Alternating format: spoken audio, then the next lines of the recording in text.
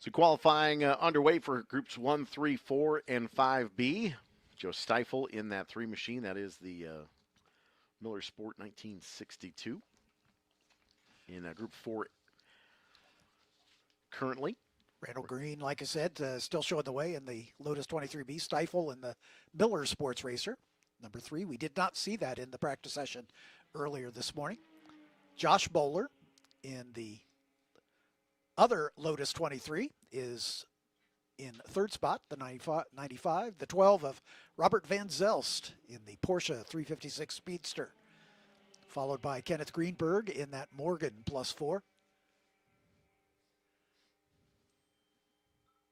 Joe Stifle in the 31, Doug Sharipa in the 184, Jeff Lombard in the 622, Bob Wagner in the 50, Doug Radix in the Mercedes, number 190, and Julie Dahmer in the 18 are your top 10 in the early going here. The 55 car of Matthew Getzinger in his Porsche 356 Roadster rolling down the pit lane. He currently lies in 11th spot.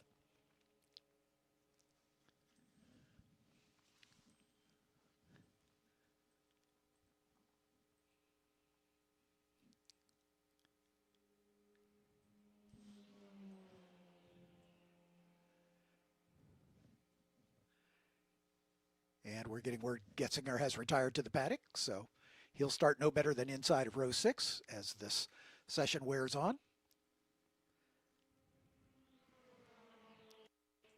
And John had mentioned earlier that Evan Hubacek in that number 7, that Morris Mini, had some problems and pulled off line of stern over in turn 3. That car is usually pretty quick here within this group, so I would imagine that if they can get whatever issues they have sorted out and back underway for racing this weekend, I would have a suspicion that starting in the back deep for that car is going to be fun to watch, at least for a couple of laps until the tires come up to temperature for everybody else. But Evan is usually pretty quick around this 4-mile race course here in Elkhart Lake. A lot of other interesting cars that have kind of found themselves in this mix, all very similar lap times. Of course, that's the benefit of kind of having these vintage weekends, is you do get a mixed bag of different cars, all with different configurations that are all making very similar lap times, and they're all grouped in those situations together from a safety standpoint, certainly, as well as from a competition standpoint. And just interesting to see how someone can be about 2 or 3 seconds a lap faster than someone else and have a difference of horsepower by 100 horses, in these situations. But if you've ever driven one of these vintage cars as well, some cars make much better cornering speed than straightaway speed, and that's where they actually find the advantage, is actually in how well they get around the corners. Not a lot of tight, twisty bits here at Road America, but there's a few that you do need to woe the car down. Of course, going into turn 5, as well as through 6, 7, and 8, through hurry downs into the entrance of the carousel at turn 9. But not as much tight corners here as say where you're from at Mid Ohio. Exactly right. Yeah, this is much more of a horsepower track than a lot of the courses that we attend to in Racing America, and this one puts a premium on straight line speed, but it also puts a premium on high speed corners. There are lots of high speed corners in this racetrack, and like I say, really only a couple heavy braking zones. Into turn 1, into turn 5, into turn 8, and into Canada. Everything else is pretty flowing, so it definitely rewards a car that is well set up, that's got good straight line speed, but also can handle itself well through the high speed turns. And these cars are among the slowest, and I mean that in the most positive way. The most of our SVRA competitors, the Group 1 cars, the small bore cars like that Mini, and some of the early Porsches fit into that category. But the Group 3 cars, slightly more performance-oriented, and the Group 5 cars, probably the most contemporary of them, 1970s kind of vintage sports racers coming up from Group 5B. Good look at turn 7, hurry downs, as well as got a couple of cars coming through here on the front stretch as well. But turn 8, one of my favorite places on this racetrack. There's there's so much that you can do with a race car coming in, from late on the brakes. Maybe you back the corner up a little bit and then cut the apex a little bit and shoot the gap. Definitely passing opportunities on the entrance to the carousel here. And these camera shots, to be very fair, don't give the elevation drop from 9 to 10 in the carousel enough credit, because that car, although the track is not technically, off camber, it races and feels much like it is off camber, because that car will load as you're going downhill, and then you get a roll center on the car, and you tend to kind of really roll onto that left rear tire as you're going through the carousel. And where you can apply the throttle, mid apex, post apex, there's a lot of different ways that you can get around this racetrack quickly, but it's all about even application of what you're doing, both from an aero standpoint, as we see the wings and slicks cars later on in the qualifying sessions today. More for these cars, these are really momentum cars, because the lap time is so much extended by comparison. And not to say that these are slow cars, because they're not. They're race cars. But you look at the overall lap times that these cars are making. Just for an example, last weekend we ran a race with our team, and obviously in not necessarily a competition. It's you against the racetrack in that series, but our Mini was doing our best lap was a 307 flat, which would put them in this class. Sure, our car would have been in this in this kind of group 5, group 4, group 5 area, and but it's hard to make that lap time with the Mini, and we had some specific modifications that we were able to do because it is what series it was. But right. In that circumstance, there's a wing and a frame and a little extra weight on the rear to keep the bottom of the car down. But I mean, we were 3 seconds faster this year with the modification to that car. So in that regard, there is a little bit of ingenuity in getting race cars to go fast around these race courses. But that's a modified race car. These are intentional race cars, but as stock as possible in the aspect of this is exactly how these cars raced when they were in their prime. And that's what I love about this weekend. This Racing America SVRA weekend at Road America is fantastic. And it's just it's a fun way to start our season here at Road America too. Oh yeah, absolutely. And with Racing America taking over the media responsibilities for this newly renamed organization, SVRA is just one of the wings of the organization, with including Trans Am and TA2, which we'll see here in June, and the 3 formula classes which are racing here, as well as SVRA International GT, which is not here with us, but I think will be here Trans Am weekend. So we got lots of different styles of racing, from the oldest historic race cars to the most contemporary race cars, working their way around these racetracks. So that's the new regime here under the Racing America banner, and we're just doing our best to keep up with all the changes, and it's great stuff. So one of the things that this weekend usually had a little bit of that international GT flavor in years past. Obviously, kind of pairing that up with the Trans Am weekend here in late June, the Cheese Capital Cup. But I think what was really unique about the Cheese Capital Cup last year was the parade to Plymouth. Right. That's back again this year. That's what I hear. Yeah. It's a great opportunity for the series and the participants to kind of expand a little bit of a fan base to maybe a section of Sheboygan County that doesn't come to Elkhart Lake, and Plymouth is just about 5-6 miles down the road. And the parade there, very similarly, track's kind of about halfway between Elkhart Lake and Plymouth. So it's kind of the perfect place to kind of bridge the gap. But seeing some of those race cars out on the city streets is kind of cool, and seeing the kids react to it. We all know that as we are all vintage here in the booth too. Some of us more vintage than others. I wasn't going to say that, but I just, I'm a grandpa now. I can kind of get away with that. Yeah. But nevertheless, I mean, we know that that we will eventually age out. We want to hand this sport off to younger generations. So it's nice seeing some younger generations kind of getting behind the wheel of some of these vintage race cars as well, but kind of put a little bit of spark in their eye. And it's racing is not just the formulas. This is a great sport to be involved in, and I think everybody in this paddock area feels the same way, that we are a big family. Well, and you talked about, we don't want to get ahead of ourselves with the Cheese Capital Cup, but I've been talking to some of the Trans Am drivers who took part in the parade down to Plymouth, and they thought, I don't know if I want to do this. There'll be 50 people there, whatever. And they got down there, and there is a gigantic crowd, and they say, "Whoa, this is totally different than I expected." So the funny thing is, I've lived here my entire life, and Plymouth is a parade town. Yeah, it's P-town for a reason, but right. They love their parades in Plymouth. They do homecoming parade, in fall for the high school football team, and they just absolutely love parades in Plymouth. So it's a great fit and part of this new Racing America, umbrella. And I think that this weekend, in tandem with that weekend in the end of June, it's a nice start to the spring into summer here at Road America, but not to overlook this weekend moving forward. But we've got some great race cars here this weekend, especially with the Formula Championships. I know how energized that they are with the new car. Yep. Debuted here today. Yep.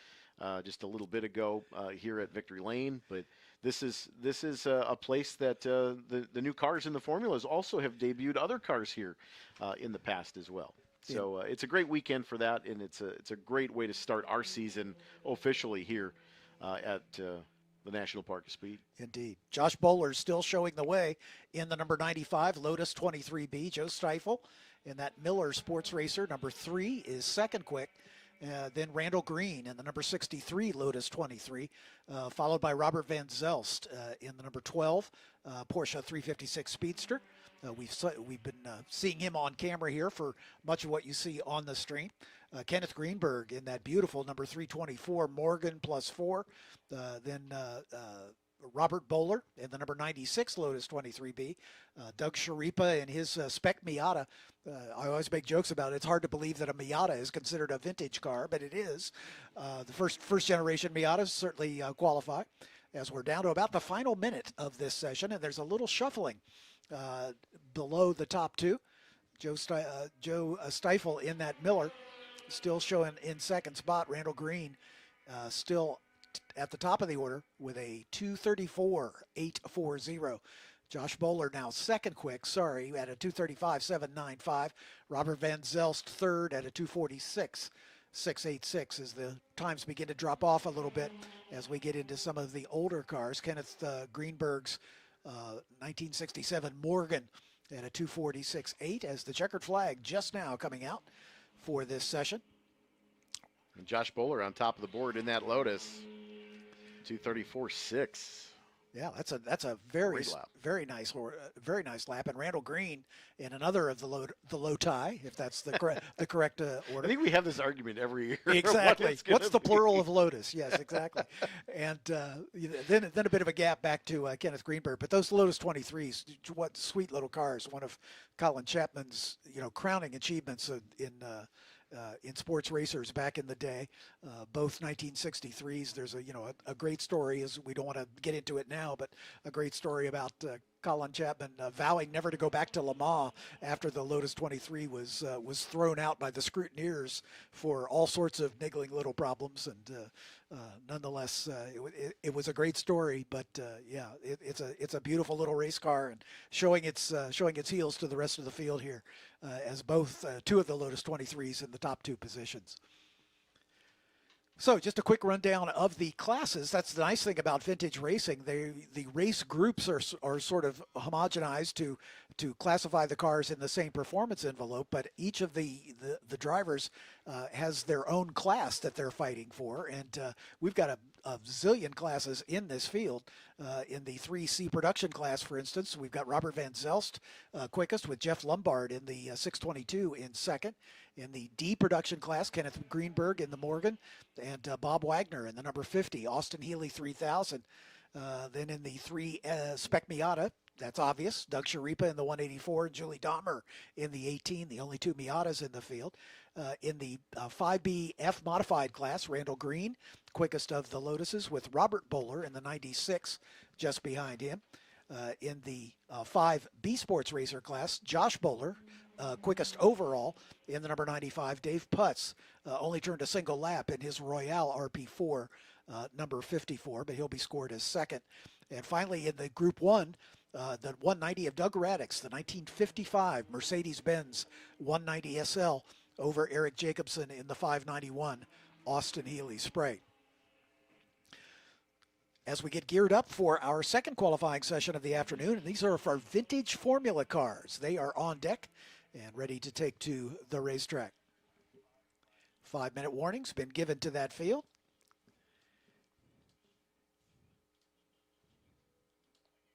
My name's John Phippen from Racing America, alongside the voice of America's National Park of Speed, Eric Miller.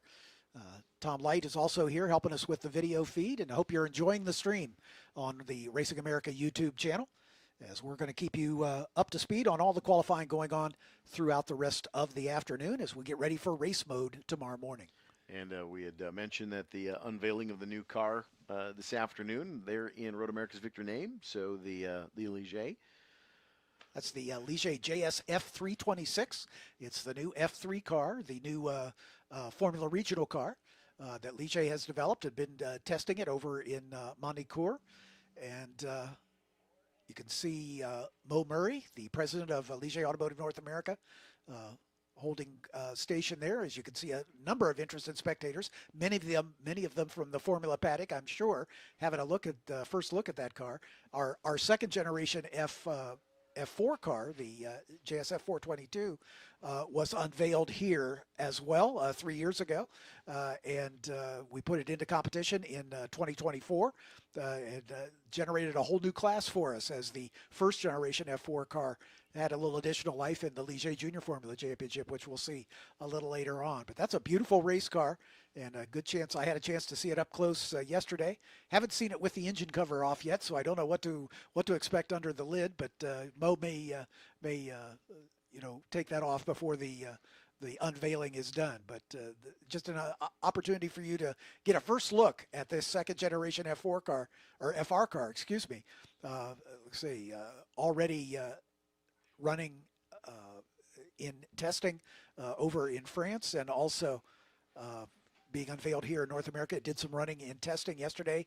Titus Sherlock, one of our drivers from the Formula Regional Series, driving the car throughout the course of the weekend, doing some shakedown work.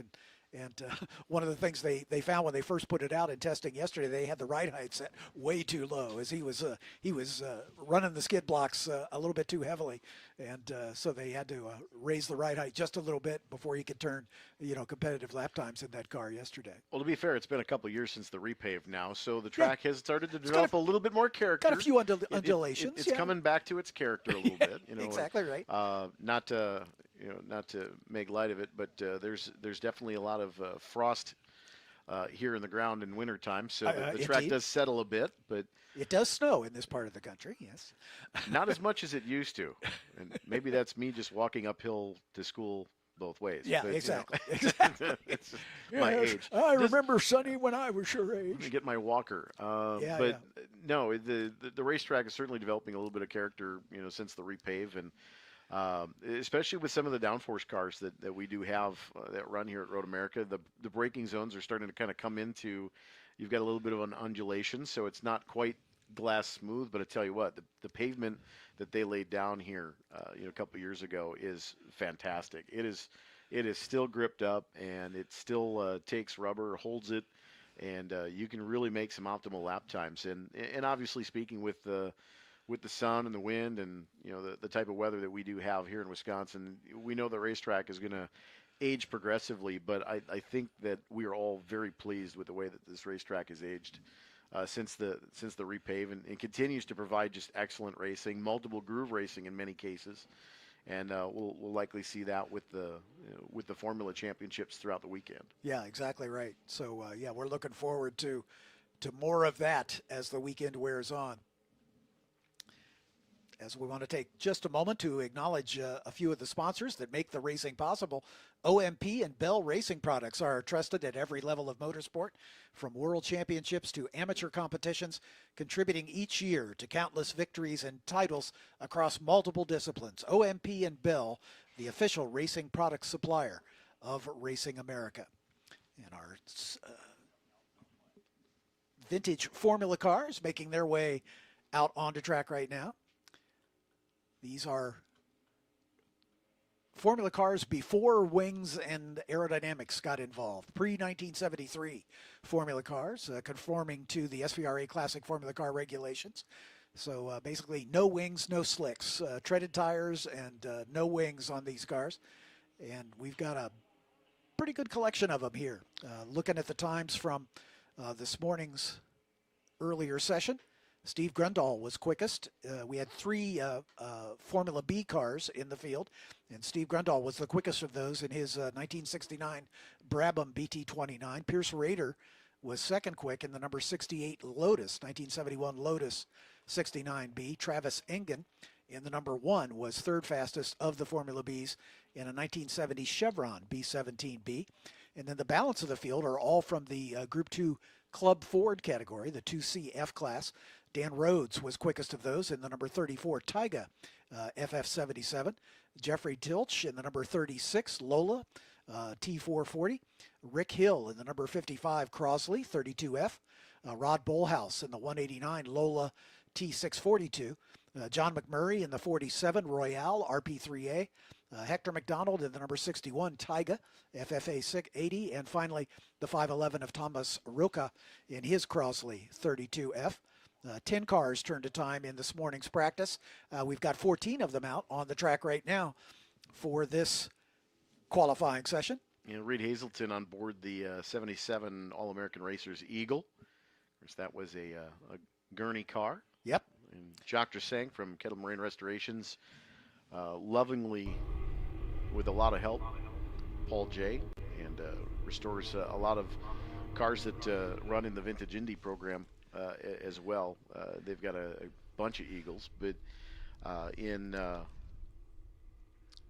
racing history in Club Ford, there was a car that was built in a basement in Plymouth, just down the road, and they knocked the wall out to get the car out once they finished it, and it competed here at Road America. So they're in the process of restoring that. The engine, I think, went down to I think it was the Carolinas, if memory serves.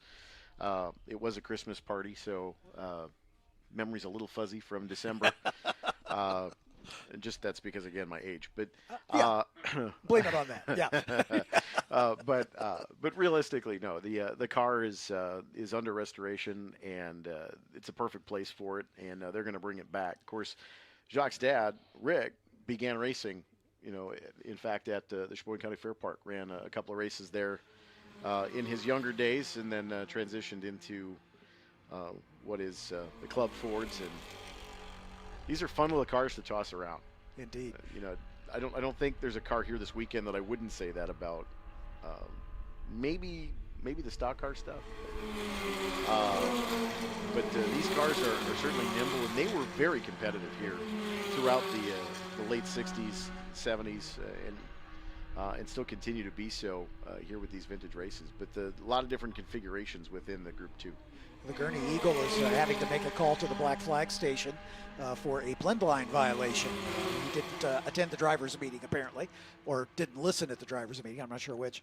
But if you cross over to the blend line coming out of the pit lane, you are asked to come back and have a chat with the Black Flag steward. So, yeah, the blend line here, it seems like it goes on for eternity. But it's there for a reason. It is there for a reason because of the apex entry into turn 1. It's such a high-speed corner. The last thing you want to do is kind of pop out into traffic. Exactly right. We didn't mention Tonis Kazmets, who is also joining the field. Tonis is with us at most vintage weekends, and he always registers day of. He never registers in advance. So Tonus is not coming this weekend. Not true. He comes in on Saturday morning and pays his money, or Friday morning and pays his money.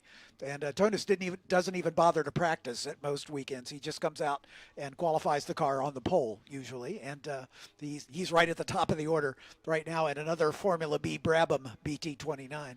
So I think we've got 4 Formula B cars in the field now, and we'll see as they come across the line to complete their first flying lap, as the field will begin to sort itself out between the Formula Fords and the Formula Bs. But Tonus is one of those individuals that he basically looks at a race car and can figure out how to make it go fast. Of course. He's so good at that. Yep. And we talk about him a lot too, but he's been with this sport a long time. But you look at Travis Engen. I know he's not on the top of the board with the chevron here so much here with the 1 car, but Travis Engen, he's usually one that shows up and registers about 7 cars. Yeah, exactly. Usually during a race weekend. So Tonus is usually in 1 or 2, maybe 3, but Travis is like, I'm just going to run everything. Yeah. Travis Engen, a long-time vintage competitor. I can't remember announcing a vintage race that he wasn't in. At least one. Yeah, at least one. Yeah, he's been here a long time, and he has everything from these little Formula cars up to an Audi R8, the all-conquering Le Mans winning car, and he's got some cars in group. He's got a car in Group 9 as well, the Wings and Slicks Formula cars, which we're going to see a little later this afternoon. So Travis, a long-time vintage competitor, and one of the cornerstones of our sport, and so great to see him out here doing his thing out of Weston, Connecticut. If you're one of those SVRA fans and vintage racing fans that aren't here with us at the racetrack this weekend, definitely find yourself one of these weekends near you at other racetracks, because obviously speaking, this is a traveling series with SVRA and race multiple different vintage events, but this series just continues to grow leaps and bounds, and growing new audiences. I think that's key, and it's important, and I love seeing some of these cars like at Sonoma. I know that there's a Mid-Ohio weekend. Yep. Sebring, always a fantastic race to go to if you're privileged enough to be able to go down to Florida that time of year. But this traveling, I always call it the traveling circus, but it's really not. It's well orchestrated, it's well organized, and it's well thought out. Competitors are at the forethought of everything that the series does, and bringing these cars back to life is critically important. And I love this weekend every year. Because it is the first race weekend of the year for our spectator season here at Road America, it's kind of glaringly obvious, but it's always great to start with this event because it's just a fun, laid-back, casual. What I love about this event is you can walk into the paddock area, you walk right up to the trailer, and you find the driver that's sitting there with a lemonade in his hand, and you ask about the car, and they are more than happy to share. Exactly. And you can learn so much just by talking to people in the paddock, and it's I call it again the traveling circus, but it's a family, and we've seen drivers that have had problems too, and everybody from multiple different facets of the organization come in, jump in, and lend a hand, and find parts and try to make what you have work. And that's what I love about this group, so much, is just because it is such a family at the racetrack, and it's great seeing a lot of friendly faces and familiar friends that travel up and down the road, like yourself. I mean, it's great seeing you here a couple of times a year. Last year, I think you were here, 3 or 4 times? I think 5, actually. 5, yeah. You were here quite a bit last year, which is great. It's always great to see you. And but we love this weekend, and it's because of the competition. It's light, it's fun, it's fast, and right now this is the best weather we've had all year. So we're gonna give you guys the credit. SVRA is here with the best weather of the year. Right. All right. There it goes. Yeah.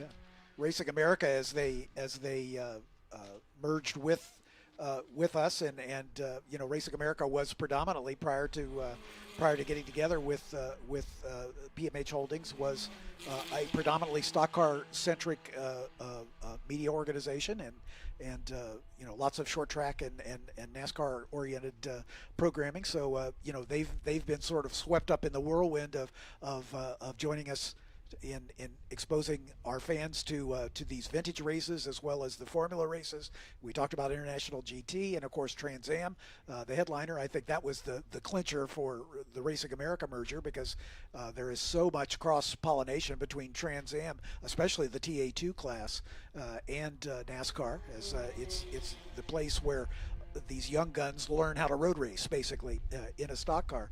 And so that's the secret sauce, I think, that brought Racing America into the fold, and so we're expanding our horizons and their horizons, and hopefully those of you watching get a chance to see some things that maybe you haven't seen before, and whet your interest to join us for one of these weekends where maybe we don't have the headlining Trans Am series here, but we've got some great racing with our Formula Series and these vintage racers as well, who are every bit as dedicated, every bit as competitive, if you will, as any racing series you'll ever find. But the slogan for SVRA is "Some people collect art, we race it," and this is basically the case. These are works of art, race cars that these owners and crews just love to come out and do what they do, which is go fast around a race course. It's not quite as cutthroat and as cut and thrust as you see in some forms of racing. Contact is verboten, basically, and if a car even drops four wheels off the racetrack, they have to make a call to the pits to have a chat with the black flag steward. So it's very much aimed at keeping these cars and drivers as safe as possible, but it's not a parade. They're not just out here idling around. These cars are at speed, and that's great stuff. Tonis Kazimets is atop the charts, a 2:17.343. He is almost 14 seconds quicker than anybody else in the field. Steve Welk is second fast right now in the number 55 Crosley 32F, so that's a big disparity. Reed Hazelton right behind him in that AAR Eagle after his chat with the black flag steward about the blend line violation coming out of the pit lane. Travis Engen, we've talked at great length about him, and his Chevron B17 is fourth quickest, second amongst the Formula Bs. And then Chris Arrogante in the number 414 Crosley 35F. We didn't see Chris in the morning practice session either.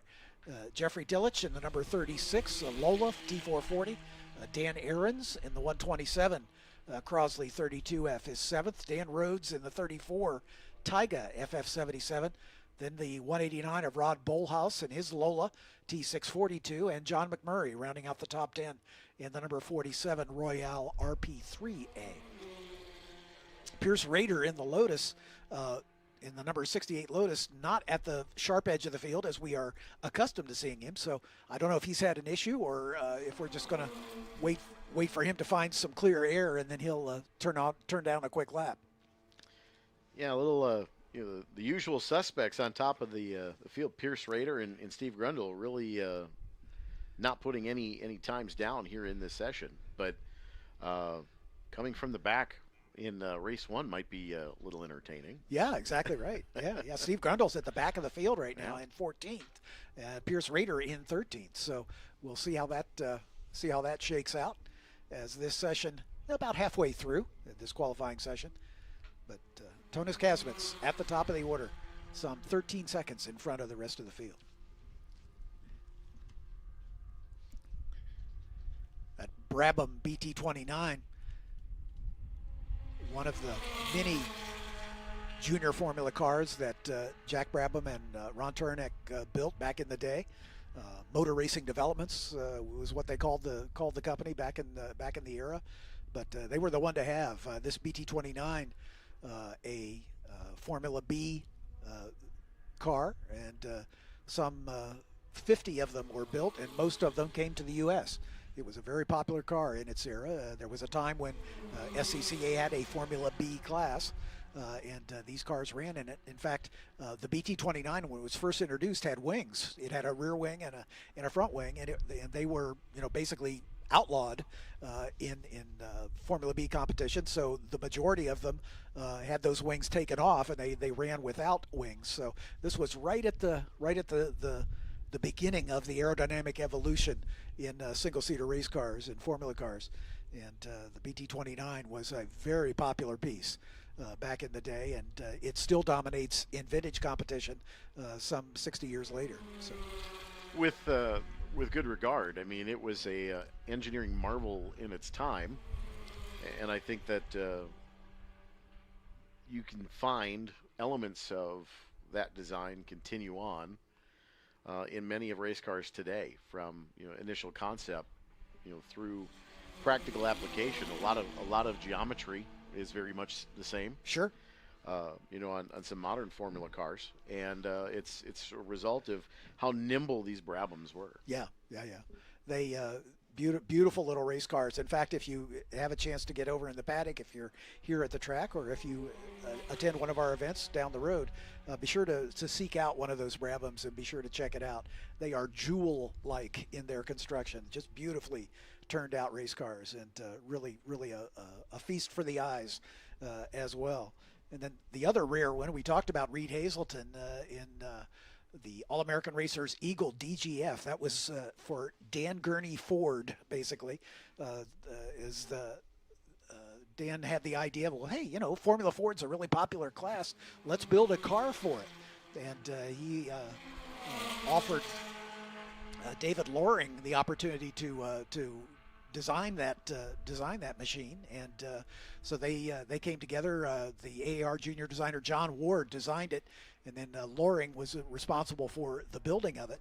I think they made 13 of them, and it dominated the SEC runoffs in 1977 when it debuted, and finished second only when he ran out of fuel on the final lap. He was leading, at the time. But they had trouble selling the cars to consumers because people thought that, well, it's a Gurney Eagle, so therefore we're going to be racing against the factory team. And that turned out that never was the case. So it was a short-lived experiment, but nonetheless a very evolutionary Formula Ford in its day. And there aren't a whole lot of them still surviving, and it's great to see one of them out here racing now in the hands of Reed Hazelton. And Reed, one of the best at Formula Ford. Yep. Tossing these cars around for many years, and always fun to get a chance to talk to the Dressangs, as I said, that kind of restored that car, and they've poured their heart and soul into celebrating Eagles, typically here in our July event. Right. And a few years back we had the reunion, and had a lot of different cars that even they're literally museum pieces. Yep. On the grounds, and just to get a chance to walk and talk and look at them and just be inspired by the design is fantastic. And they do a great job at Kettle Moraine restoring these race cars, and there's a lot of love that goes into it for good reason. So we always appreciate the effort to restore these cars. As you said, they're pieces of art. Really, the way that many of these cars were sculpted. When you think of cars of today, where you've got a stamped fender, a stamped quarter panel, and every single car is the exact same. And many of the cars that are here this weekend were all hand sculpted. Yep. That they were hand rolled in some cases. Like Sure. You talk about the Alva Courier, earlier in the weekend, and you look at a lot of the cars that are here. You look at the original Morris Mini, what's Right. turned into the Mini Coopers, by today's standard. Yep. But there's a lot of cars that are here this weekend that were hand built, and they were purpose built street cars turned into race cars, post war, and they're fun to see slinging around this 4-mile ribbon of asphalt. Exactly right. Sure. Exactly right. We're in the closing stages of this qualifying session. Tonis Kasman's still atop the order, but Steve Grundahl finally turned a representative lap, and he's now second quick, just about 3.5 seconds behind Tonis. So Grundahl in the number 4 Brabham. So a pair of Brabham BT29s at the front. And then Steve Welks still leading the Formula Fords in that Crosley 32F. Reed Hazelton in the Gurney Eagle is right behind in the 4th spot in the number 46. And then Travis Engen in the Chevron Formula B. just now gets shuffled back to 6th as Chris Arrogante in his Crosley 35F, slightly newer than the 32. The 32 was a 1978 vintage. The 35 was a 1979 vintage, so just a year newer. And Arrogante in that 414 has jumped up into 4th spot. Reed Hazelton now 5th in the Gurney Eagle, and then Travis Engen 6th in the Chevron. Jeffrey Tillich in the number 36, Lola, T440 with Dan Aarons in the 127 Crosley 32F. As Kasmets comes by and goes even quicker, 2:16.694 for the number 777 of Tonis Kasmets, opening up a gap of about 4 seconds now over Steve Grundahl in the number 4.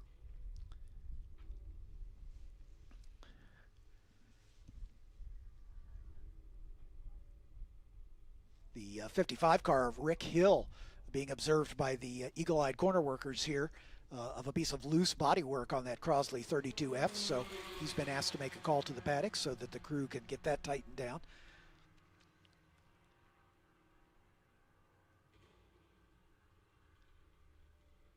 Steve Welk in the 3rd position, the quickest of the club Fords, with Chris Arrogante 2nd, Reed Hazelton 3rd. And then the 3rd place Formula B car of Travis Engen.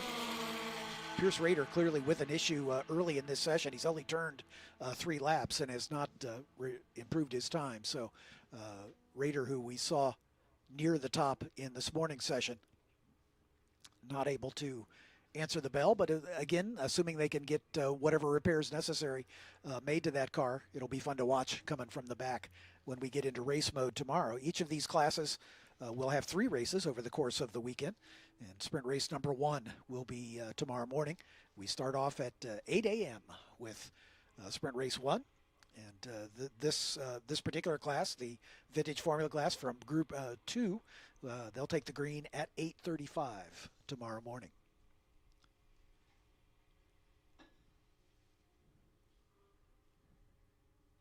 Looking at today's schedule, coming up at 2:25 this afternoon, the Junior Formula Championship qualifying. So we're about 10 minutes away from that right now. Then we'll follow up with Groups 5A, 7, 11B, Groups 6, 8, and 12, and then Formula 4 U.S. Championship qualifying around 4 o'clock.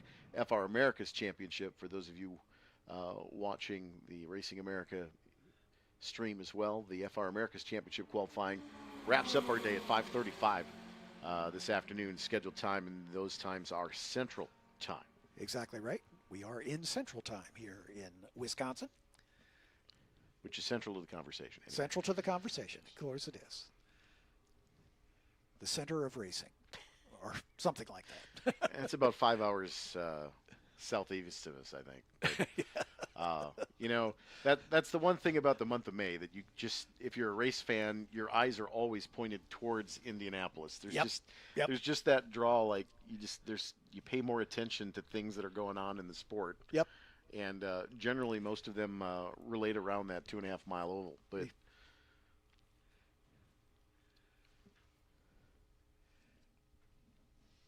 nothing beats the month of May, though. Nothing beats it. Absolutely not. Absolutely not. Lots of good stuff going on in the month of May. John McMurray, one of the drivers to improve his time, but not his position on that last lap. McMurray in the number 47 Royale RP3A. Hector McDonald in the number 61 Taiga FFA 80. Just improved his time, but not his position. He's currently running 12th in the class.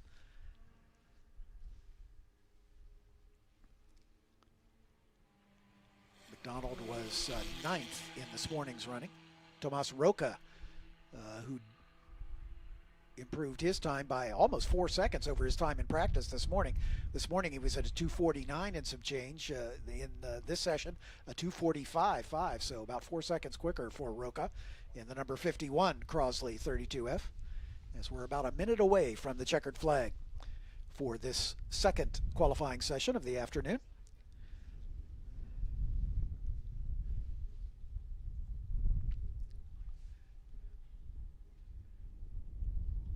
As the cars making their way around for the final lap. Tonis Kasmit still showing the way. A 2:16.371 is the fast time of the session. Steve Grundahl and another Brabham BT29 in car number 4, second quick. Third in the Formula Bs is the one of Travis Engen in the Chevron B17B. And then the other contested class is the 2CF category. And that's big. We've got 10 of those cars in this field. Steve Welk with the honors in the number 55 Crosley. And then Chris Arrogante in the number 414 Crosley. Slotting up into second spot, Reed Hazelton in the number 46 AAR Eagle in third. And then Jeffrey Tillich in the number 36 Lola T440, rounding out the top 4 in the Club Fords. As the checkered flag flies for our second qualifying session, and we get ready to turn our attention back to the formula classes now, as the first of our 3 formula classes will qualify coming up next, as they are scheduled to take the track at 2:25. That's about 5 minutes from now. At Optima Batteries, they build and test every battery in the world's most advanced facility. Everything that goes in guarantees you get the most out. On the track, the trail, the water, anywhere. Ultimate power, performance, and reliability are needed. Optima Batteries, title sponsor of the Optima Search for the Ultimate Streetcar.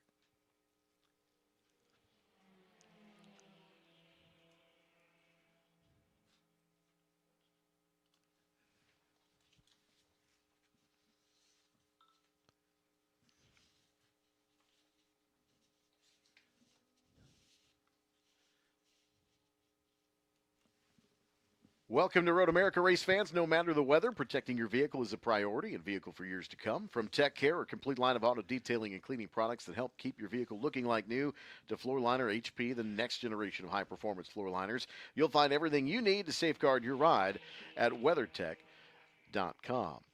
Catalyst Exhibits is the official exhibit and design service of Road America. If trade shows and events are part of your business, Catalyst can take you to the winner's circle.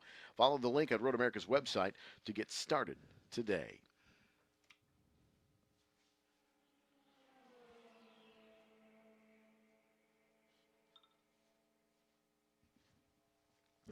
Just checking the timing chart to see if there are any changes on the last lap, and Dan Aarons has improved in the 127. The Crosley 32F, as his last lap was his best at a 2:36.013. That puts him in 5th amongst the 2CF cars. And everybody has seen the checkers. So we turn our attention to Formula cars next up. This is the Ligier Junior Formula Championship, the first rung on our 3-step ladder. We call it the Road to Formula One, as the F4 Championship and the Formula Regional Championship are both FIA sanctioned. The Ligier Junior Formula Championship came about in 2024 when we introduced the new F4 car. The JSF 422 was unveiled right here at Road America in 2023, and then its first full year of competition was the 2024 season. So this is our 3rd year with the new second generation F4 car. And so when that happened, the first generation F4 cars, which have served us since the inception of the series back in 2016, became ineligible for F4 competition. So we came up with the idea for a junior Formula Championship, allowing drivers, in some cases as young as 13 years of age, to come into the racing. The FIA minimum is 15 for the F4 Championship, so some even younger drivers coming right out of go-karting, an opportunity for them to jump into an FIA designed race car, basically the F4 original F4 chassis, and give it some additional life. So we have the opportunity for these youngsters to come in and race in the Junior Formula Championship. And there is a scholarship, of course. The winner of the scholarship moves on to the F4 Championship. The scholarship pretty much providing the racing chassis and tires and fuel and entry fees and all the expenses to make that happen. And so the Ligier Junior Formula Championship, although not under FIA sanction, because it is the older car, it is still part of our ladder series, and it's been a very popular way for kids to get their start in open wheel racing. And if they can gather up the right stuff, they have a chance to move up into the FIA-sanctioned F4 championship as the middle rung of the ladder. And then obviously the champion of that series moves on to the Formula Regional Americas Championship. And after that, there's a cash scholarship, which the drivers can use to move on to wherever their career takes them, whether that's to continue on the F1 ladder. The next step up would be International Formula 3, which races with the Formula One World Championship at a number of race venues around the world. After that is Formula 2, which is the step right below the one all of these kids are dreaming about, and that is the Formula One World Championship. So it's a 5-step ladder, starting with F4, then to Formula Regional. The F4 and Formula Regional each have national competitions around the world. There's some 12, I think, F4 championships around the world. Formula Regional, I think there's half a dozen or so. And we're proud to say that we were the first Formula Regional Championship here in the U.S. It's Formula Regional Americas, because our purview covers Canada and Mexico as well as the United States. And we have yet to race in Mexico, but we do race up north of the border as we make a summertime or late summer trek up to Mosport, or Canadian Tire Motorsports Park as it's more known contemporarily, with our F4 and our FR, our two FIA sanctioned series, as one of our race meetings for those two championships, and we look forward to that trip north of the border every season. But these Ligier Junior Formula cars still very, very, very much competitive. They generate some great racing, as is the case with any downforce race car. As you move up the ladder, the cars generate more downforce, and that's kind of a double-edged sword, because the downforce carries with it a lot of disturbed air coming off the leading car, which adversely affects the front downforce on the following car. And every race series from these junior formulas all the way up to Formula One or IndyCar, that's one of the issues that the drivers have to learn to battle against.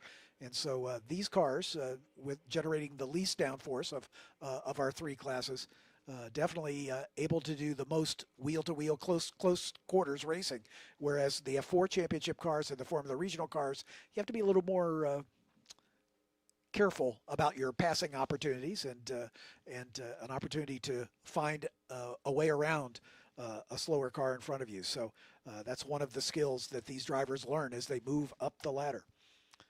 Let's introduce these drivers to you from this weekend's racing.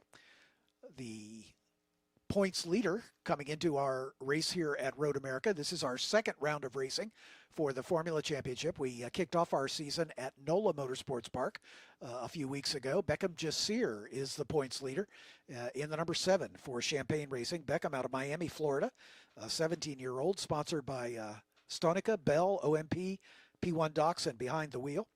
He finished 6th in the Junior Formula Championship a year ago, had a win and 2 podiums, but he's kicked off the season with 2 wins already. He had back-to-back wins in the first 2 rounds at NOLA and finished 2nd in round number 3. Second in the points is Truly Adams, who is not racing with us here this weekend, but third is here. That's Lázaro Benote from the Speed Factory team. Lázaro, in the number 11, is a 14-year-old out of Villa Carlos Paz, Argentina.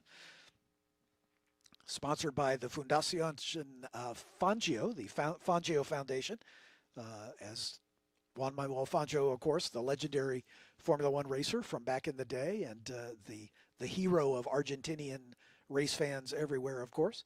And Lázaro, the youngest winner of an Argentine Formula car history, and the first ambassador of the Fangio Foundation. So it's great to have him in our paddock. And he had a win at NOLA in race number 3 and finished on the podium in 3rd spot in race number 1. So he is currently 3rd in the points, only 27 behind Jasir. Ava Hansen is the story of the weekend. Ava, in the number 28 for the Ava Hansen Racing Team, is a 15-year-old from Elkhorn, Wisconsin. So this is her home track. Ava is sponsored by NGK, the Chiropractic Center of Elkhorn, Badger Mats, and One Power Sports. raced with us last season. She finished 10th in the championship. Her best finish was a 4th at VIR, and she's already bettered that. She had a podium in race number 2 at NOLA, and in this morning's practice session, she was quickest of these cars. So Ava looking for a good result here at her home track. So we'll see how she shakes out in this qualifying session. She's currently 4th in the points table, only 2 points behind the Argentinian Benotti.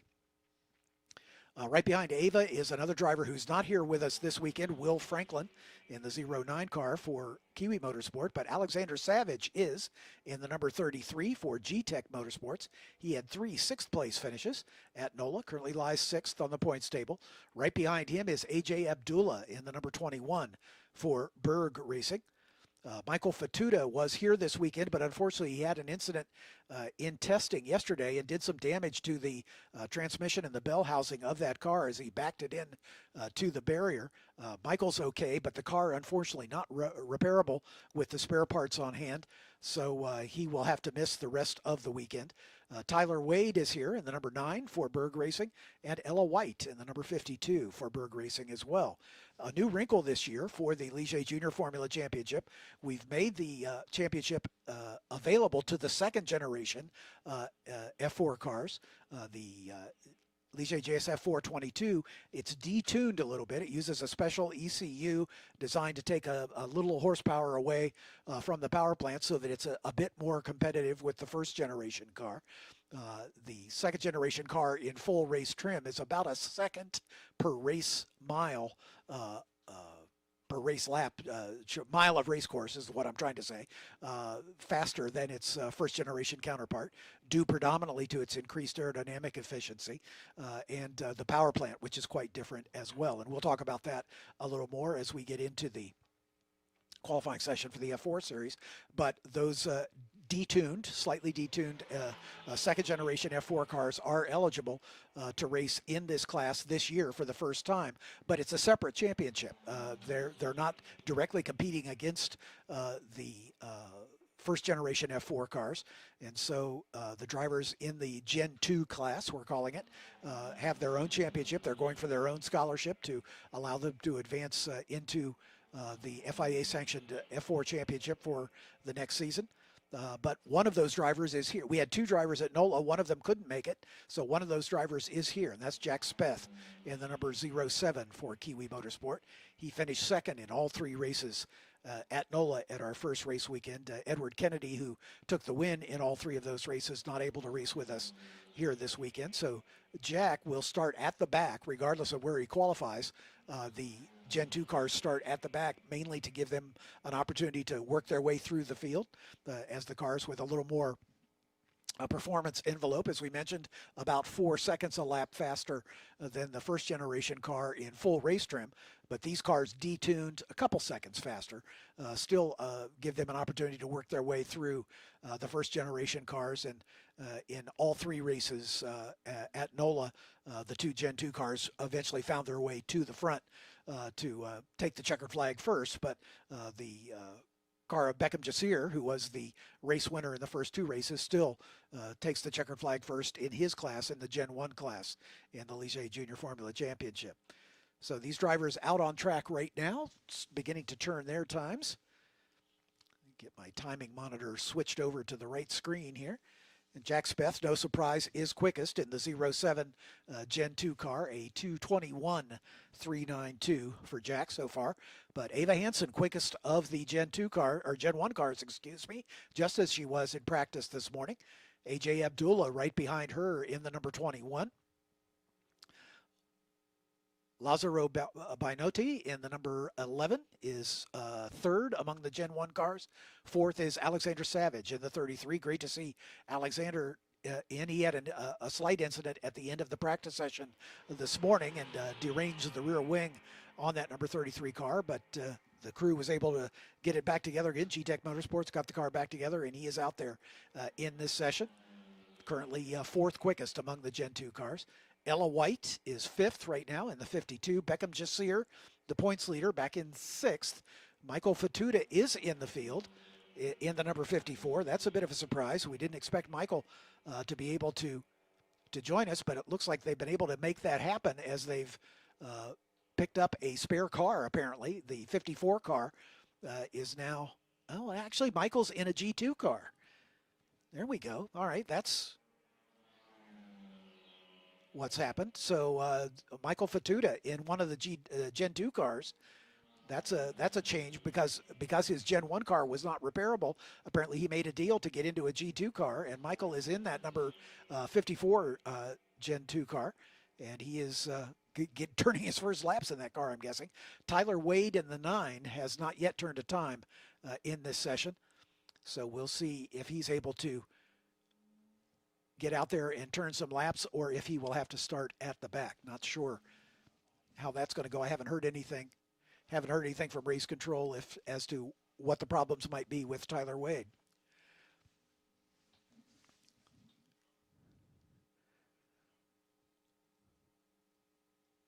Lazzaro Bainotti in the number 11 has moved up to the top of the order in the Gen 1 class in the number 11 for the Speed Factory, as the Argentinian 221.971. AJ Abdullah about 0.3 of a second behind him in the number 21 car. AJ driving for Berg Racing. And then Ava Hansen now third in the number 26 for Ava Hansen Racing.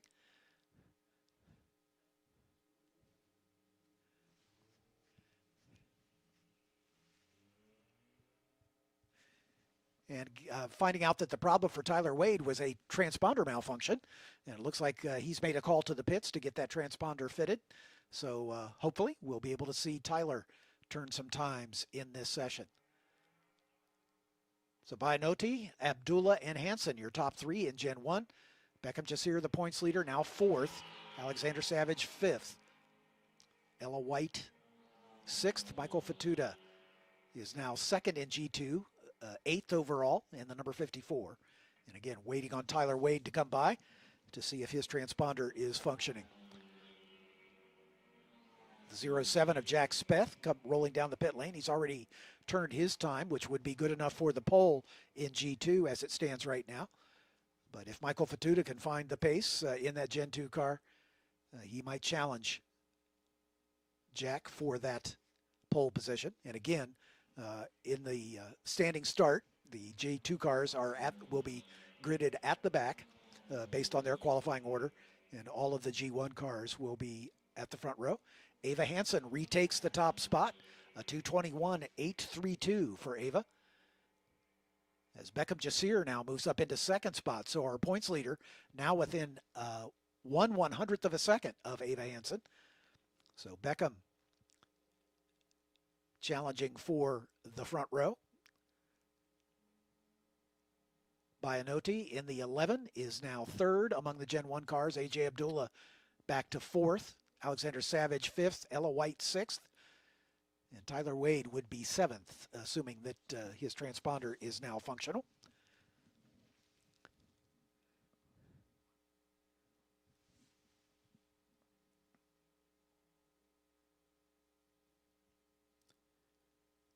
Tyler Wade is the oldest car driver in the field. He's 22 years of age, from Alameda, California, sponsored by Dante's Inferno and Pearlson LLP for Berg Racing.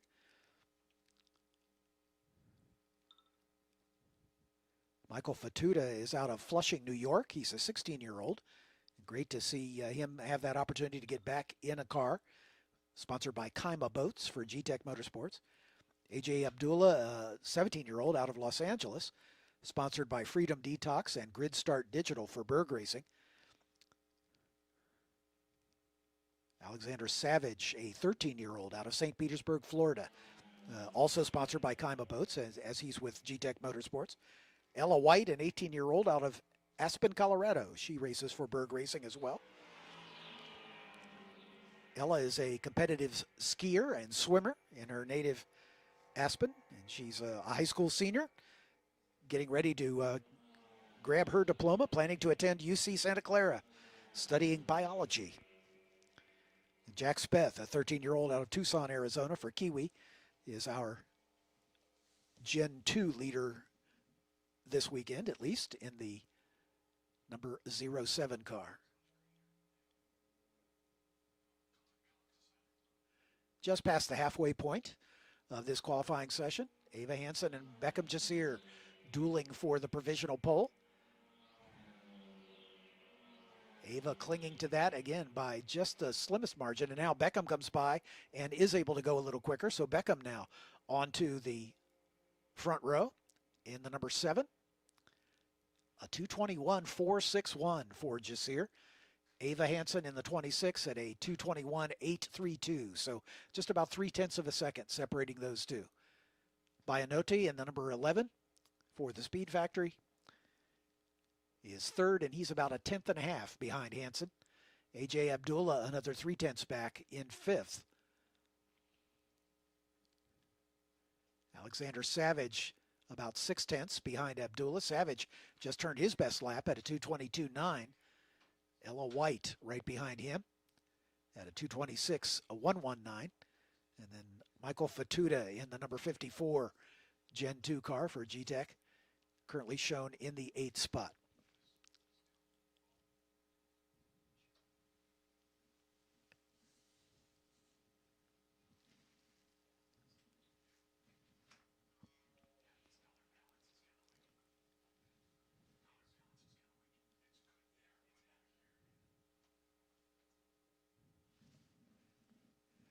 Lap record was set here 2 years ago in 2023, actually 3 years ago now, 2023 by Jesse Lacey, a 2:17.924 for this class. Gaston Irasu holds the race lap record that he set here last year in his championship year at a 2:18.284. At the moment, nobody getting too close to that. Jack Speth in the Gen 2 car is at a 2:19.5, so he's a couple seconds off of lap record pace. As AJ Abdullah has moved up to second now amongst the Gen 1 cars, shuffling Ava Hansen back to third.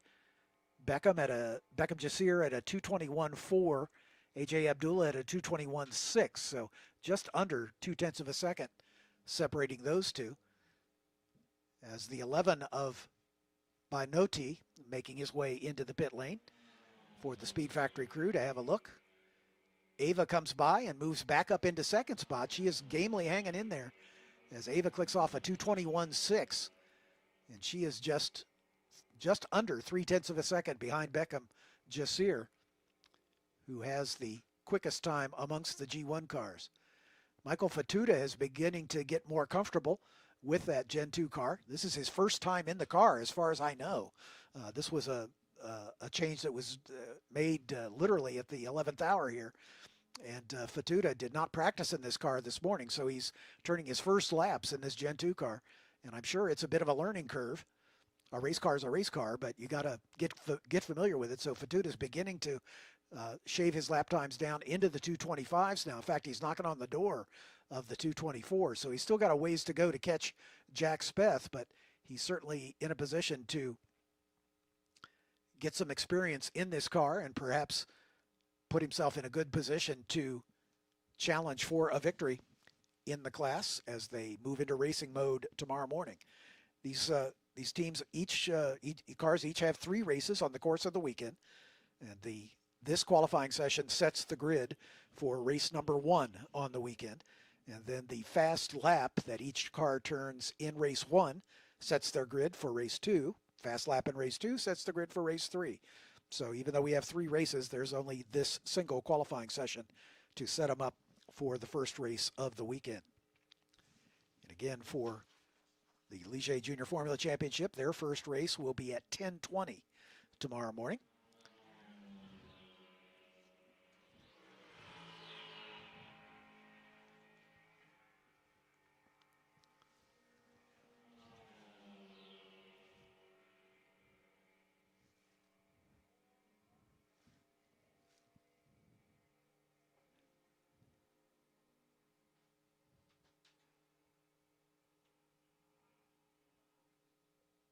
Great battle for the top 3.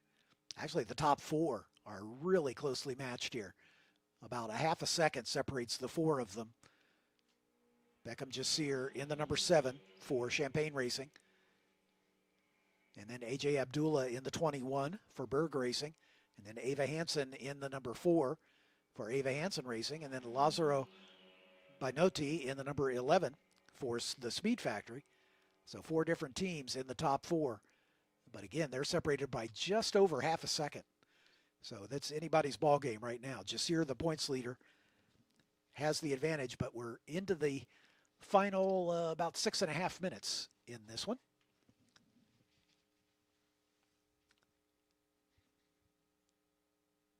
The 33 of Alexander Savage into the pit lane. The crew from G-Tech Motorsports having a look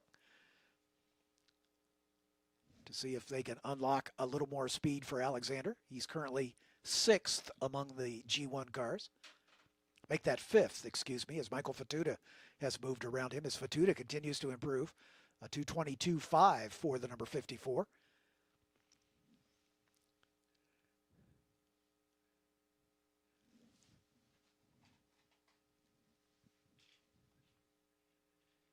This is great. This is a great story. Again, I'll have to check in the paddock and find out the story here. But Luca Day in that number 54 car for Momentum Motorsports, which we'll see him in the F4 qualifying session coming up next, had a problem, a gremlin in the car at NOLA, and the whole paddock came together to find a spare car for him. One of the other teams had a spare car, and they were able to get that car outfitted and through technical inspection, so that Luca was able to race in the final race of the weekend after his car, let him down. And I wonder if this exchange with that car is kind of a payback, or paying it forward, if you will, on the part of Luca Day to make his car available to Michael Fatuda, as we're down to the final 5 minutes of this qualifying session.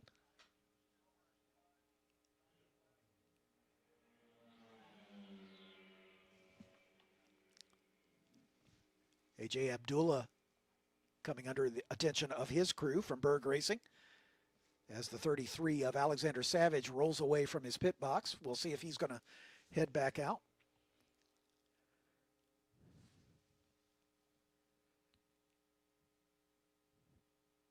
Ava Hansen dips into the 121s, the mid 121s. She's only a 10.5 off of the provisional pole for the G1 cars. Beckham Jasir with a 2:21.3, Ava with a 2:21.4, AJ Abdullah third at a 2:21.5, Lazzaro Benotti at a 2:21.9. So just about 0.6 of a second separating the top 4.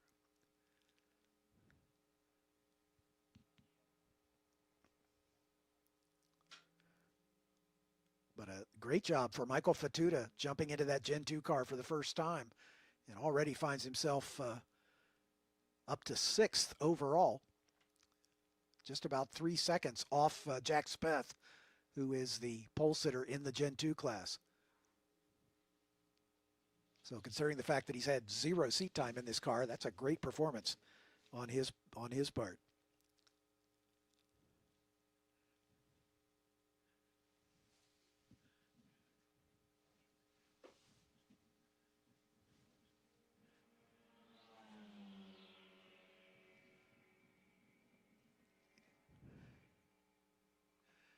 AJ Abdullah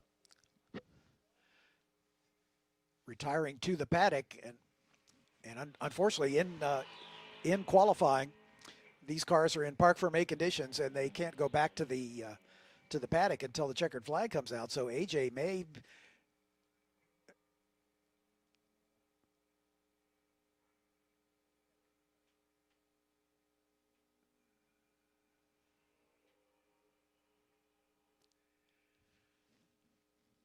conversation with our technical director and race control about AJ Abdullah's machine, and clearly a misunderstanding on the part of the crew sending the car back to the paddock before the checkered flag came out. Like I say, these cars under park for May conditions have to stay in the pit lane until the checkered flag flies, and so they're going to rectify that problem. So there may be a penalty served. We'll have to see. But AJ currently in 3rd position, and he could serve a penalty Michael Fatuta continues to improve as he breaks into the 221s in that number 54 car, as he's up to 5th now in the overall. So a great job for Michael Fatuta jumping in that race car for the first time and putting it into the top 5. Well, that's also something you want to see in the development, of the series itself, is the developing drivers. It's not easy jumping into an unfamiliar race car. Seat's a little bit different position. I mean, obviously there's seat inserts, but sure. But I mean, it's a different seat. It's a different car entirely. From a horsepower advantage, from a motor situation with kind of a little bit detuned with the G2 cars.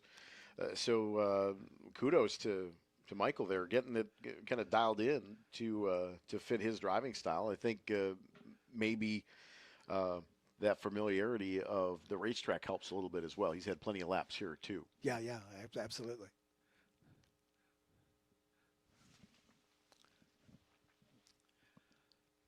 Take a look at the drone shot from coming up the front straightaway here. The Mission Bridge coming towards VIP.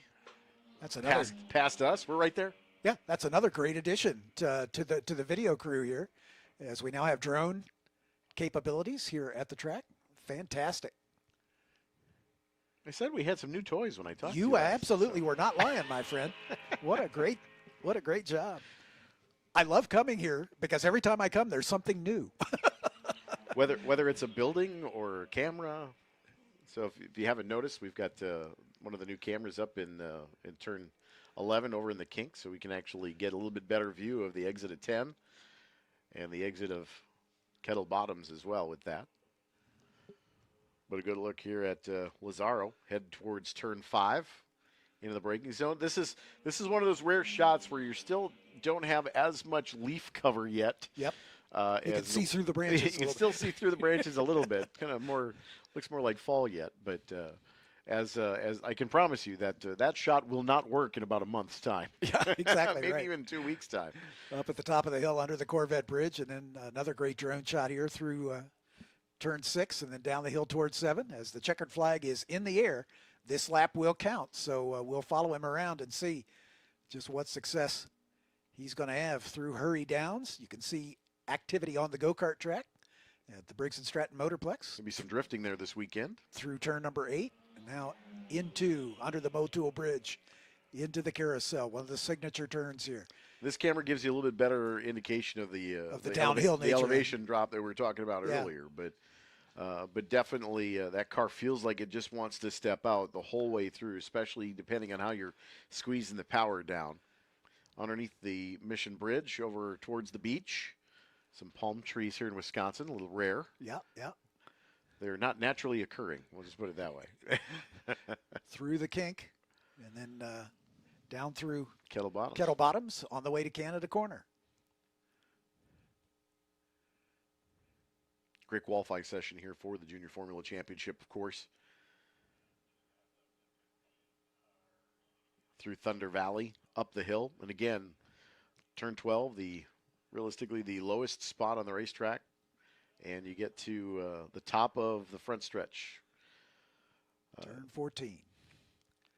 And it gets to one of its second highest points. Highest point's actually turn 6. Yep. But a lot of elevation change here under the 4-mile distance. There's Jack Speth across the line. And there's the 9 of Tyler Wade. Eventually got that car uncranked. So here is the unofficial rundown of the order. Jack Speth, the G2 leader, turns the quickest time at a 2:19.578. Beckham Jasir, quickest of the G1 cars, at a 2:21.316. Ava Hansen in the 26, second amongst the G1s at a 2:21.4. AJ Abdullah in the 21, third at a 2:21.5. Michael Fatuta up to 5th overall, second in G2 in the 54 at a 2:21.6. Lazzaro Benotti in the number 11, finishing in 6th spot at a 2:21.7. Alexander Savage in the number 33 at a 2:22.9. Ella White turned her best lap on her last lap in the number 52 at a 2:25.067. Tyler Wade at the 9th position in the number 9 car at a 2:25.517. He and Ella had a nice battle for 8th, just about half a second separating those two.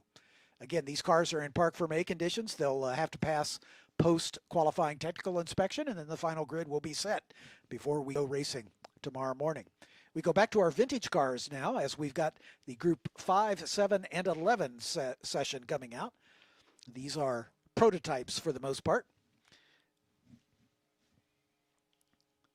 Radford Racing School and Racing America team up to help young racers with their transition from go-karts to race cars during a 3-day course at Radford's Arizona facility.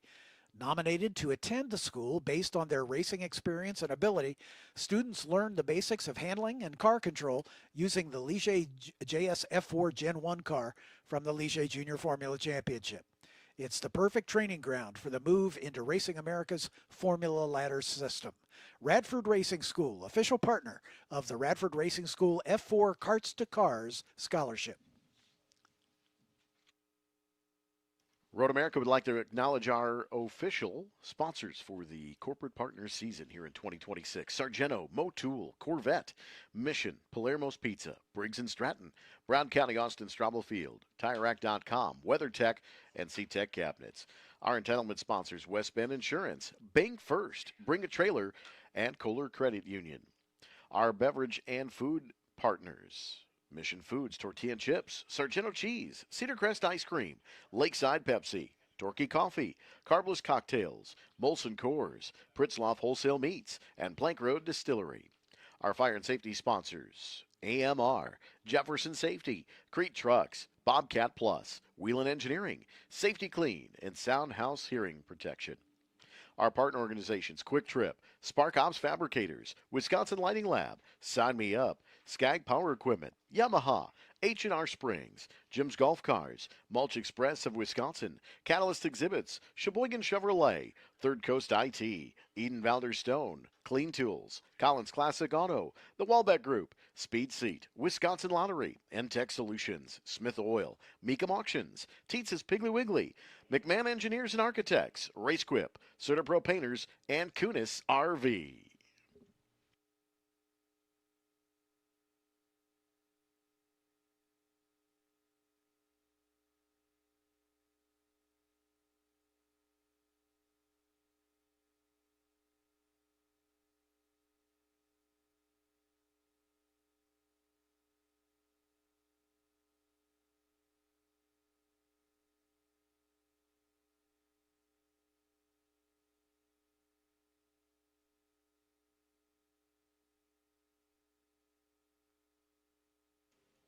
Here's a good look at Elkhart Lake. No, not a lot of boats yet this time of year. It's a little chilly. I bet that water's a little chilly for boating. It is a little bit. There, I mean, there are a few out there. I mean, I'm sure there's plenty of party pontoons that have been out already. But usually Memorial Day weekend is usually the big spot where it starts to finally warm up and the water temperature starts to get a little bit warmer. It's probably a balmy 47 or 48 degrees right now. Mm-hmm. And I do mean balmy. But one of the deepest lakes in Sheboygan County and in eastern Wisconsin. So, fun fact, Elkhart Lake is actually deeper than Lake Winnebago, and Lake Winnebago is visible from space. So wow. I'll just tell you that. So, okay, cool. Lake Winnebago at its deepest, which is about maybe 35, 40 minutes west of here, its deepest is about 21 feet. Yeah. So, get well below that here. Couple 100 feet locations at Elkhart Lake. So Elkhart Lake is not a man-made lake. It is not. It is a glacial lake. Yeah. Which is what carved the land here. Yep. In the Sheboygan County area, part of the Niagara Kettle Moraine. The Kettle Moraines. Yep. Yeah. Part of the Niagara Escarpment.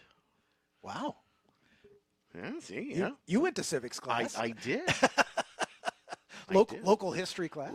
I actually before I decided on radio and TV as a career option 33 years ago, right? I had a very piqued interest in volcanology and geology. Kind of wanted to thought about being a geologist. Nice. So now I just kick dirt. You break rocks for a living. Break rocks for a living. No, yeah. I love love getting out at the dirt tracks, but one of the things that you can do a lot around here, and it's not just here at the racetrack at Road America, but this whole area, Kettle Moraine. So if you come to visit, for those of you that are watching, on the stream, but for those of you not from here, if you come here just to visit, plan more than just the race weekend. Yeah. Plan a couple of days either before or after. But there's the Ice Age Trail that you can actually walk some of the Kettle Moraine and go hiking, where there's a couple of different state parks in the area that have observation towers that you can climb up, like the Parnell Tower, and there's also one at the Sheboygan Marsh, which is about 10 minutes west of the track in the county park. But you have Long Lake Recreational Area, which is another glacial lake with a state park. Of course, Terry Andrews is the state park just south of the city of Sheboygan. So there's a lot to do here nature-wise.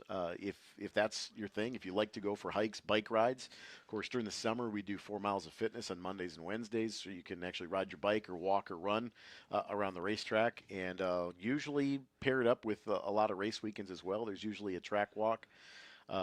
Usually on the Thursday or Friday, some of the bigger series that race here, that you can kind of go and walk the track as well. But in and around Sheboygan County, there's a lot of really cool places that if nature's your thing, besides racing, it's a fantastic area to be a part of. And obviously, you get a little bit of that view here with the National Park of Speed setting is we always call it. But there's a good look at the new false grid. So you've got brand new barrier between what was the paddock press area, which is now our trackside studios, as well as the gas pump and Victory Lane, top right of your screen there. But you see how wide that grid is now, and you've got staging lanes on both sides. And there are some events here, with the Sports Car Club of America, our June Sprints event, Cat Majors, and even the national runoffs here later in the year, where there are 60 to 80 cars in some of the groups. So this false grid allows them to grid up and all be on not quite level ground. It's still Road America, but it's a lot more flat coming up on this false grid than previous. So, but you get a good look at some of the cars and how the false grid works. There's also a new road that's underneath the Screamin' Sicilian side of the bridge. There is a single lane that actually comes from the turn 14 paddock area. What was the Lester building, they've enclosed that fully, garage stalls down there, what used to be called the Mazda Gate, to get onto the racetrack. But you see that whole paved paddock space in turn 14, also the paved paddock area kind of behind the bleachers at turn 5. And more staging areas and more paved areas for race teams, and for every tree that's taken down due to just old age, deterioration, and unfortunately the emerald ash borer, a detriment to ash trees here around the area. So you will see a lot of ash trees be taken out just from safety of the other trees around it. But the cool thing about it is, for every tree that they're taking out, they're planting more.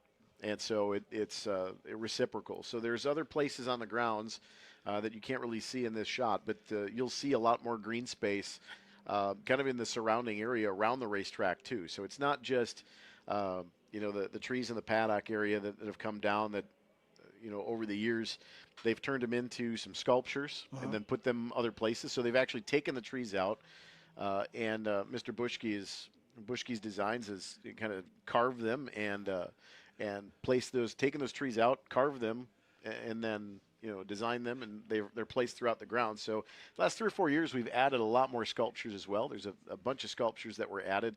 There's a new Badger with a checkered flag sweater over in the Sargento Bridge area. But you look at the area as a whole. Yes, we've removed some trees from the competition paddock areas to make way for some ground maintenance improvements, but there's a lot of thought and care from this racetrack and the maintenance staff to plant additional trees, make green spaces, and make more architectural green spaces as well. So great care is taken for the nature and the environment in the area, and obviously I think you see what kind of improvements that this racetrack has had. Of course, the addition of the safer barrier on the outside of the kink, the grasscrete, the poured concrete walls now a little bit more safety-minded improvements as well. But the nuts and bolts of this racetrack are still the same as when Cliff Tufte carved it out of the kettle moraine. Yep. In 1955. So the racetrack is the same. New pavement twice since the original paving, so 3 times it's been paved, and that's it. And it's the same original layout. The racetrack didn't get wider. It didn't get narrower.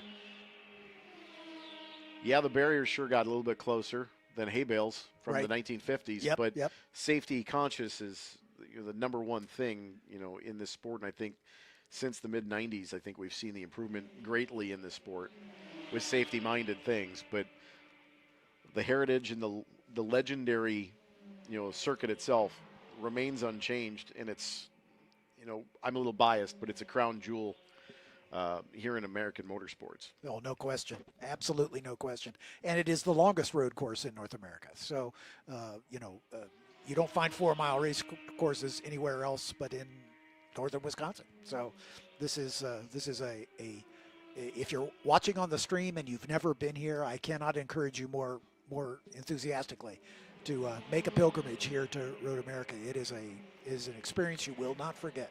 It will quickly become your favorite racetrack. So these cars, this is our largest SVRA group here this weekend. 39 cars, I think, on the entry list, and we had 34 turn of time in practice this morning. It looks like we've got 34 on the track right now as well, and these are made up of Group 5A, which is part of our small bore World Sports Car Championship and prototypes, as raced between 1960 and 1972. Also Group 7, which are World Championship of Makes sports cars on slicks, as well as under 2-liter sports cars raced after 1972, Can-Am cars as raced after 1967.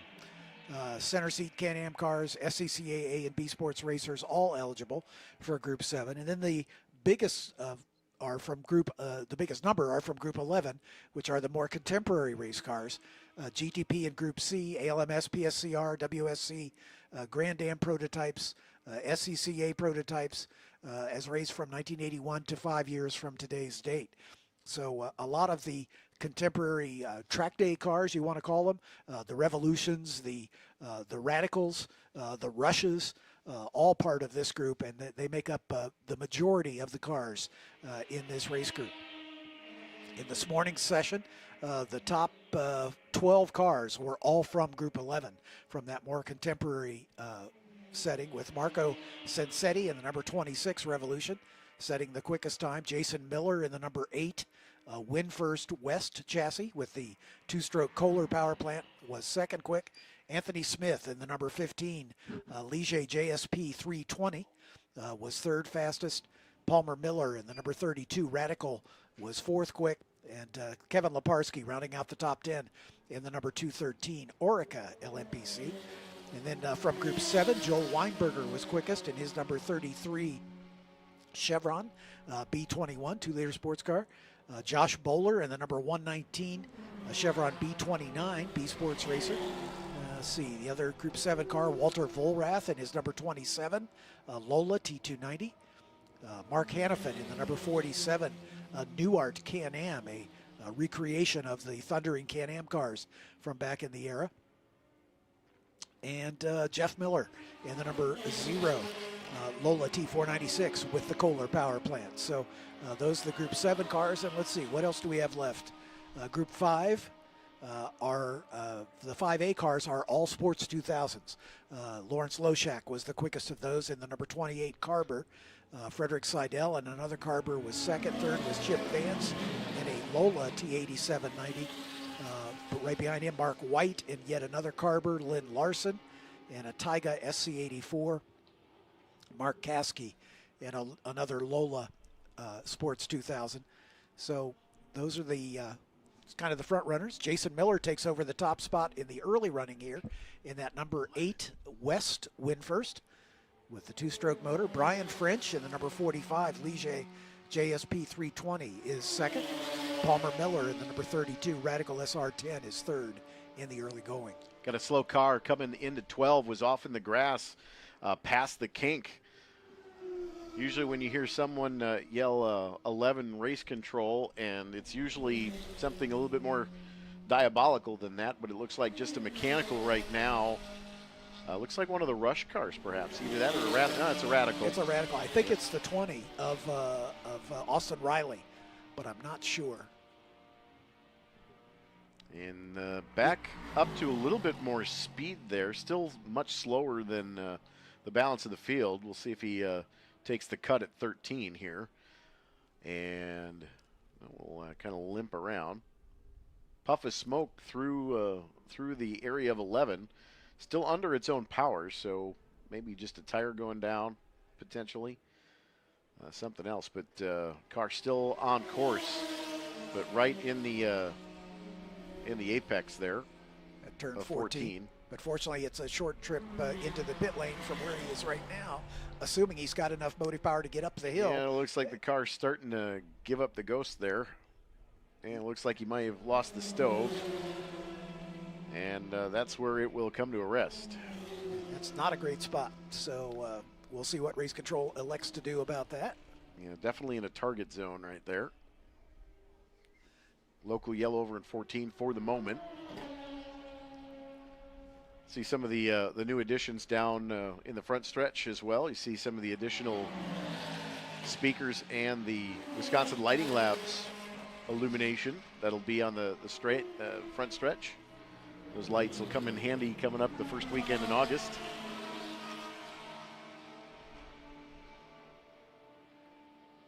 Yeah, word from race control is that he did make contact at the kink with the barrier, and that's what slowed him down.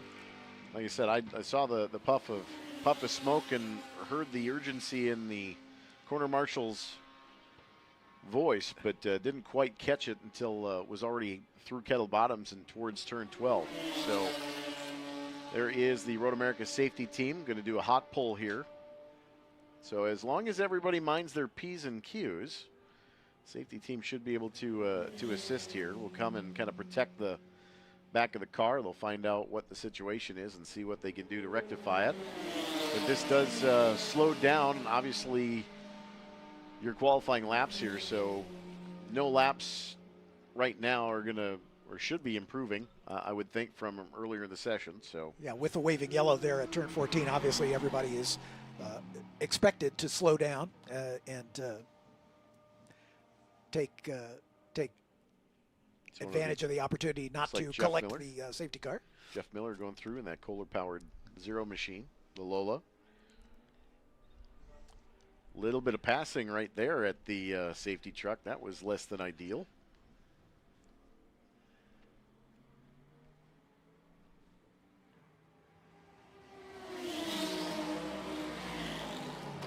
There's Jason Miller into the pit lane in the west with the two-stroke power plant. Jason still atop the order, a 2:07.408, about a second and 3/4 in front of Brian French. Well, it's an Elkhart Lake day here at the top of the order. Palmer Miller in the 32, Radical SR10 in the third spot. James French takes over the top spot in his Ligier JSP 320. James and his dad Brian in identical race cars here in this class. Brian's is a year newer. That's the way it should be. Son gets the hand-me-down. Yeah, yeah. Black flag all going to come out. Yeah, they were not playing nicely coming off of turn 14 a few moments ago. And I am by no means in race control, but that did not make me happy seeing that. And I imagine that race control didn't particularly care for that either. So black flag all going to come out. We'll send everybody to pit lane. And there's a look at the TireRack.com starters bridge. And if you look at the big, the square skylight just above that little gravel section there, we're right there. We're the column just to the left of that. We're waving at you right now, although you can't. Not very often I get to say I can see my house from here. Well, while we're under this black flag, let's do a quick rundown of the top runners in each of the classes. In the 11A GTP2 class, it is James French in the Ligier JSP 320, number 25. Brian French in the number 45 Ligier JSP 320. Kevin Leparsky in the 213 Orica LMPC rounds out the top three in that class. And we'll just scan through these. In the 11A PS1 category, Palmer Miller quickest in the number 32 Radical SR10. Judd Miller in the 64 Radical SR10 is second. Family affair there. Jeff Posey in the 05 Revolution A1 in the third spot in that class. Let's see if we have any other Group 11s that are contested.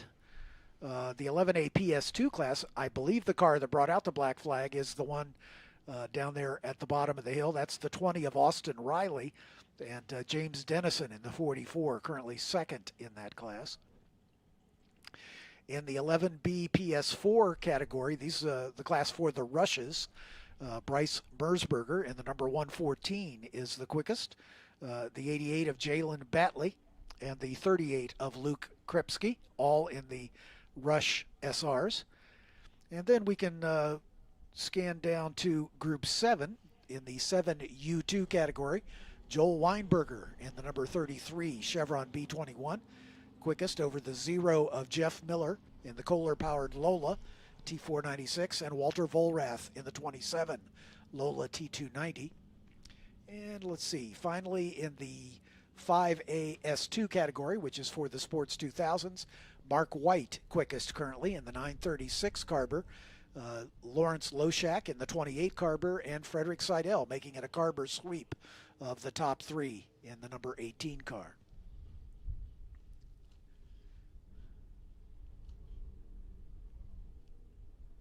Still some time to go, so I'm hoping that that's a pretty quick extraction. The tow truck was already backing up to the stricken car of Austin Riley.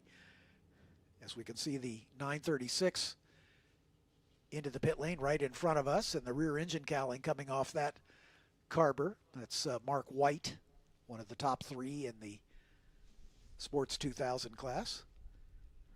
Good look at the head end of pit lane. Haggerty Tech Center in the background there.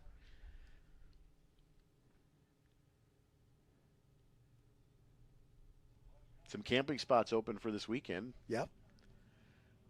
If you're within driving distance and have a camper, come on down. Sure.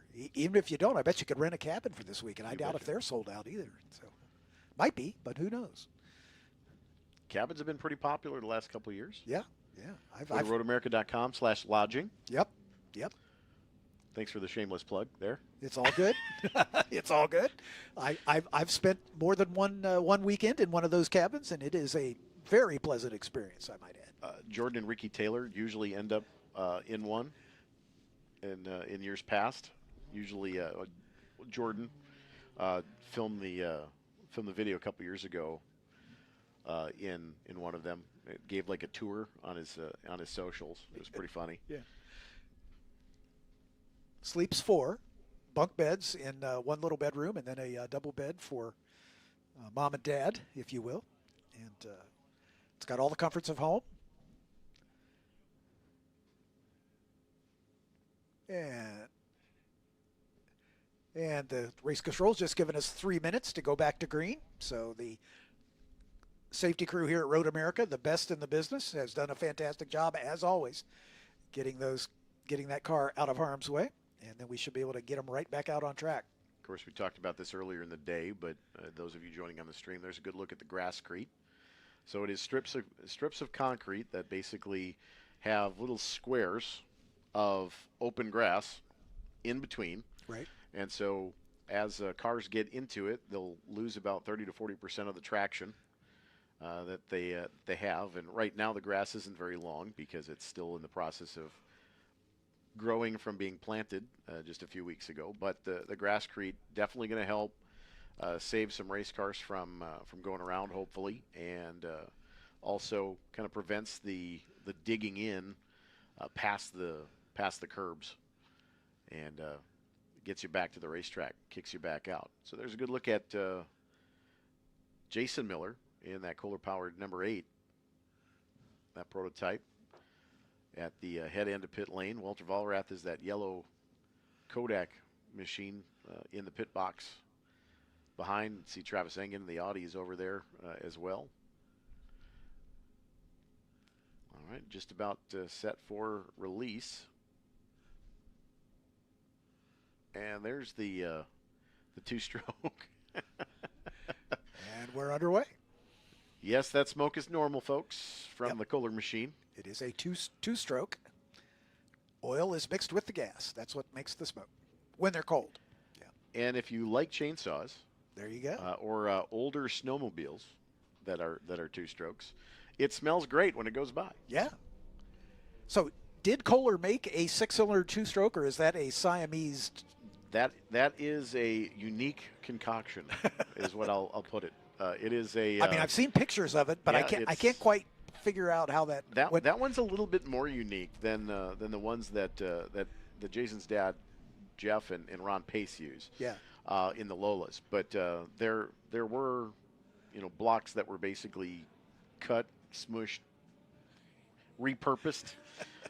It's like a Lego set. Originally. It did. But I tell you what, from that aspect, the engineering behind those cars continues to outlast the chassis that they've been in. Oh, you can definitely see the reason why they couldn't drive up the hill. There was no rear drive train on that car. The right rear, that looks like a full-on suspension collapse on the right rear. Yep. Hit the wall. That car is hurt. That would explain why there was no forward drive going up the hill. Yep.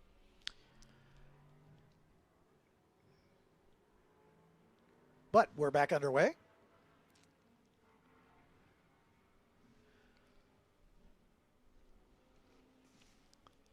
So we'll see if there's time to put some meaningful laps in again, as one of the things about this 4-mile-long racetrack is it takes a while to get around. And a good lap here is about 2 minutes. And these guys lapping in the low twos, 2:06 for James French, 2:07 for Jason Miller, 2:08 for Brian French. So that's kind of where we are. But I will say that the Group 11B for Jason Miller to the Group 11A for Brian and James French, that win first car for Jason Miller has picked up the pace a little bit. Yeah. Of course, he is finally got the runoffs last year here at Road America, back again this year. Right. Sad to say, for the final time, at least for this go-round. I'm sure we'll be back, but we got an extra year. It was originally planned for 2 and added in the 3rd year. Yep. Going back to Atlanta for 2027. I think that's a great fit for you bet. It's been a long time since they've raced there. Yeah. It was the home of the runoffs for many, many years, and heading back to its titular home, if you will. I know you had it at Mid-Ohio for a long time as 12 well. years, yeah. I do like the fact that they get a chance to move it around. It does give, I think, the regional competitors a chance. Yep. Some track knowledge plays into that. Mm-hmm. Obviously, for many years, it was at Heartland Park, the home of... 2 years, actually. Yeah. But, yeah, and then it came here for the first time after Heartland Park. And then we had a year out at Laguna Seca, and it's been other places. My memory escapes me. Well, it was Indianapolis Motor Speedway on 2 occasions. Not a bad venue. It doesn't. Yeah, especially this time of year. Yeah. It's a perfectly good place to have a race.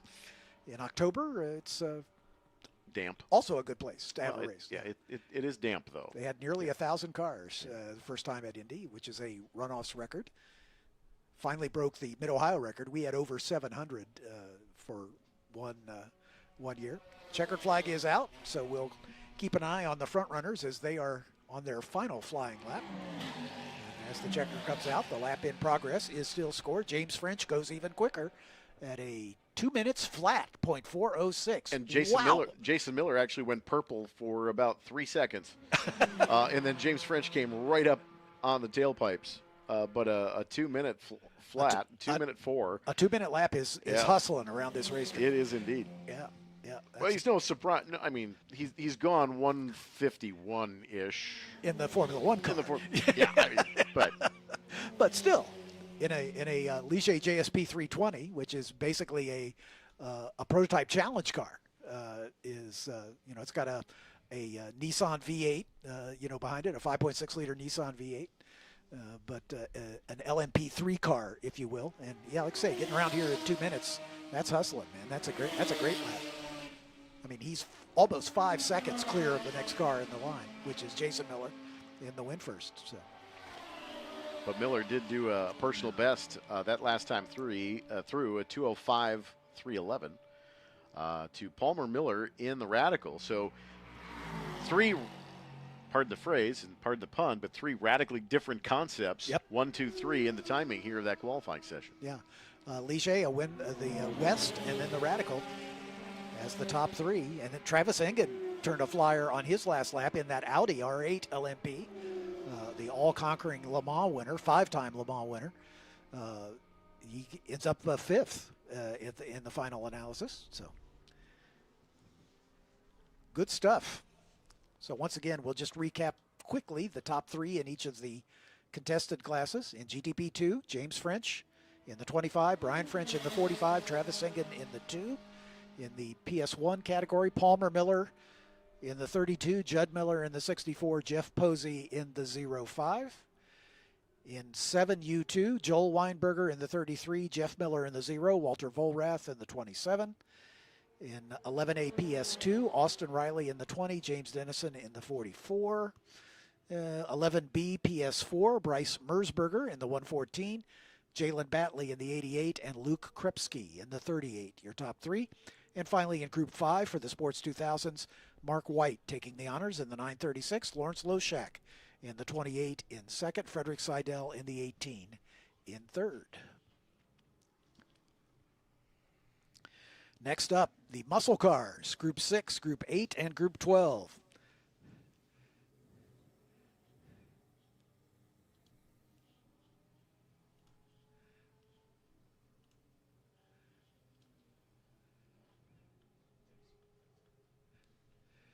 Schultz's fuel cells are designed and manufactured in the U.S. to be safer, last longer, and outperform other fuel cells. The company and Rob Schultz and family have an incredible motorsports history. Get ready for the robust 2026 racing season. To check out a fuel cell, just go to the SVRA Tech Trailer. You can find more Schultz fuel cell information at schultzproducts.com. Schultz Engineered Products, the official racing fuel cell of SVRA.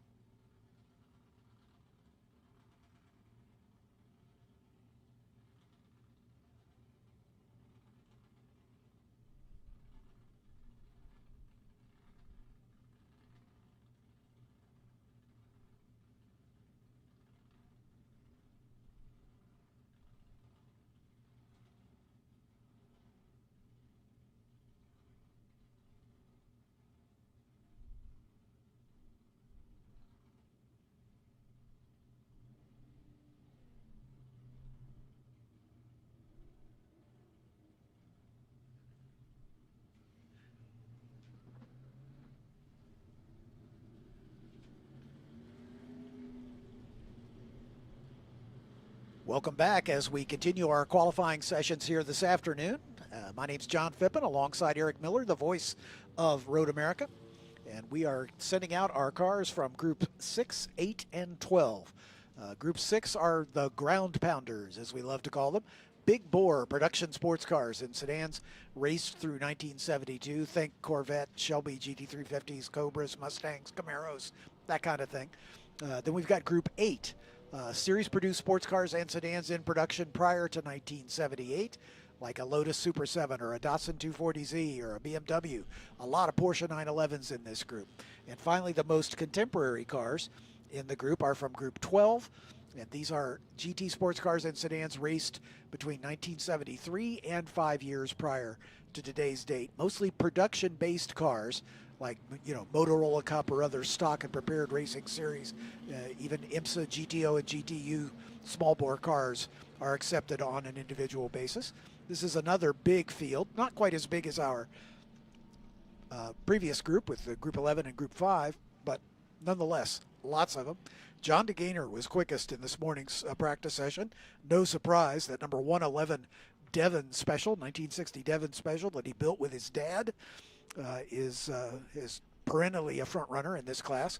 Rick Mooney in the number 42 Chevy Corvette Roadster is one to watch. Robert G in another Corvette, that one this one a coupe, the number 696.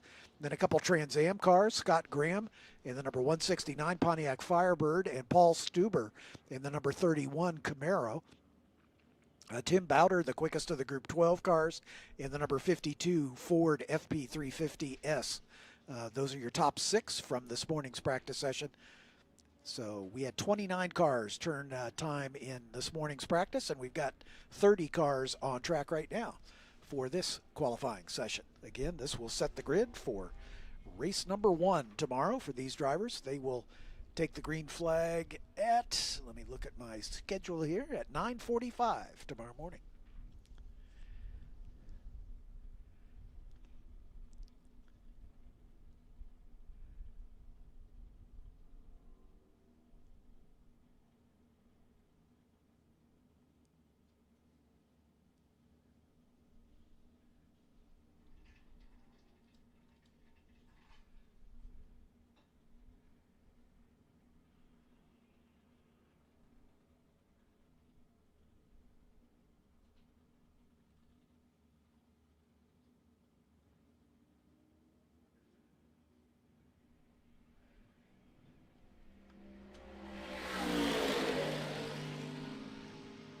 Rick Mooney and John DeGainer are first ones across the line.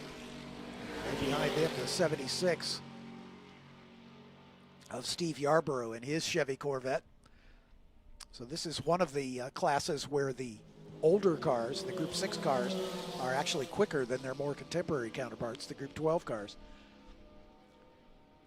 Normally we see the more contemporary cars slotting up into the top spots, but not so the case here, as the 1960s vintage muscle cars come to the fore.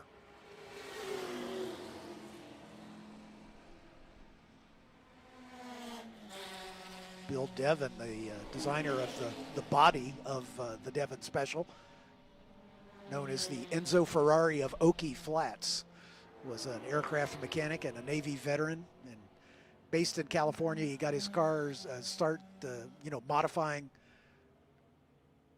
street cars, and he got his first from scratch sports car, a Devon Panhard, in 1954.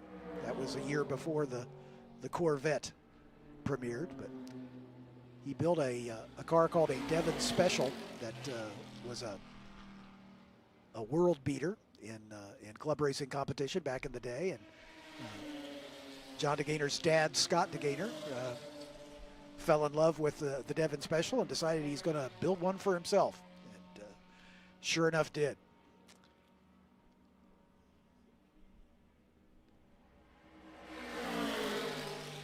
It's got a Corvette V8 with a lightweight body and a refined ladder frame chassis, predating the Shelby Cobra. The Devon SS won a number of class titles, but this one is one that John and his dad Scott built over the years, and John has been racing it ever since. Always a front runner in this class, but Steve Yarborough in that blue 1966 Chevy Corvette is always one to watch. That Corvette Coupe, that's a C2, second generation Corvette. Rick Mooney, 1968 Corvette Roadster, a C3, third generation Corvette. And then Tim Peterson in his Porsche 911, number 181. It's the 2.2 liter second generation 911s.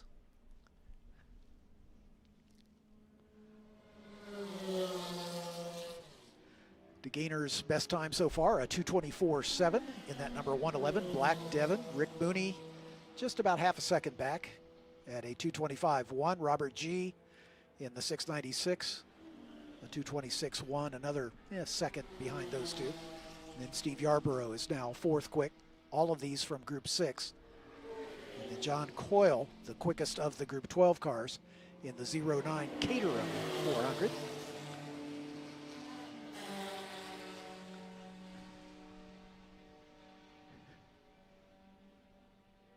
Caterham basically inherited the intellectual property of the Lotus 7, which was one of Colin Chapman's great successes. And Caterham continues to build these super light sports cars. And the Caterham 400, a more contemporary realization of the original Lotus 7. 2004, the vintage on John Coyle's car. And now Tim Bowder has moved around him in that Ford FP350S. Bowder in the 52 car is one of the basically turnkey race cars you could buy from Ford Performance. Doesn't even come with a VIN number. I mean, it's designed strictly for on-track use, but it's a successor to the Boss 302S that won 3 Pirelli World Challenge Manufacturers Championships, as well as a number of championships in SCCA touring classes. It was developed to compete in Trans Am and SCCA racing classes.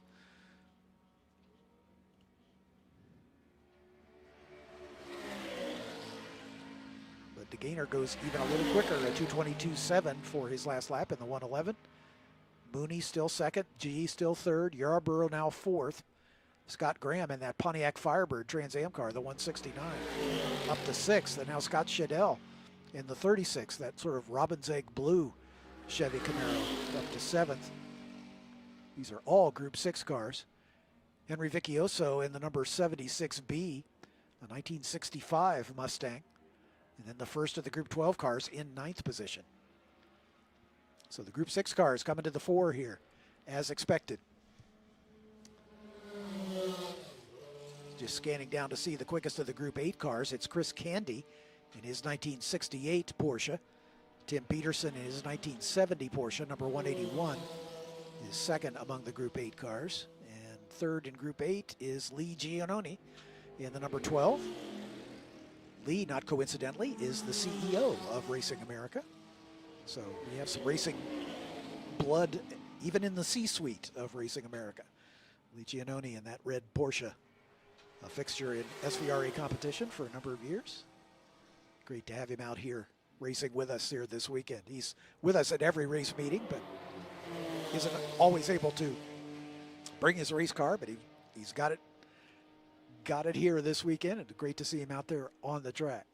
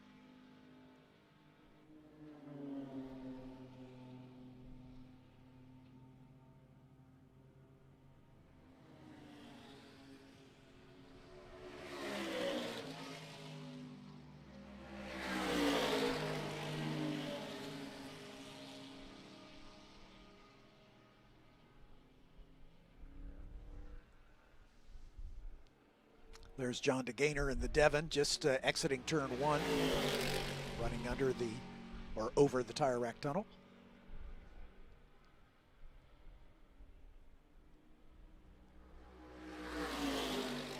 That Devon, the black open cockpit with the white roll bar.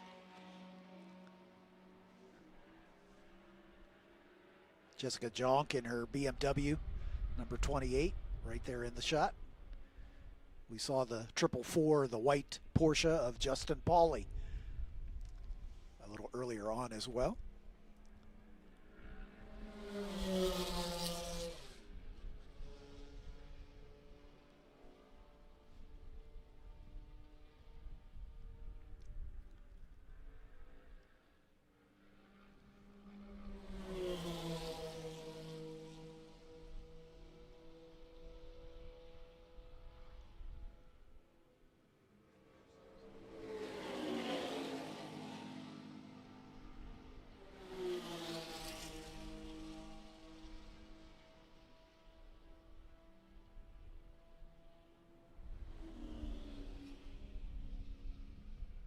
Don't think we've mentioned Nick Gruce yet in the number 222.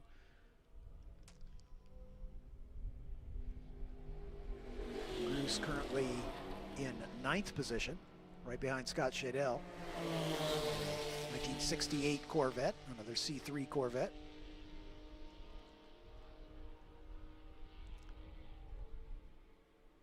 Chris Candy's number 67 Porsche 911, the orange and white Porsche, continues to lead the Group 8 cars. He's 11th overall, with Tim Peterson in the white, number 181, second.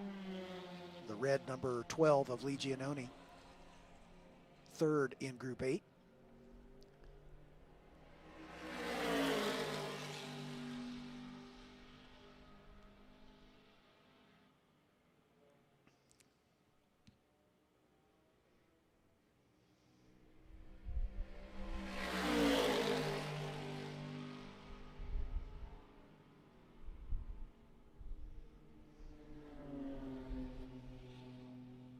The 18 Group 12 car of Patrick Duncanson making a call to the pits. He's from De Pere, Wisconsin, in his 2004 Mustang. Had a spin and continue, which requires him to make a call to the pit lane to chat with the black flag steward. Ostensibly just an opportunity for the steward to look the car over and make sure that it's still safe to race, but sometimes he has to raise the visor and let the steam out of the helmet of the driver.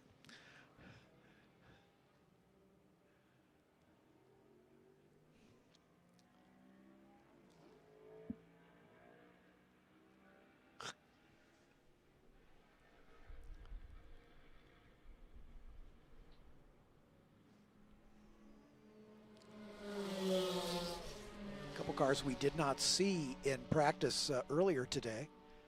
Tanner Market in the number 896.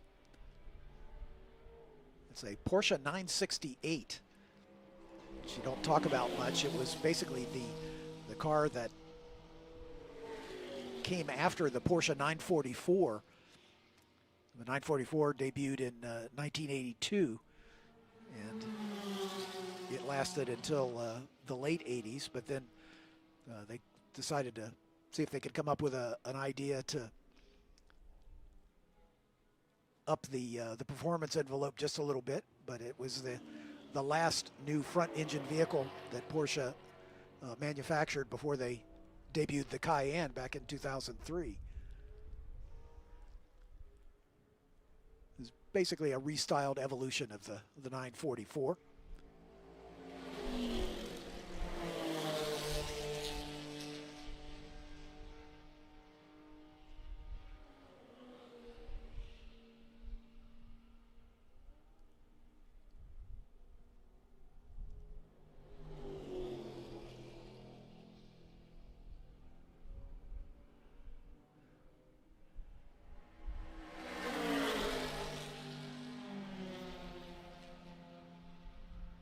Scott Graham in the 169 Pontiac Firebird just turned his personal best at 229.6. That moves him up to 4th in the overall standings as he moves around Steve Yarborough in the 76 Corvette. Tim Bowder, though, in that Ford FP350, the Group 12 car, has worked his way up into the top 10. He's now 8th with a 2:34.346, just about half a second behind Scott Shadell in that number 36, 1969 Camaro.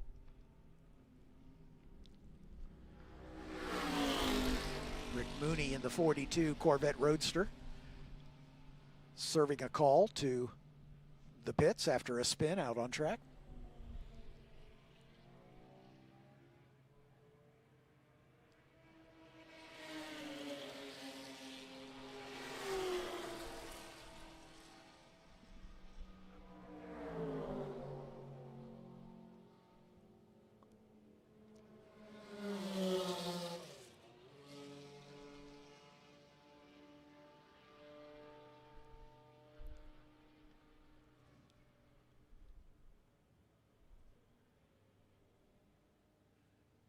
Here's Randall Alexander in his Datsun 510, number 070, just coming down the pit lane.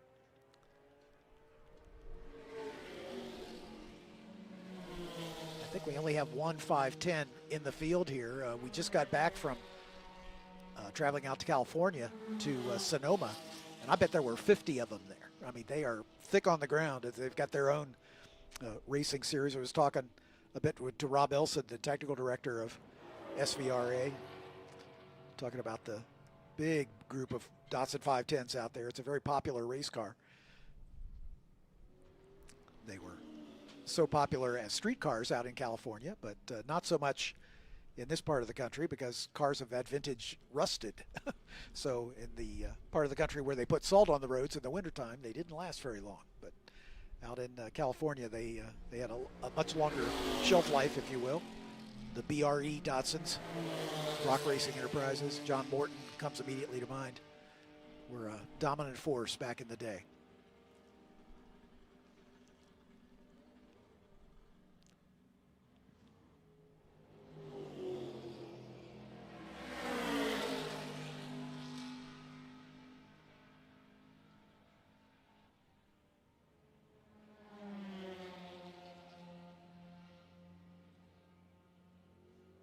Ronald Pauly just improved his time in the number 21, just now rolling down the pit lane in that BMW 235i.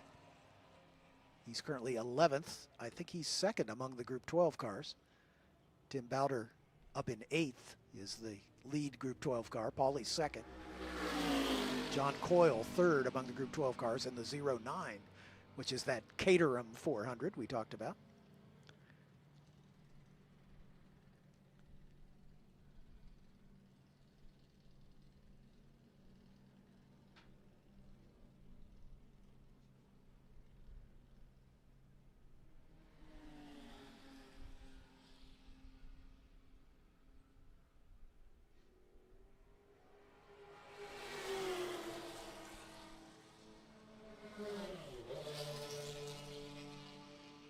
Haven't seen Paul Stuber in this session. He was 5th quickest in this morning in his 31 Camaro, and haven't seen him in this session.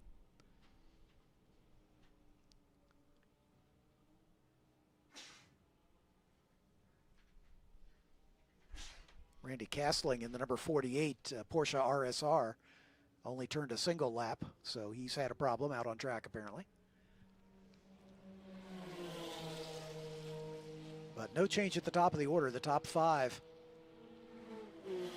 have not improved their times in the past several laps. Scott Shadell, the last one to improve, and now Tim Bowder in that Ford FP350, the Group 12 car, has moved up to 6th as he is gradually working his way forward, and that's where he ended this morning's session in 6th position.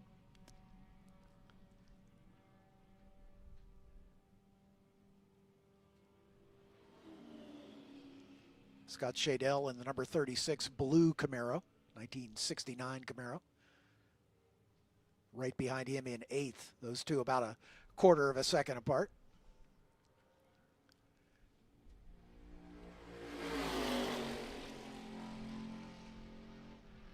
As we're about a minute away from the checkered flag as the field's pretty much settled in. We'll keep an eye on any changes. Billy Bob Bohr improves his time. He's currently 17th in the number 163 Corvette Coupe, the red Corvette Coupe, number 163. Steve Smith also improves his time in the number 14A. That's a black 1992 Chevy Corvette. Gino Carini in the number 43 BMW Z4. Also, his last lap was his best at a 2:47.6, good for 22nd position. Darren Bozell in the number 6 Corvette Coupe. Also turns his personal best on that last lap. But Shadell and Bowder battling for that 6th position. Shadell in the blue Camaro, number 36, holding it right now. Bowder back in 7th in that white number 52 Ford FP350.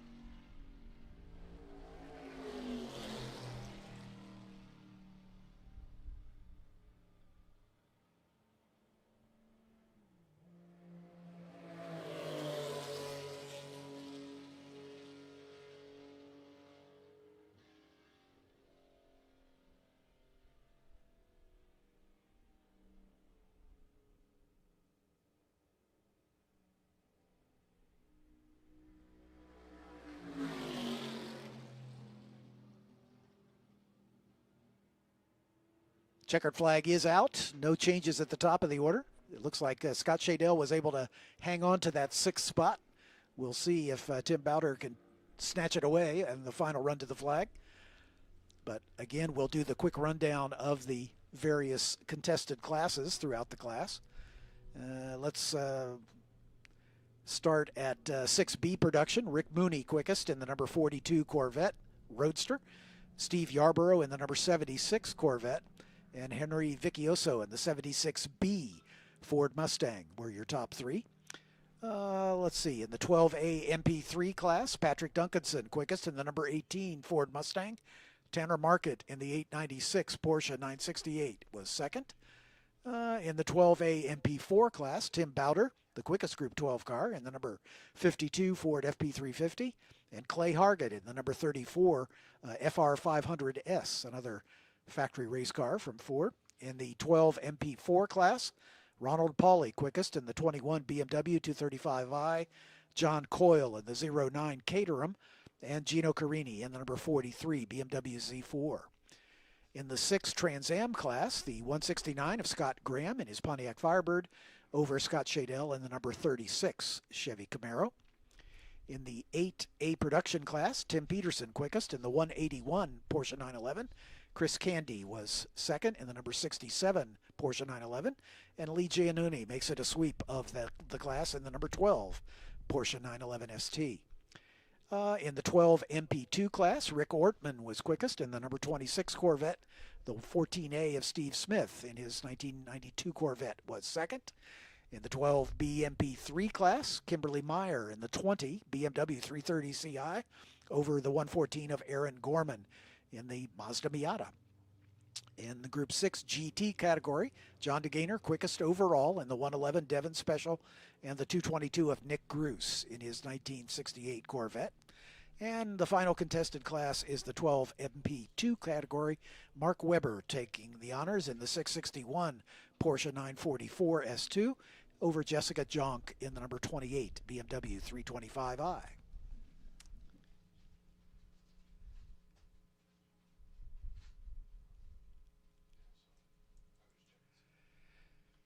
Skillman Auto Group is a premier automotive dealership committed to exceptional service, quality vehicles, and community engagement. Built on a legacy of trust, integrity, and customer-first values, Skillman Auto Group delivers an elevated automotive experience while supporting the communities it serves. Skillman Auto Group and Ray Skillman Ford, the official safety car of Racing America.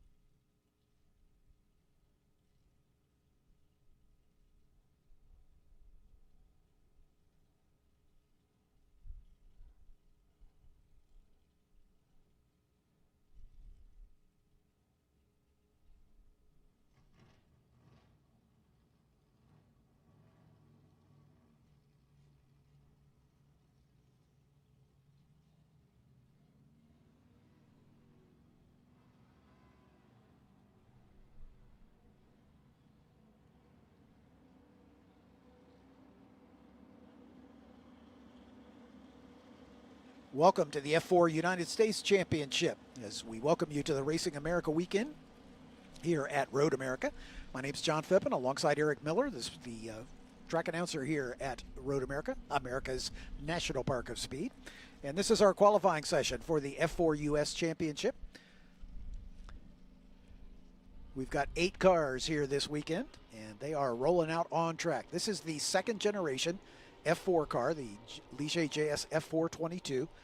It is an evolution of the original F4 car, which has raced with us since 2016. This car was introduced with our first racing season in this car in 2024. So this is our starting our third season of racing with this car. It's different in a lot of ways. It's an evolution of the original car, but it's 50% more aerodynamically efficient. Now, what is aerodynamic efficiency? Aerodynamic efficiency is the ratio between drag and downforce. In an ideal race car, it's got ultimate downforce and no drag.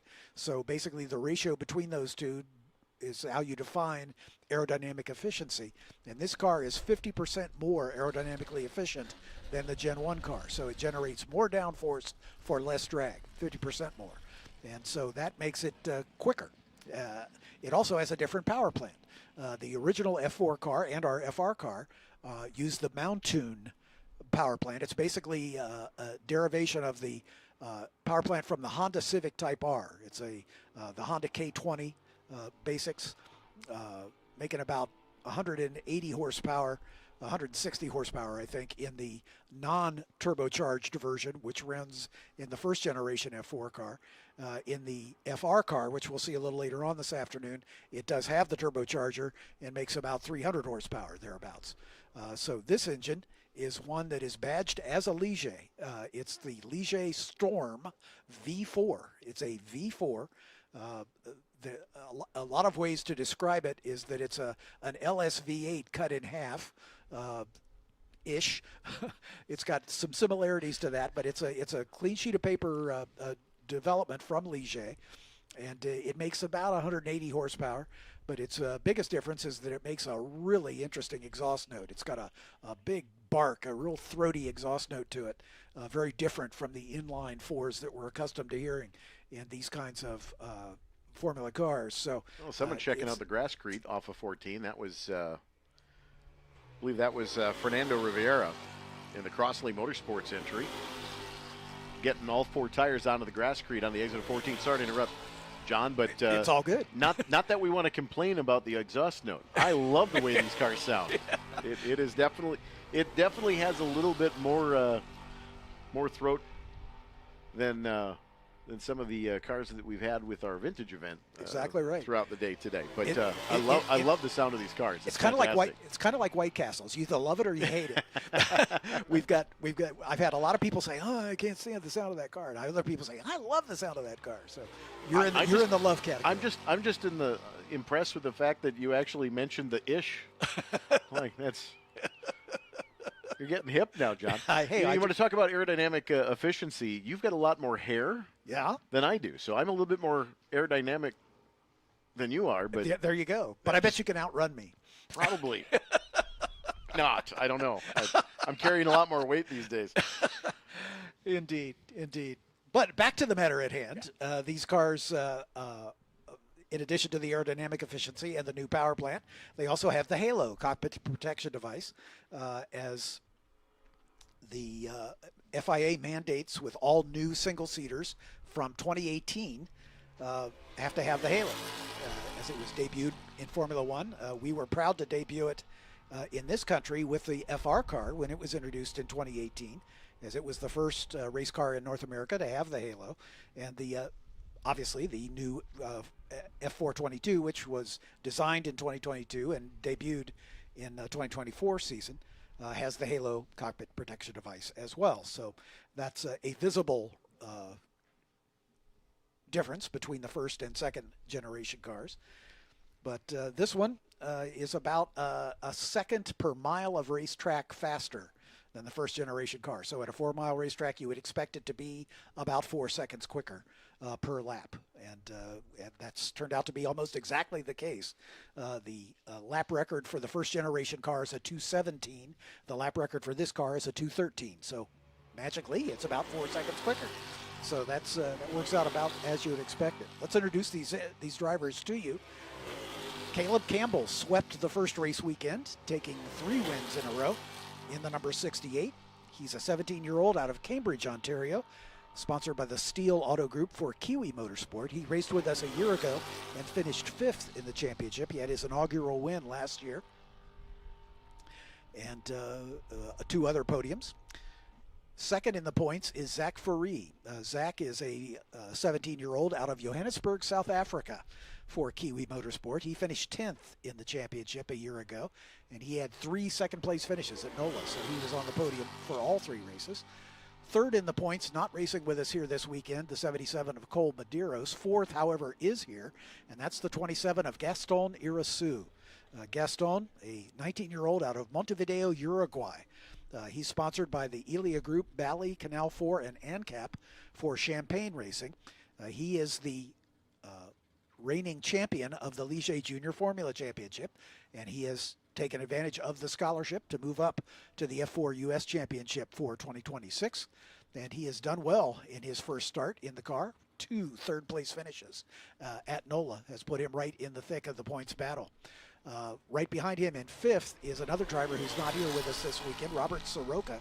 But 6th that's the 16 of Fernando Rivera. You've already heard Eric mention him. He's the one who got a little bit off on the Grasscrete at turn 14. He races for Crosslink Motorsports. Fernando out of Mexico City on debut with us this season. Clemente Huerta is a returning driver in the number 17. He finished 4th in the championship a year ago. He's a 17-year-old out of Santiago, Chile, sponsored by Velox USA for the Speed Factory team. He had a 5th and a 7th in 2 of the races at NOLA. Aiden Kohut is 8th in the points right now, and the number 18. Aiden races for the Kiwi Motorsports stable. He's a 17-year-old out of Plano, Texas. And then right behind him, the 54 of Luca Day. Luca, a 16-year-old out of Ile Blizzard, Quebec, sponsored by Zimperium for Momentum Motorsports. And finally, a debutant making his first start with us is the 32 of Ben Ramirez. He's a 21-year-old out of Whittier, California, sponsored by the U.S. Air Force for Race Motorsports. Ben has been one of our pit workers at Racing America for the past couple of seasons, and he won a sim racing challenge at COTA a year ago, and that carried with it a bit of a scholarship and an opportunity to attend the Radford Racing School Karts to Cars scholarship, which he did. And so Ben is slotted into a race car for the first time here this weekend, and we're looking for great things from Ben Ramirez. So we'll see how that shakes out. He's had a few gremlins they've been chasing. They had a battery issue, and he had a problem in this morning's practice session with a shifting issue. But he says they've got them both solved, so we'll see how Ben does in this qualifying session. And looking at the field right now, working their way through the top of the hill at 6, right around 7 into Hurry Downs. Had a couple of cars go a little bit wide in 5. Looked like, I believe that might have been the 32 of Ben Ramirez that actually had gone wide in 5 there.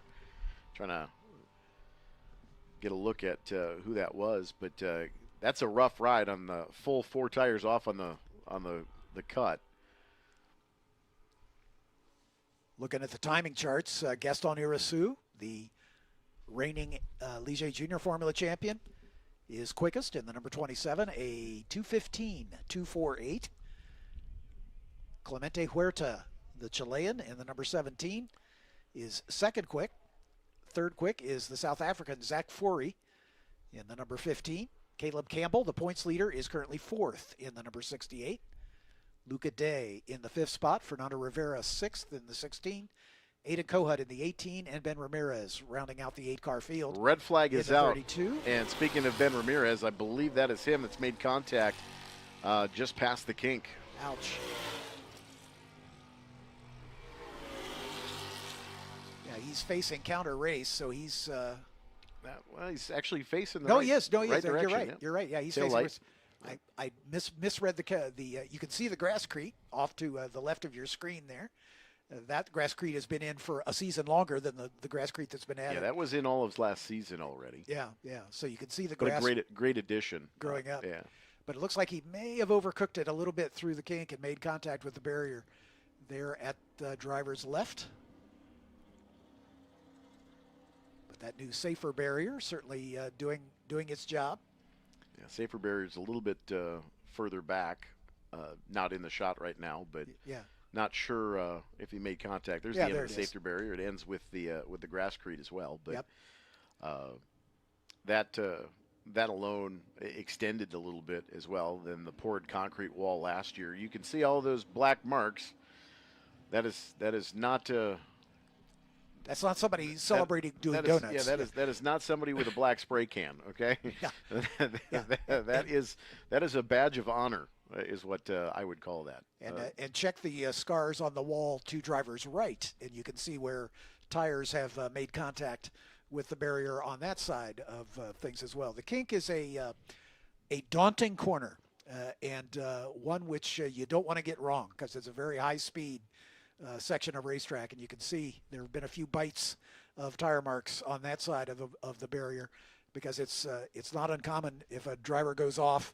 You would expect him to go off to driver's left, obviously, and then they bounce back across the track and make contact with the inside barrier as well. And what generally happens is where the grasscrete is, it kind of prevents a little bit of the spin and aim at the right. They hit the wall on the right and then bounce back across to the left. So giving drivers at least a little bit of extra grip, not a lot of grip, but there's enough extra grip. A lot of times it'll slow the car down a little bit too in a spin where the grass, once you've got 3-4 wheels in the grass, you're along for the ride. Yep. There's not a lot of control when the tires are up to temperature. So allowing that grasscrete to kind of provide a little bit of traction, again, a significant traction loss, does kind of help steer the car a little bit less directional to aiming at the wall. It kind of keeps everybody a little bit more to the left there. it can still get out and bite you. It's still the kink. Yep. There's and a lot of people have asked over the years of why that wall hasn't moved further to the west, Right. and it can't. Physically, there's a creek back there as well as a railroad track that's not track property. So that wall is literally right on the edge of the facility, and so that wall can't be really moved. But without changing the character of the racetrack, we've gone great lengths to make that area much safer. Of course, that area probably most famous for Catherine Leggs, Right. champ car crash here.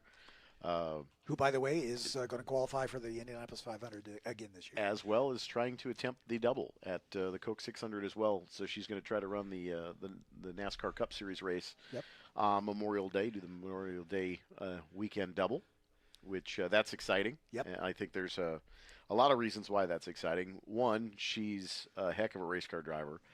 She's also a great human being. Indeed, she is. She is very funny. But she's definitely earned her ride. Yep.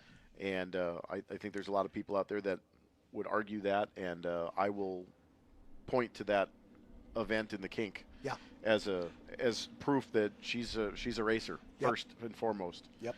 And I'm glad to see that she's got the opportunity. Obviously, I think she's going to be in a really good car for Indianapolis. And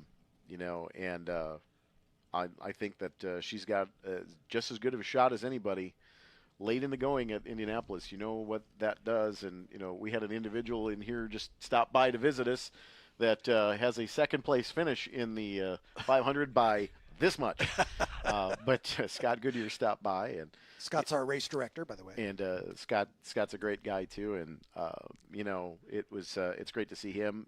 He could have won the Indianapolis 500. He was just a mere tenth of a second away. Inches short. Yep. But that's what May's about. But great to see her have the opportunity to run both races this year, and see what she can do. Yeah. If you've never seen it, check it out. I'm sure you can find it on YouTube somewhere about her incident at the kink. It was scary. I watched it live. I remember I wasn't here, of course. I watched it live, and I held my breath until it was several minutes. I was here as a fan. Yeah. And I think we were in between 5 and 4. I think we were in the campground. If I recall, we were in the campground, listening on the radio back then. We didn't have the big screens here at the time, but you could hear the impact. Yeah. I mean, it was just a violent wreck. And then, listening to, you go back and listen to Paul Page's call, and, the Hanford device separated from the rear wing. Right.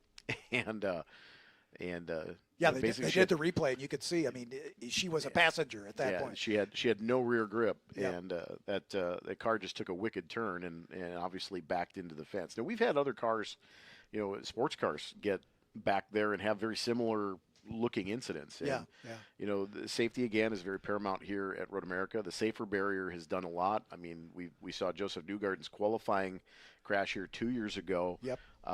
With a fairly significant G impact, and steps out of the race car and is fine. From that aspect. So the safer barrier is done tremendous things, and obviously making sure that the ground over there is fairly manicured. It's fairly smooth. The grass screed is a new addition as well last season, and the proof is in the pudding. I think they're trying to make it as safe as possible, but this is still racing and things can still happen. But looking at the end of the day, this facility prides itself on making this as safe as possible for competitors of every level, whether it's a high performance driving event, someone with their street car, all the way to the upper echelons of motorsport. So it's great to be a part of this team, and incidents like this are unfortunate, but cars can be rebuilt. And we don't want to give anybody a false impression. Ben Ramirez is fine. Yep. He's out of the car and okay. So no lasting issues for him. The car can be repaired, obviously. So it was a scary incident, but nonetheless, been no worse for wear apparently. So that's the great news. And it looked like the car was actually still rolling, so he probably made some pretty light contact, hopefully, and it's just a couple of bars to change. But yeah, I didn't see any pieces parts out on the racetrack, so it wasn't as big a hit as it could have been for sure. Certainly. So. Looking at our schedule there as well, but there's a good look at the Grasscrete and the safer barrier, and you can see we're a little bit of an impact there, and it does give a little bit, and the good news is it's not a rollback, so they're able to pick the car up on the wrecker, and definitely looks like the left front's folded. Yeah, for sure, but. Not an expert in these cars by any means, but that doesn't look nearly as bad as I thought it could be. Oh yeah. That wasn't a huge hit by any means. So that's great news. So Ben will live to fight another day, and he'll be in the race. He'll just be starting at the back. But an announcer's curse, because we were just talking about. We were just talking about it. Yeah, absolutely. That's we should learn. Par for the course. We should learn not to do that. Anyway, the order as it stands right now, we hope to go back to green here momentarily as the crew rolling away from the scene of the incident. We've got about 6 minutes left in this session, so hopefully there'll be time to get the cars back out for another couple laps. The reigning junior formula champion, Gaston Irasu, the scholarship winner, is still the provisional pole sitter. Clemente Huerta in the 17, second. Zach Foree in the 15 is third. Caleb Campbell in the 68 is fourth. Luca Day in the 54 in fifth. Fernando Rivera in the 16 is sixth. The 18 of Aiden Kohut is seventh. And Ben Ramirez in the number 32 will start outside of row 4. One of the things that we haven't really talked about a lot today is the weather. Now, it's considerably warmer today than it has been all week long. For those that had some test day opportunities yesterday and earlier in the week. But one of the things that we've noticed all day is it's quite windy here. Wind gusts in the 30 to 40 mile an hour range kind of throughout the day today. That is a place that the Kink, talking about that, where with cars, with downforce packages, with wings, that wind is strong enough to kind of give you a little bit less downforce where you're expecting it. Yep. And certainly could have just upset the balance of the car a little bit going into the Kink, especially someone with a little bit less experience. Right. And so looking at the wind gusts that have been kind of going throughout the day today, very, very much, possibility in a result of that incident. Yeah, absolutely. 1 minute's been given to the field. The engine's coming to light on the pit lane here, and the green flag is in the air. So we're about ready to release these cars. And hopefully enough time for maybe 2 flying laps, but they'll have to hustle.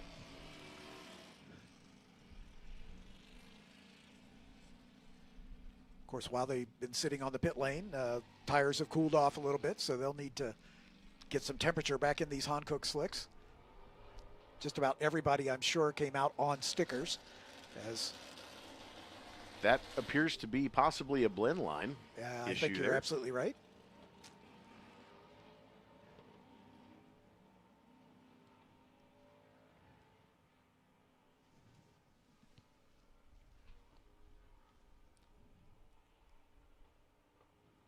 Underneath the Sargento Bridge, looking south towards turn 3. You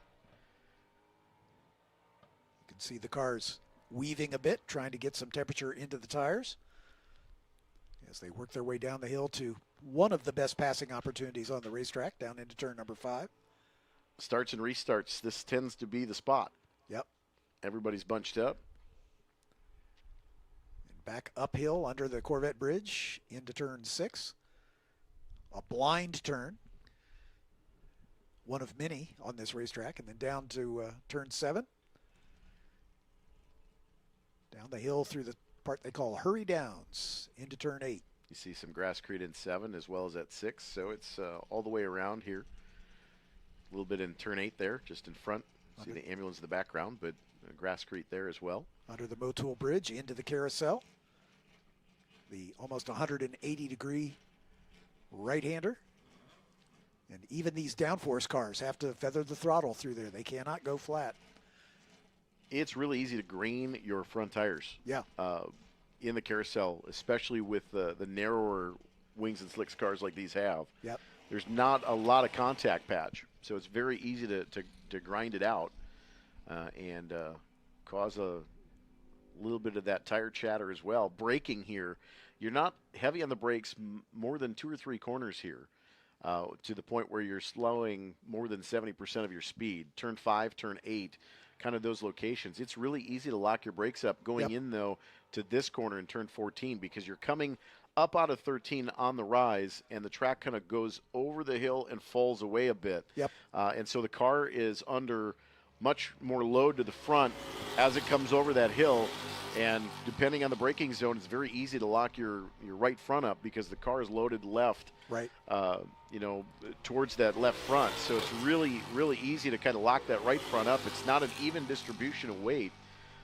And especially with these cars, you've got a little bit of aero advantage with the wings, but it doesn't really clear the mechanical grip that these cars still have. There's a lot of things that these cars have mechanically that grip the racetrack as well, and that's where you get the fine tune and find the balance for driver comfort in many of these test and practice days, and now here into qualifying.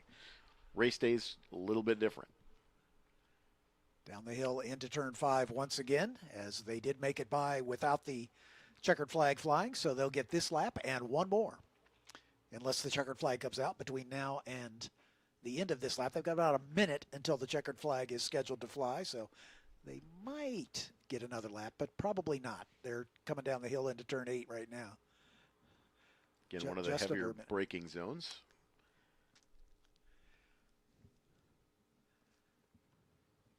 Everybody tries to maximize the exit to the little bit of a curbing cut there in turn 8.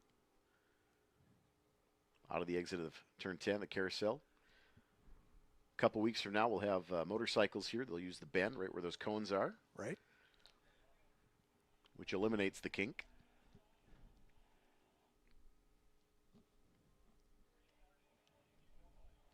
Down into 12, Canada corner, lowest spot on the racetrack. Then we start climbing the hill again. There's a little extra. Now we got somebody that I believe is Rivera, I believe. Slow in 12. Didn't catch the number, but it has that livery. So we've got a couple cars with similar liveries, so it's hard to identify sometimes. And they're heading into the pit lane, so it looks like they're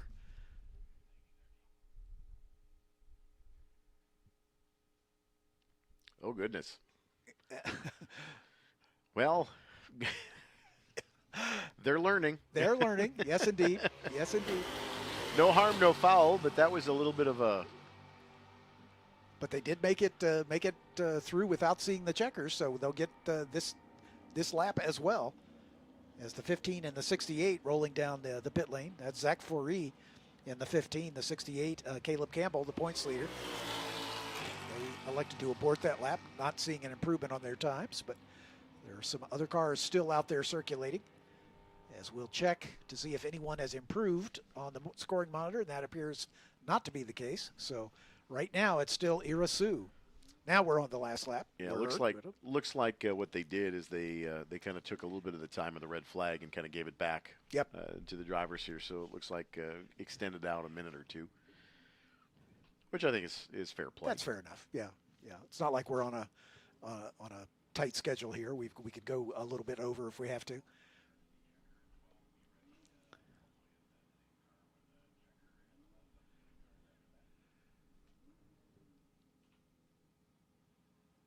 Again into turn 8.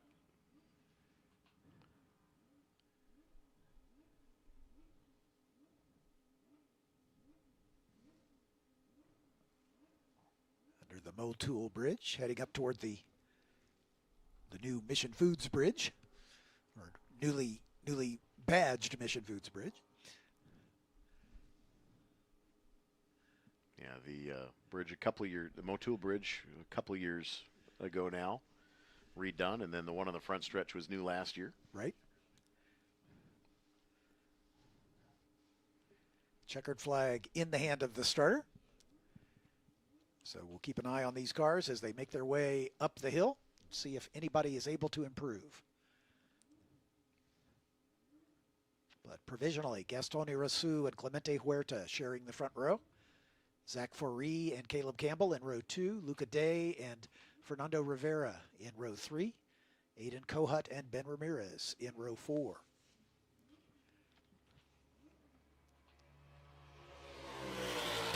Huerta across the line there. Did not no improvement improve for him. And Rivera. Same story. Yeah. No improvement for him.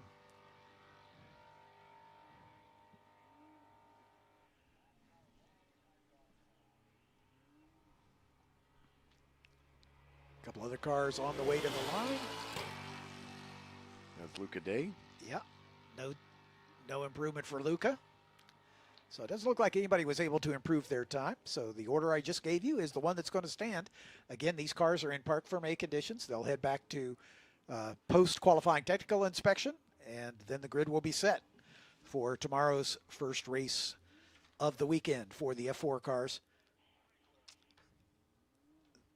That will be after our fan walk. This race will be led by a fan walk leading up to the 1:05 start of the F4 US Championship race. Next up, as we return to our vintage competitors, we'll go from the contemporary Wings and Slicks cars to the vintage Wings and Slicks cars. As the Group 9 cars coming out next, we got then the Group 10 GT and historic stock cars, and then we'll round out the day with the qualifying session for the Formula Regional Americas Championship coming up in just a few minutes' time. Summit Racing Equipment has millions of in-stock parts from over 1,500 name brands. Parts for racing, street performance, trailers, and trucks, plus tools, accessories, and more.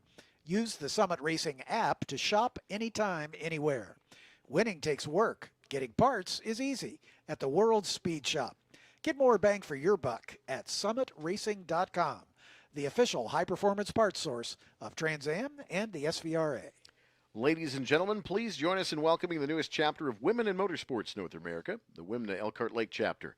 Road America is proud to partner with WIMNA through track events and the Women with Drive, driven by Mobile One Summit, helping support and empower women across all areas of motorsports. To learn more about WIMNA and the new Elkhart Lake chapter, visit womeninmotorsportsna.com.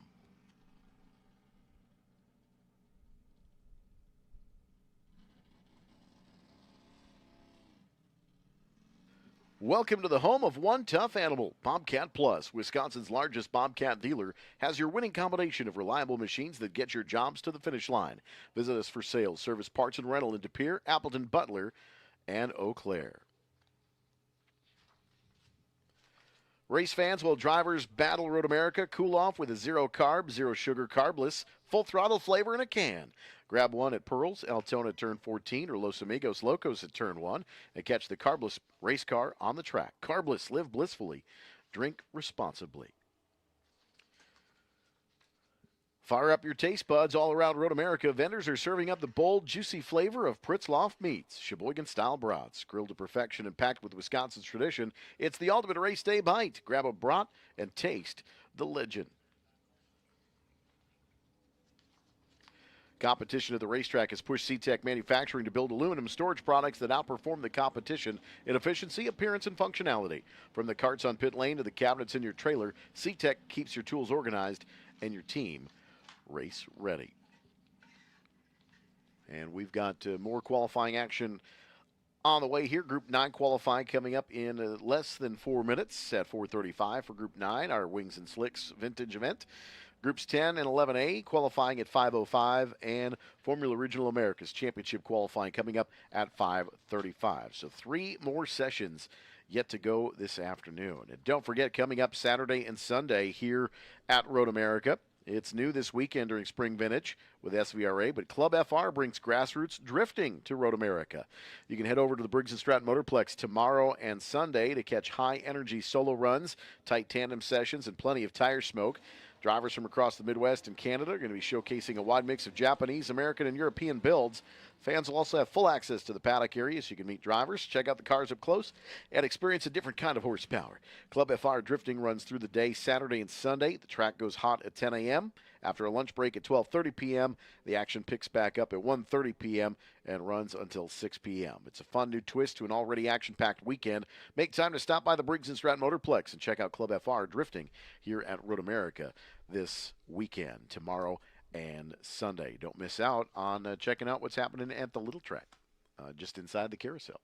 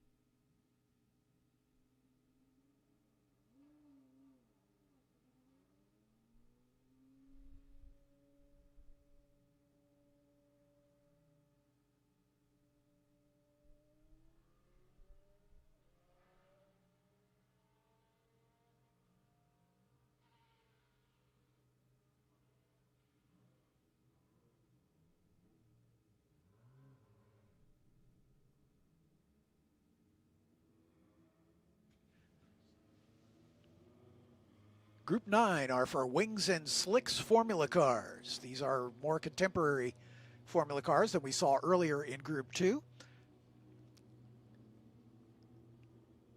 Complying with SVRA post-1973 Formula car regulations. We have everything from Indy Lights cars to a Ligier F3 car, a Ligier F4 car, a March Formula 2, a Pro Mazda, a whole flock of Indy Lights cars, a couple Van Diemens, and a Swift Formula Continental, a Formula Enterprises 2, and oh, by the way, we have a 1997 Benetton Formula One car as well. So a lot of good stuff to come out onto the track. James French in that 1997 Benetton B197.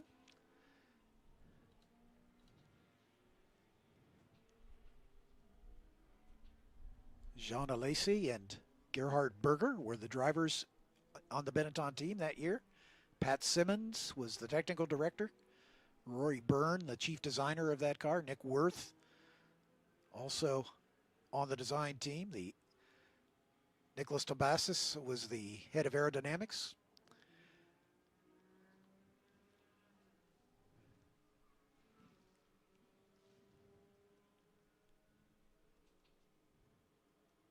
Alexander Wirtz also deputized for Gerhard Berger, who had to sit out a couple races with some sinus issues. So Alexander Wirtz also spent some time in this car. the Renault engine that it raced with when it was new. It was a little difficult to repair, basically, because those Formula One engines are bespoke. So it was retrofitted with a Judd 4.2 liter V10, which is more readily serviceable. The parts are still being made for it. But other than that, it is pretty much as it was raced back in 1997. And it makes a glorious noise.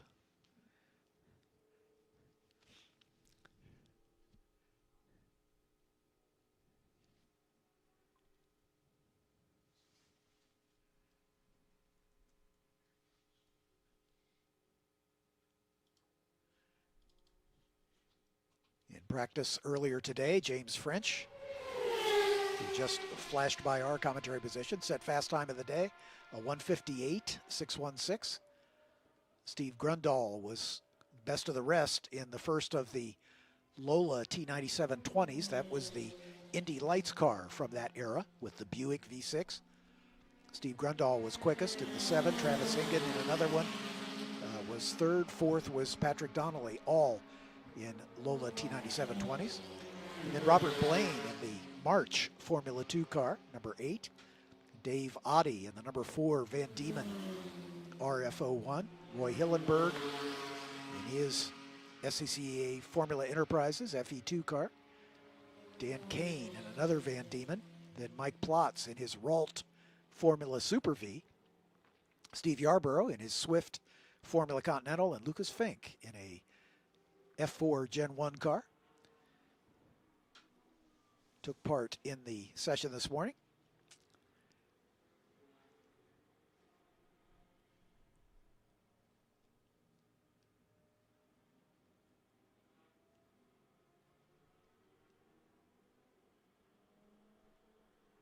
Dave Kunzelman is in the field. He did not take part in this morning's practice session.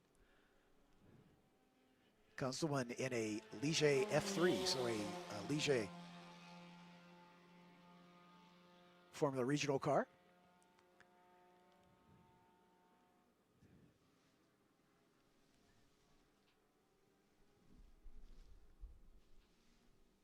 Should be able to lap in the low 2-minute range.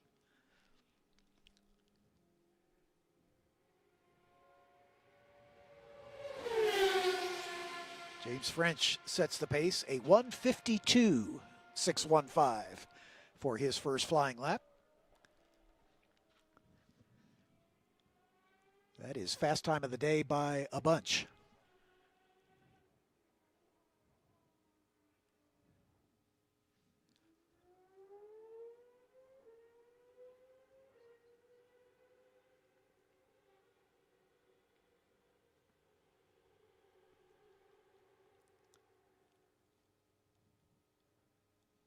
Renault V10s in that era could be twisted to just north of 20,000 RPM. It's hard to imagine all the moving parts of a V10 engine circulating at that pace. F1 engines have had pneumatic valves for many, many years because you can't use a spring-type valve chain and maintain that kind of velocity.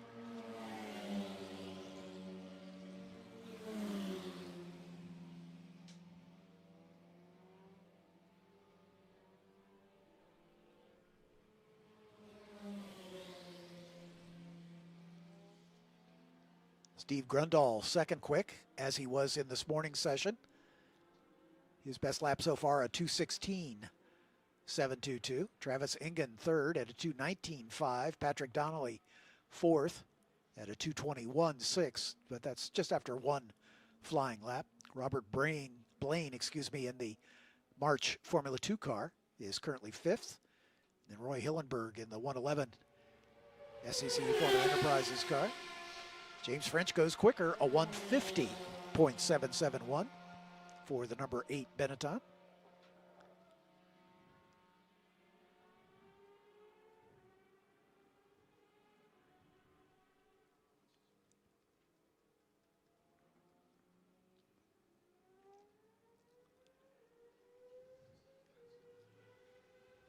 frequently in these vintage weekends, the Formula One cars were let out after the rest of the field came through, so the drivers would have to pick their way through the field to get some clear track. But Nadja Pollard, clerk of the course, has elected to send him out first before the rest of the cars get around, so that gives him some clear track to set off on some unimpeded laps before he catches up with the traffic.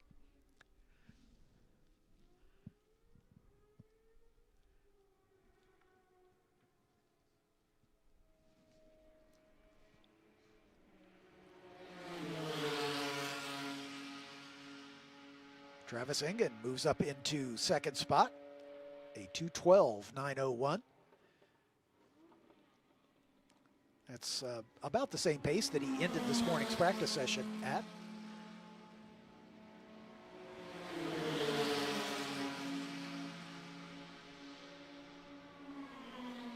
Patrick Donnelly and Steve Grundahl not quite as quick as they ran this morning, but it's still early days in this qualifying session.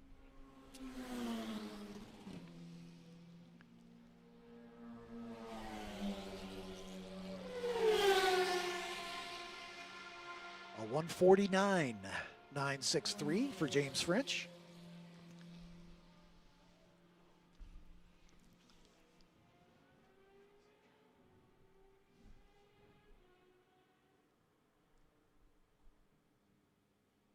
But he's caught the rest of the field, so traffic will be a factor for his lap time. So I'm guessing this is probably as quick as he'll go in this session. But that's pretty stout. He has got a 22-second a lap advantage over the next quickest car.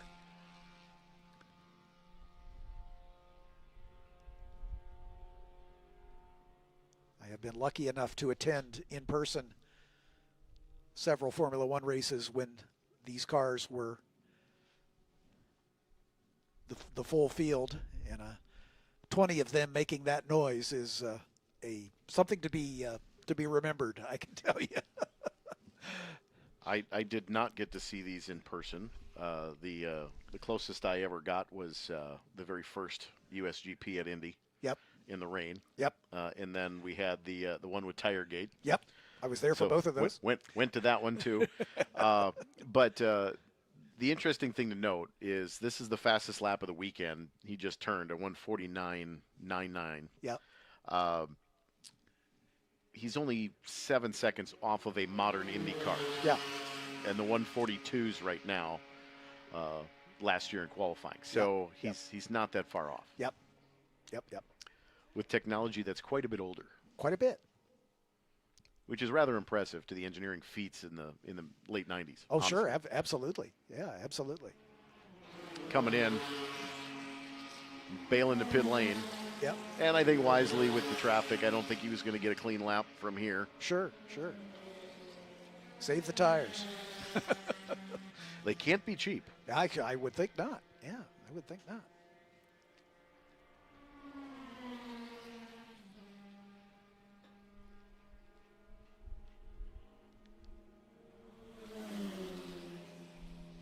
Of course, there's a couple of cars with names that are familiar to a lot of folks, from years of running in vintage racing. But the 24 car, Danny Kane, in that it's a 94 Van Diemen. Yep.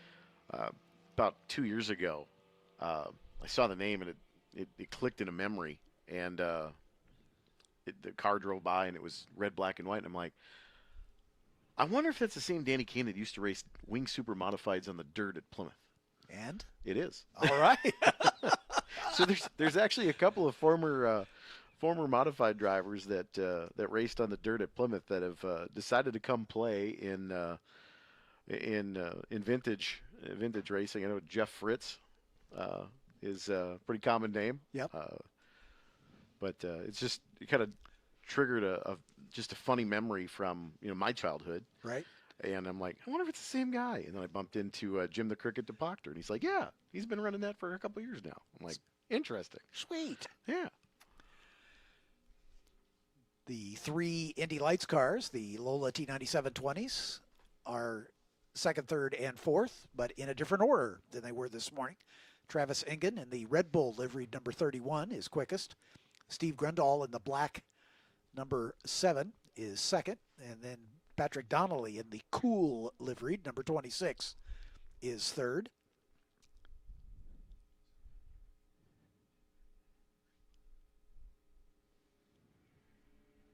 Dave Oddie in the number 4, Van Diemen RF01 is fifth. Robert Blaine in the Formula 2 March is in the 6th spot. Roy Hillenberg in the Formula Enterprises 2 just turned his personal best at a 2:23.3, good for 7th. Dave Kunzelman in the Ligier number 47 at a 2:23.6. Dan Kane, who we were just talking about, just improved his lap times in the number 24 Van Diemen to a 2:25.036.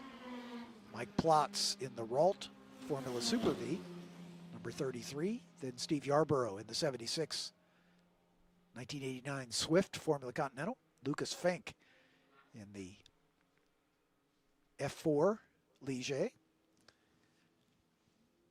Rounding out the field in the number 11.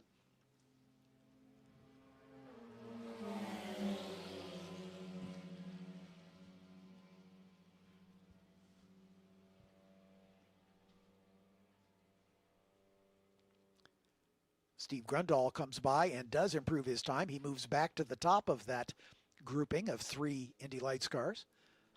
Grundahl with a 2:10.5, not quite as quick. He was at a 2:09.8 in this morning's session, so there's might be a little more pace to be had. Travis Engen is a little quicker than he ran this morning.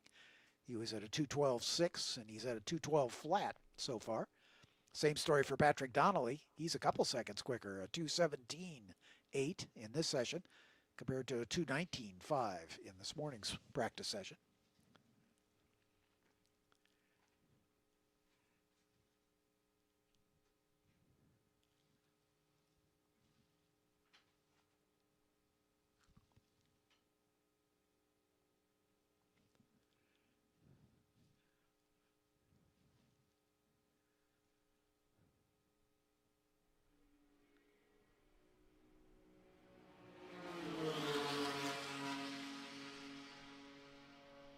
Grundahl goes a little quicker, a 2:09.4, so he's now about half a second quicker than he ran this morning.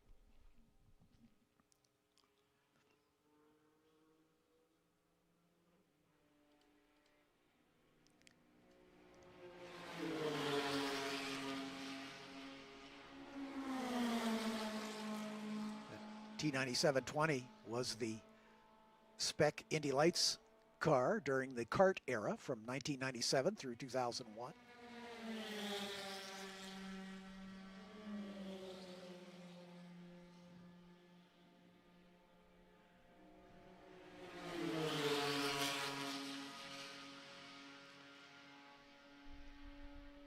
The 4 of Dave Oddie in the pit lane here, right in front of us. Currently in 5th spot. That's up 1 spot from where he was in this morning's practice.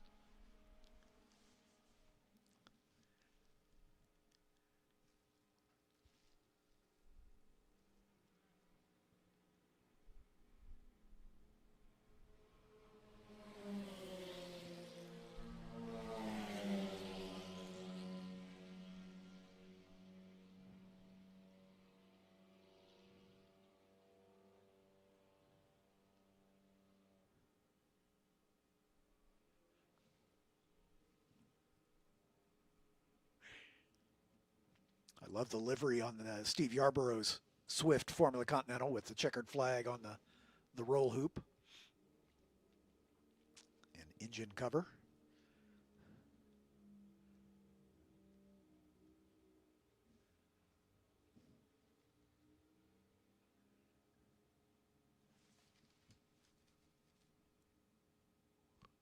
Roy Hillenberg ended this morning's session in the gravel trap at the outside of turn 14, but apparently he and the car no worse for wear, as he is 7th in this session, as he was this morning.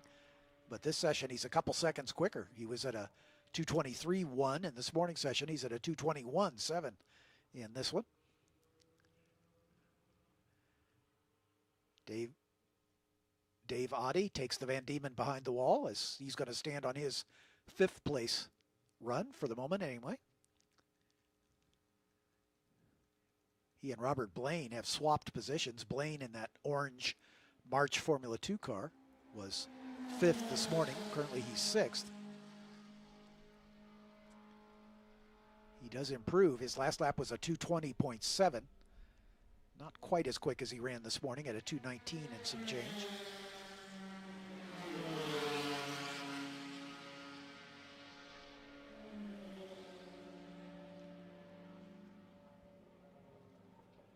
The 26 of Patrick Donnelly into the pit lane.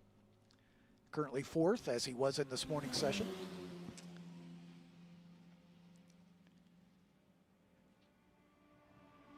Steve Grundle continues to find some more pace in that black number 7 Indy Lights car.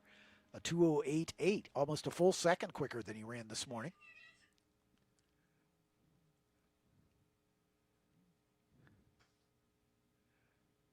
Patrick Donnelly in the cool Indy Lights car heads back to the paddock as well.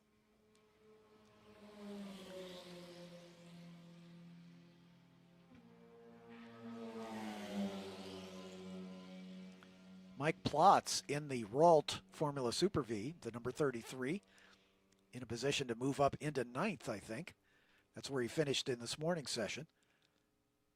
He's at a 2:25.2, which is about a second off his pace from this morning. So if he can find a little more pace, he can move up a spot.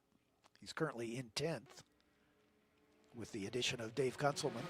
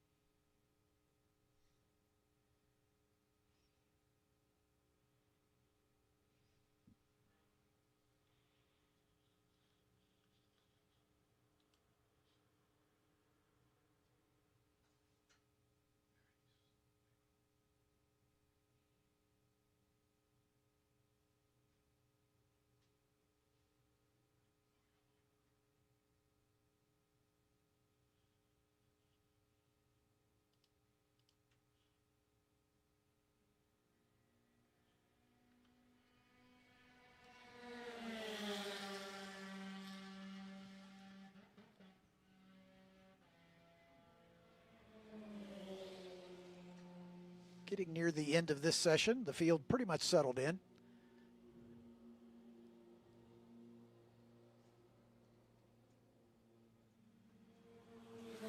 As the order at the top appears to be pretty well set. But Dan Kane in the 24 and Mike Plotz in the 33 still improving their times. Kane at a 2:24 flat in the number 24. And that's about 3/10 quicker than he ran this morning, moving him up to 9th. Mike Plotz back to 10th in the number 33 Ralt Super V. Travis Engen's going to call it a day as he heads into the pit lane in the number 31 Red Bull liveried Indy Lights car. He's about 3 seconds behind Steve Grundle, so apparently wasn't comfortable trying to better that time. So we're in the same order we were in this morning's session. The only difference is Robert Bain and Dave Oddie have swapped spots. Robert Blaine in the March was 5th in this morning's session. He's 6th now. Oddie was 6th this morning, and he's 5th now. So, but Oddie's already retired to the paddock, so he's going to stand on his 2:20.4. But Blaine just not able to match the pace that he had this morning when it was a little cooler, I'm guessing. Ambient about 76 right now, so it's turned into a nice warm day.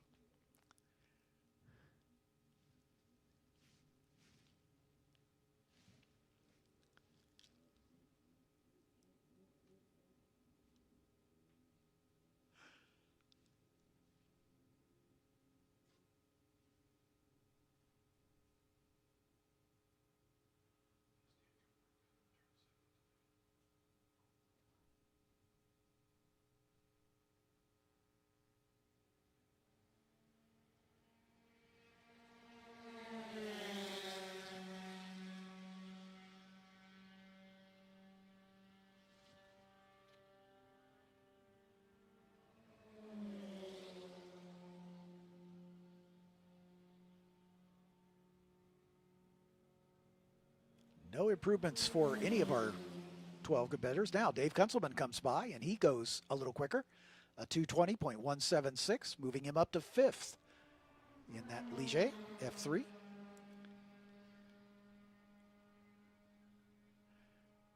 Just about a minute from the checkered flag. Mike Plotz also improves in the Super V, a 223.905 for Plotz. And that's almost a full second quicker than he ran this morning.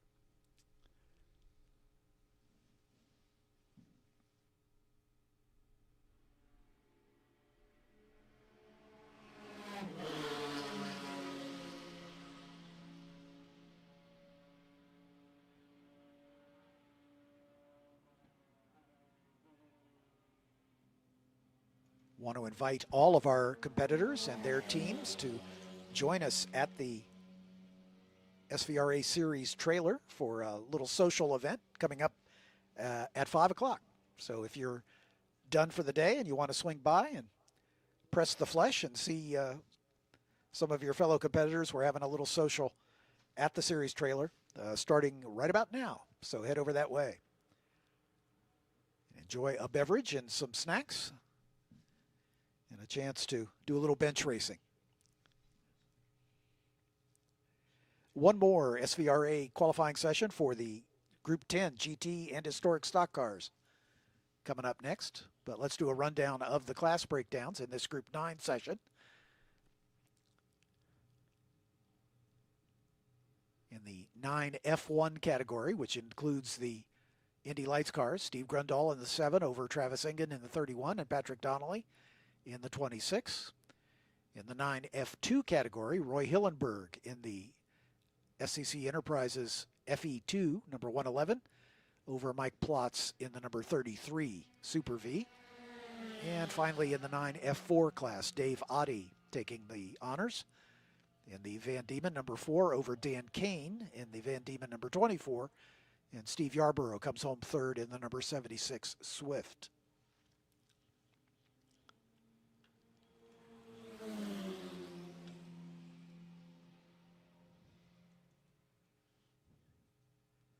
Sunoco offers a full line of racing gasoline, formulas, and accessories. No matter what type of racing you partake in, Sunoco can meet your fuel needs. For more information, go to Sunoco.com. Sunoco, the official fuel of Racing America.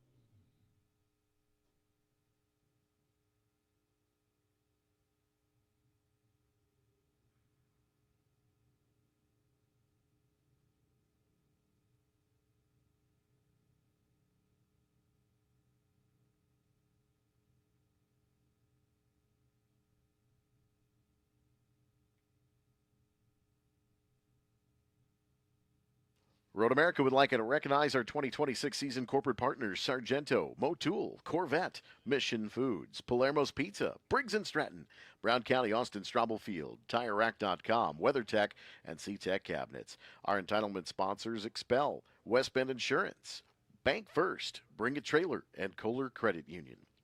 Our food and beverage partners: Mission Foods Tortillas and Chips, Sargento Cheese, Cedar Crest Ice Cream, Lakeside Pepsi, Torquay Coffee, Carbless Cocktails, Molson Coors, Pritzloff Wholesale Meats, and Plank Road Distillery. Our fire and safety sponsors: Jefferson Safety, AMR, Crete Trucks, Bobcat Plus, Wheelan Engineering, Safety Clean, and Soundhouse Hearing Protection. Our partner organizations: Quick Trip, Spark Ops Fabricators, Wisconsin Lighting Lab, Sign Me Up, Skag Power Equipment, Yamaha, H&R Springs, Jim's Golf Cars, Mulch Express of Wisconsin, Catalyst Exhibits, Sheboygan Chevrolet, Third Coast IT, Eden Valder Stone, Clean Tools, Collins Classic Automobiles, Walbeck Group, Speed Seat, Wisconsin Lottery, Entech Solutions, Smith Oil, Meekum Auctions, Tietz's Piggly Wiggly, McMahon Engineers and Architects, RaceQuip, CertaPro Painters, and Kunis RV.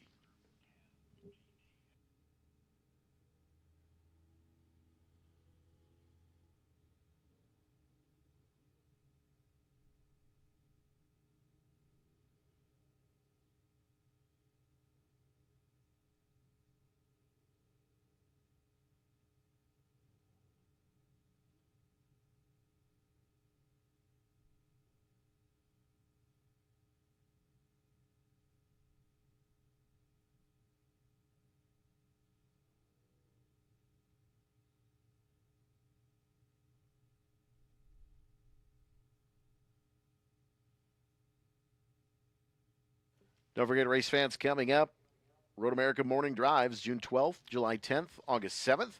They run 8:30 a.m. to 1 p.m. Motorsports enthusiasts can enjoy a morning of special activities at Road America. You can join a select group of fans looking to gain insider knowledge at Road America's Morning Drive Series, sponsored by Torquay Coffee. You can enter at Gate 6 for directions. More details at roadamerica.com.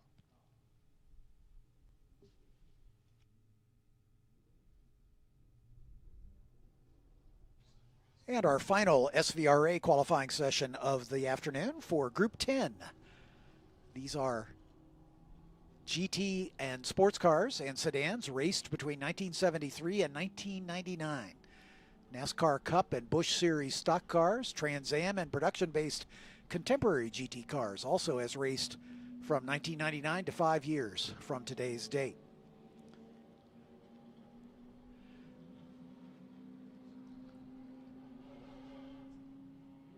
Porsche GT3 Cup cars are the majority of this field in the GT4 category. But we've got John DeGainer, if you'll remember him from the Devon in the Group 6. He's in his 2016 Ave Riley Ford Mustang Trans Am car. Rick Dittman is out there in his Chevy Corvette, number 24. Lance Wiskirchen was quickest in this morning's practice in his Mustang Trans Am. Robert Van Zelst in his Porsche GT3R was the quickest of the Porsches in the number 34. Robert G in the 819 Porsche Cayman was third quick this morning. Brad Dahmer in the number 45 Chevy Chevelle stock car was the quickest of those. And Paul Suter in the number 90, 1997 Ford Thunderbird stock car was second quick. One of the cool things about that that Brad Dahmer car with that Chevelle body on it, it is actually a McLaughlin stock car. Yeah. Yeah. So it came off of a Rockwell Automation skin and was rebadged, and he did all the work, body work, everything on that car, on that Chevelle. It's a pretty sharp looking car. Yep. They are paddocked, by the way, if you're interested in looking at that car. They're paddocked down on the inside of 5, just behind the bleacher section. Okay. Near the corporate hospitality pads down there, between 5 and 13. So if you want to check that out, make sure you visit them. He will be more than happy to show you the car. Brad Dahmer Motorsports, of course, a well-known tuner in this part of the world. Chassis builder for dirt cars, some Yep. asphalt cars over the years. Yeah. Brad, a pretty good guy behind the wheel himself. Brad the Bullet.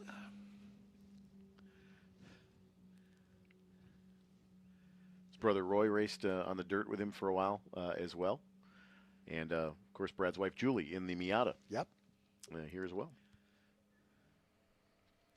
and I don't think he's ever lost a party. There you Usually, go. usually a couple of times during the year when they're racing here, they've got a pretty good selection of grub down there Yep. at the trailer. Yep. Ask him about the mother of all smokers sometime. No, good. It's a great family, and love having them at the racetrack. They're based out of Sheboygan. Right. Known Brad a long time, and local business owner too as well. Runs D&H rental services in Sheboygan, so you can buy tractors, lawnmowers, snow blowers, yard equipment. Cool. And of course, that's where the partnership from Gravely comes with. Right. Right. On the side of that car.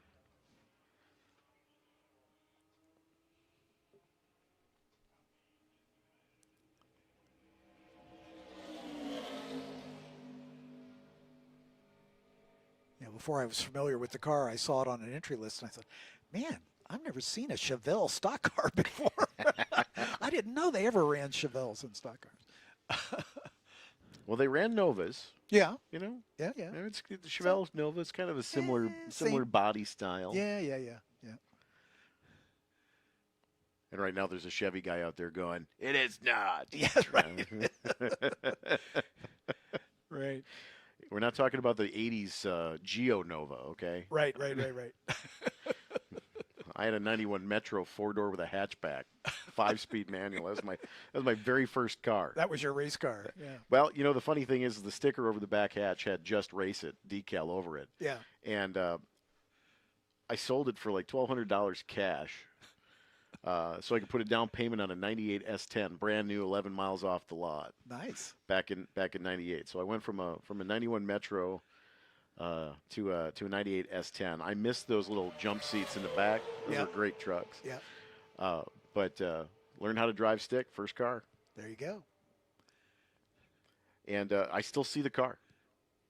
It's still around. It still lives in Sheboygan. It is. I'm sure you probably need a tetanus shot to get around it, but it is still around. I know it's my car because there's still a "Just Race It" decal over the back window. There you go. I don't know how that vinyl decal made it this long because it's been over 30 years. That's awesome. Yeah. That's awesome. A couple laps in, Lance Wiskirchen atop the order once again, a 2:08.426, which is about a second quicker than he ran in practice this morning. Robert G is second. He was third in this morning's session. He's at a 2:20.5.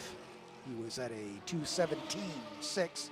So I think there's probably some more pace still left in that Cayman.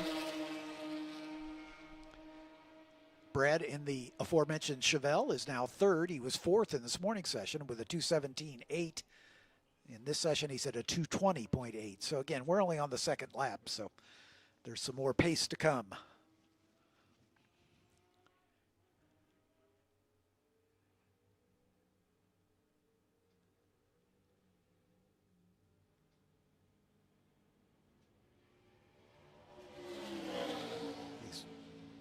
Whole raft of Porsche GT3 Cup cars in the field. It's another turnkey race car that has evolved over the years.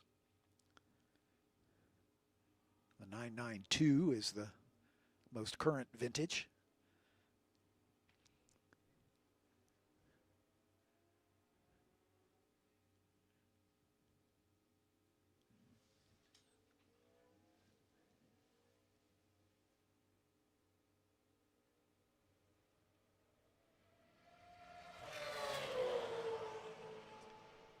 Wiskirchen goes a little quicker, 2:07.7. So a full 2 seconds quicker than he ran this morning.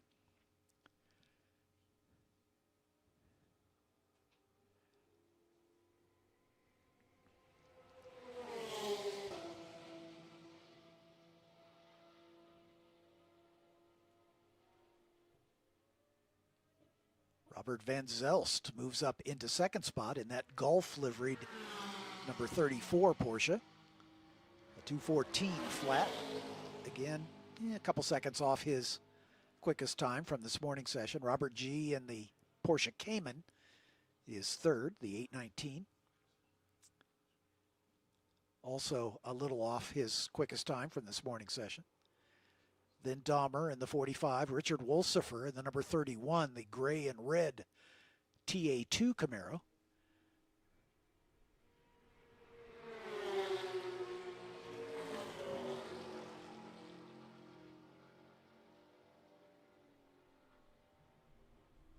David Bajcek in the number 50 Porsche 992 Cup car is up to 6th.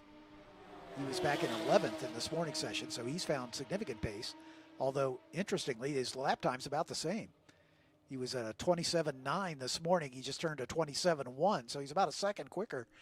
But he was 11th in this morning session, and he's 6th in this session. So, again, I think the higher temperatures have dropped the pace for some of these drivers. The track probably a little greasier than it was in the cool temperatures earlier in the day.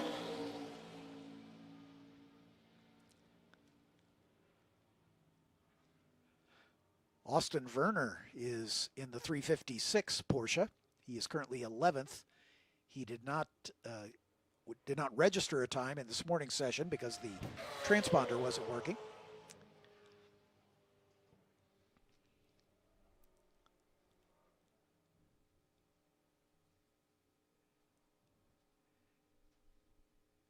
Rick Dittman has not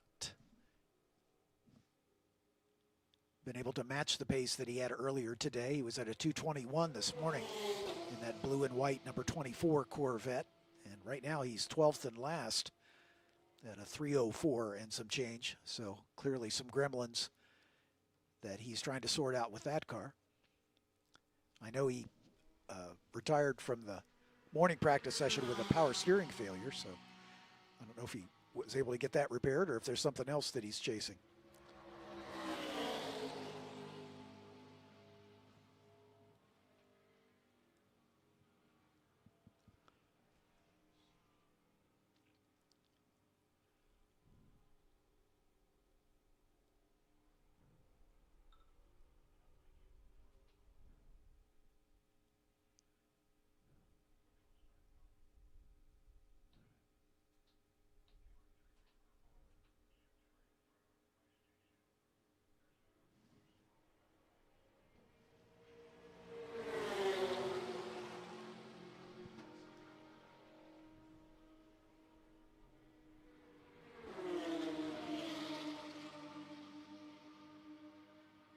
And the time's beginning to drop just a little bit as we got a lot of green on the scoring monitor indicating personal bests.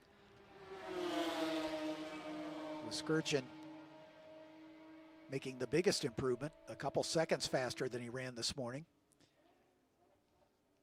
Robert Van Zelst right at the same sort of pace that he ran in this morning session. Same story for Robert G. Brad Dahmer not quite as quick as he was in this morning's session, but he's still 4th.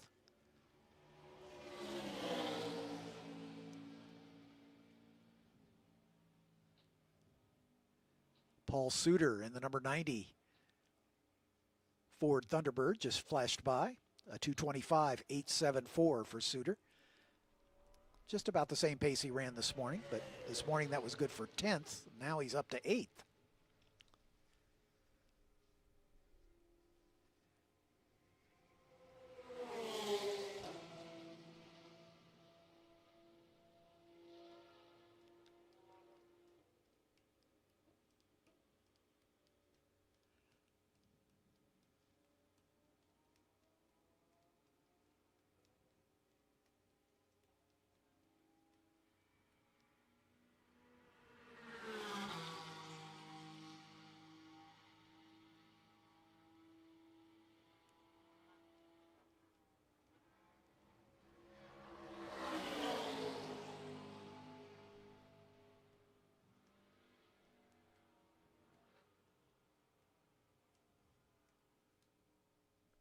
Steve Gernon in the number 51 Porsche. 8th this morning at a 224.9. Currently 6th at a 222.7, so he's found a couple seconds. Michael Earhart in the number 55 Porsche was 7th this morning at a 2:23. This afternoon he's at a 2:22 and still 7th.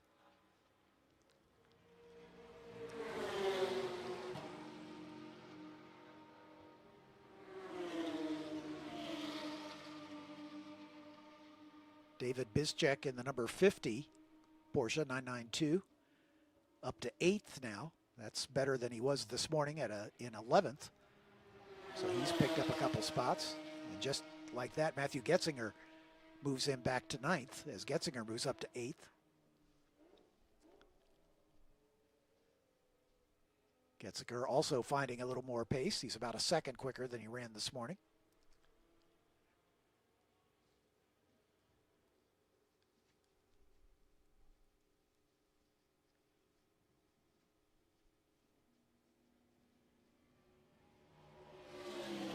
Randy Castling not in this session in the number 48 Porsche. Oh, Rick Dittman just fired off a flyer. A 2:12.289 for Dittman, moving him up to 2nd.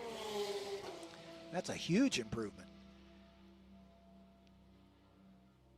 Dittman was at a 2:21 this morning, so he's found a whole bunch of pace. So Rick Dittman up into 2nd spot. That bounces Robert Van Zelst back to 3rd. Robert G. back to 4th. Brad Dahmer to 5th. As the order pretty much the same as we saw this morning, with the exception of Dittman, who was 6th in this morning's session and now 2nd.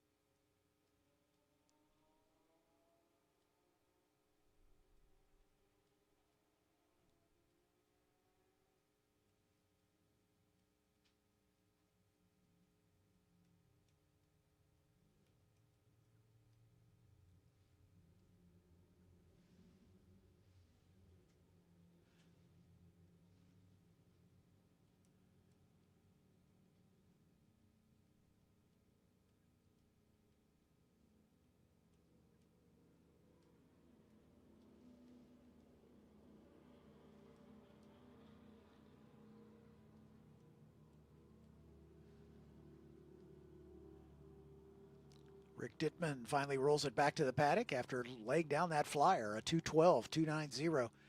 Good for 2nd quick. He's only 4.5 seconds behind Lance Wiskershin's pole time.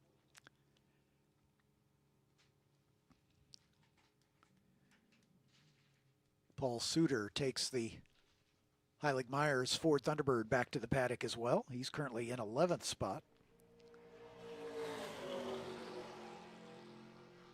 Wolsifer finds a little more pace in the number 31 Camaro a 2:19.676. A couple tenths quicker than he ran this morning. Although he stays in 5th position.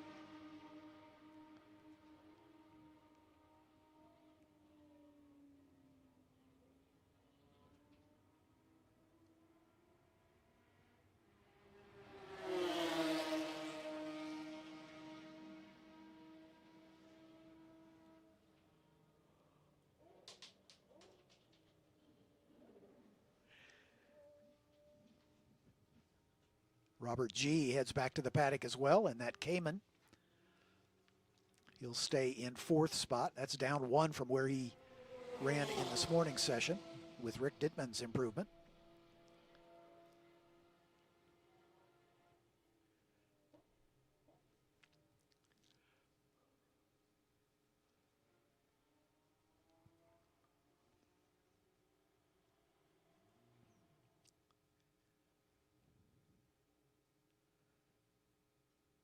So Wolsifer, the only driver on the last lap that has improved his time, a 2:19.6 for the 31. Pretty much where he ran in this morning's session, about identical lap times basically.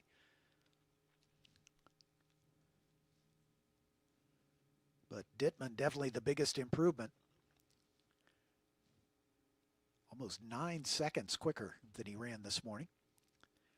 Again, with power steering issues in this morning's machine and a big heavy car with lots of downforce. That's a tall order if the power steering goes away.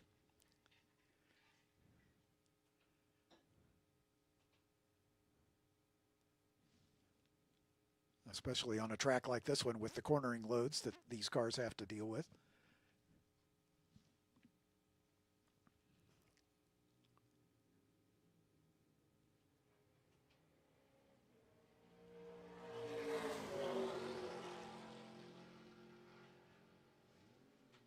Richard Wolsifer finding even a little more pace, a 19.4 on his last lap. As he shaves a couple more tenths. Michael Earhart also going a little quicker. A 2:21.2 for Earhart.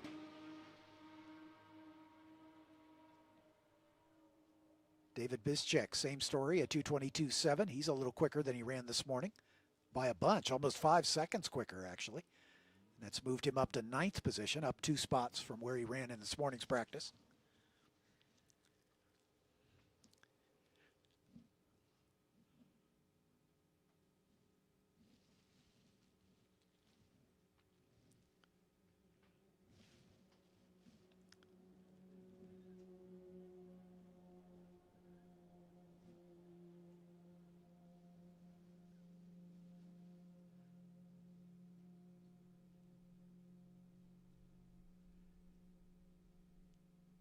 Matthew Getzinger rolling down the pit lane. I guess he's headed back to the paddock.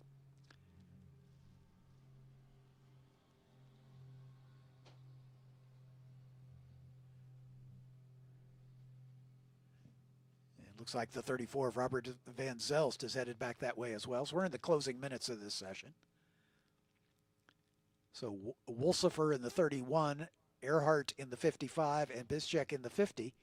The only 3 to improve their time on their last lap as we're in the closing minutes of this session.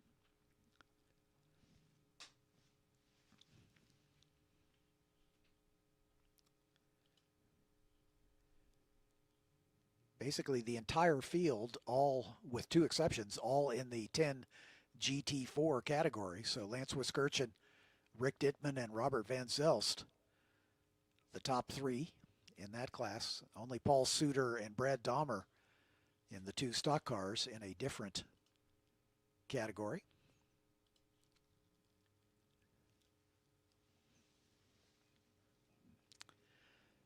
With a minute to go before we see the checker.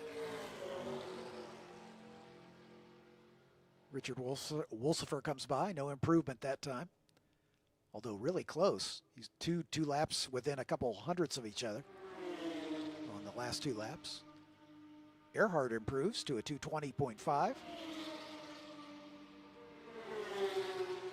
That's a couple, almost 3 seconds quicker than he ran this morning and moves him up 1 spot into 6th.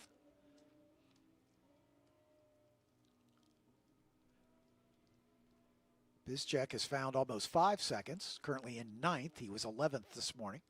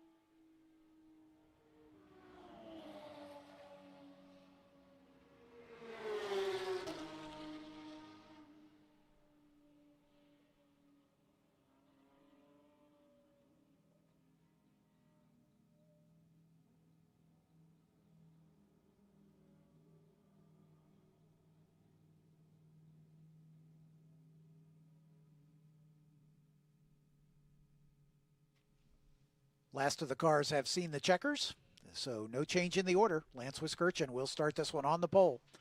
Rick Dittman alongside. Robert Van Zelst and Robert G. in row 2. Richard Wolsifer and Michael Earhart in row 3. Brad Dahmer and Steve Gernon in row 4. Dave Bizcheck and Matthew Getzinger in row 5. And Paul Suter and Austin Werner rounding out the field in row 6. One more session to go, and it's the qualifying for Formula Regional Americas coming up right away.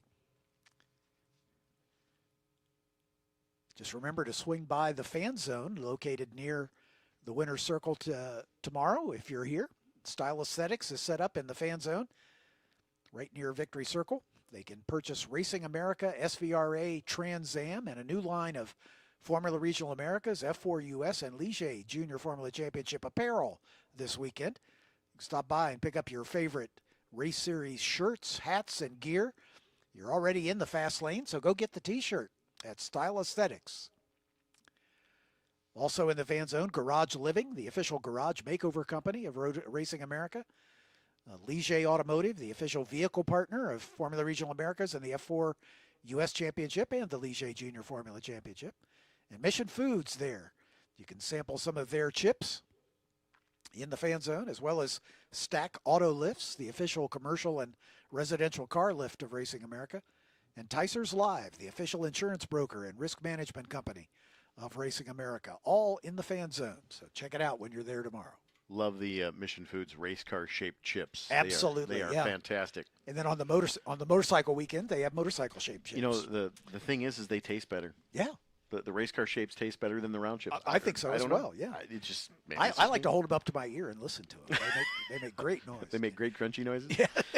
It's crashing the race car into my mouth. Yes, I like it. So looking at the big screens right now, we've got your schedule for tomorrow. So tomorrow morning, we're going to start our day at 8 o'clock Central with groups 1, 3, 4, 5B, our sprint race number 1 of the weekend.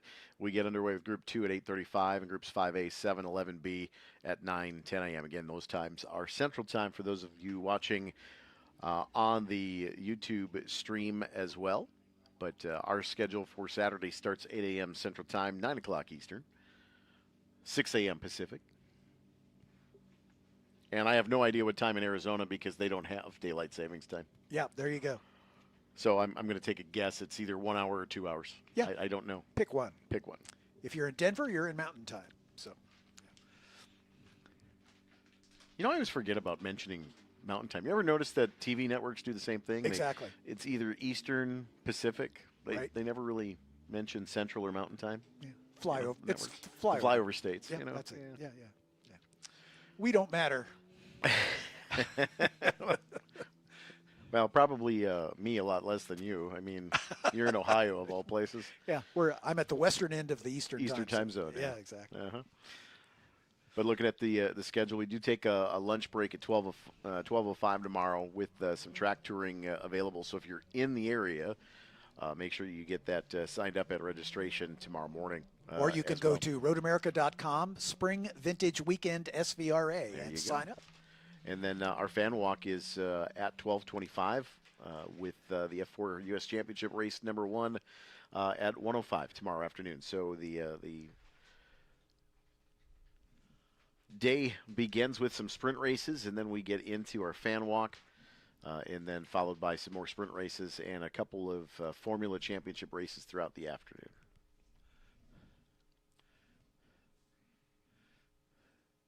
Looks like a good day on tap for tomorrow. 80 degrees plus temperature, some sunshine, maybe a little bit of moisture overnight tonight. It is Wisconsin. Wait 10 minutes if you don't like the forecast. It's bound to change. When Wisconsin typically gets over 75 degrees, it starts to get humid. Yep. And then showers kind of pop up now and then. Yep. So just be on the lookout to the sky. Exactly. Come prepared for any eventuality. We'll see, we do race in the rain, so liquid sunshine. We don't use the R word here. Absolutely. We don't use the R word here. Yeah.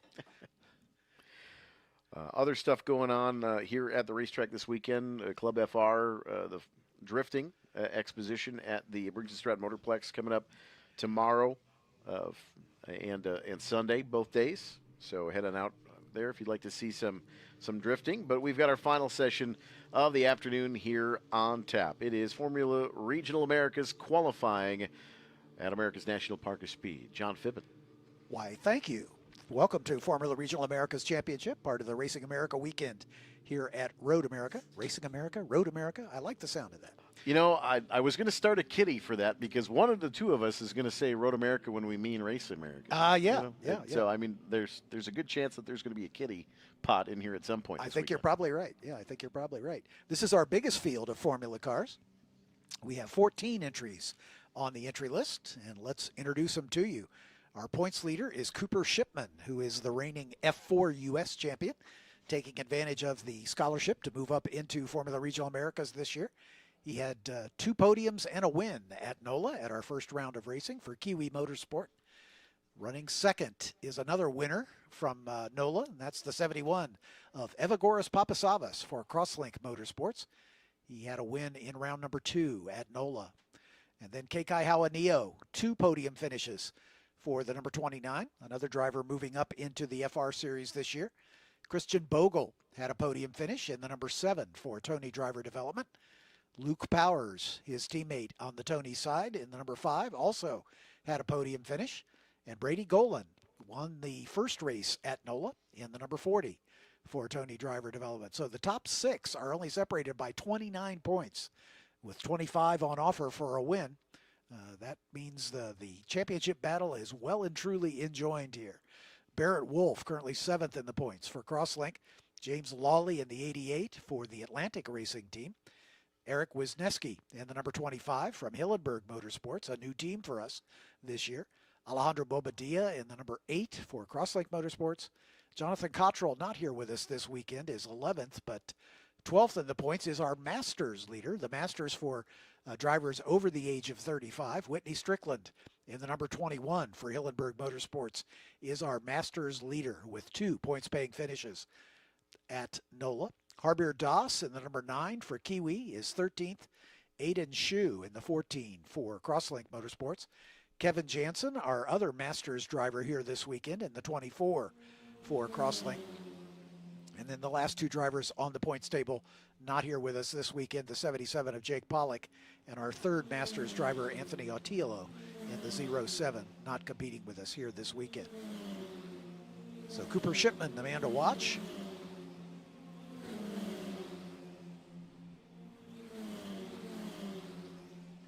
He has a 13-point lead over Evagoras Papasavas after one weekend of racing. Cooper, an 18-year-old out of Austin, Texas, sponsored by Driven Dynamics. He finished 17th in the FR Championship a year ago because after clinching the championship at our penultimate round, he raced in our final round at Barbara Motorsports Park a year ago in the FR Series, just to kind of get used to that car. And he finished on the podium in his first start in Formula Regional Americas competition. So Cooper will certainly be one of the favorites for the championship, but it's way too early to start talking about that because Evagoras Papasavas, the 18-year-old out of Loveland, Ohio, for Crosslink Motorsports, joining us after racing in another ladder series prior to this go-round. Had a win at NOLA and finished in the top 5 in a couple other rounds. He's only 13 points behind Cooper. Kekai Hawanio, another driver moving up in the 29. Kekai's a 19-year-old out of Tampa, sponsored by Anywhere Transport for Crosslink Motorsports. He finished third in the F4 Championship a year ago. He had 3 wins and 10 other podiums, as he was on the podium a whole bunch in last year's racing. He finished second in the JFC Championship in 2024. So Kekai's been one of our top-rated drivers in all 3 championships and making his mark here in Formula Regional. Christian Bogle in the number 7 is a 25-year-old, one of our older drivers that's not a Masters. He's out of Covington, Louisiana, sponsored by Pelican Energy Consultants for Tony Driver Development. Christian raced with us in the F4 Series back in 2018, 2019, and 2020. He then stepped up to the FR Series in 2021 and then moved on to some other racing opportunities. So he's back with us. And like I say, 4th in the points after one weekend of racing. So he'll be one to watch as he gets more familiar with this car. Luke Powers in the number 5, a 16-year-old, one of our youngest drivers in this championship out of Fishers, Indiana for Tony Driver Development. He was one of the winners of the Radford Racing School's Cars to Cars Scholarship. I can get that out. He finished 7th in the F4 Championship a year ago. Brady Golan in the number 40 is an 18-year-old out of Austin for Tony. Finished 5th in the FR Championship a year ago. He raced with us also in the 2024 season. Total of 2 wins and 3 podiums prior to this year's competition. Barrett Wolf in the 13, a 23-year-old out of Las Vegas for Crosslink. Finished 9th in the championship a year ago. He was 5th in the 2024 F4 Championship. James Lawley in the 88 out of Halifax, Nova Scotia, sponsored by Pentagon Properties for the Atlantic Racing Team. This is his 3rd year with us in the FR Championship. He finished 9th in 2024, 7th in 2023. Eric Wisniewski in the 25. Raced with us in 2023, just a couple weekends in the F4 Championship. Back with us up into the Formula Regional Americas Championship this season. He's an 18-year-old out of Lansing, Michigan, sponsored by Remax Commercial for Hillenberg Motorsports. Alejandro Bobadilla is a debutant with us this year in the number 8. He's an 18-year-old out of Mexico City for Crosslink Motorsports. Finished 3rd in the 2025 F4 NOCOM Championship in his native Mexico.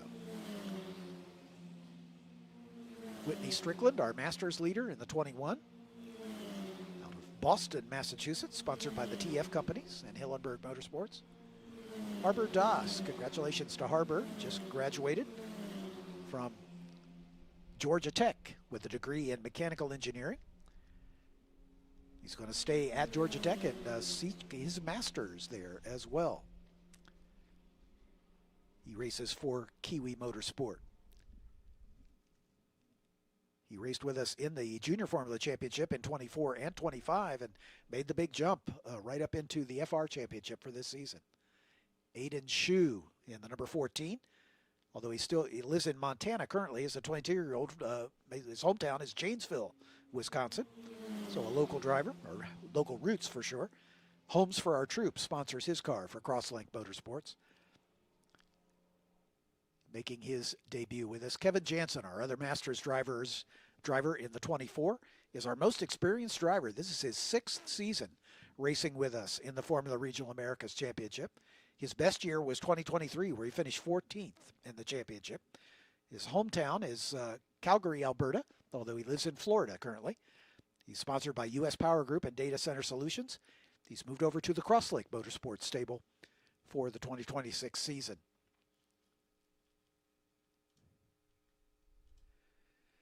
Evagoras Papasavas setting the pace in the early going here with a 2:03.827.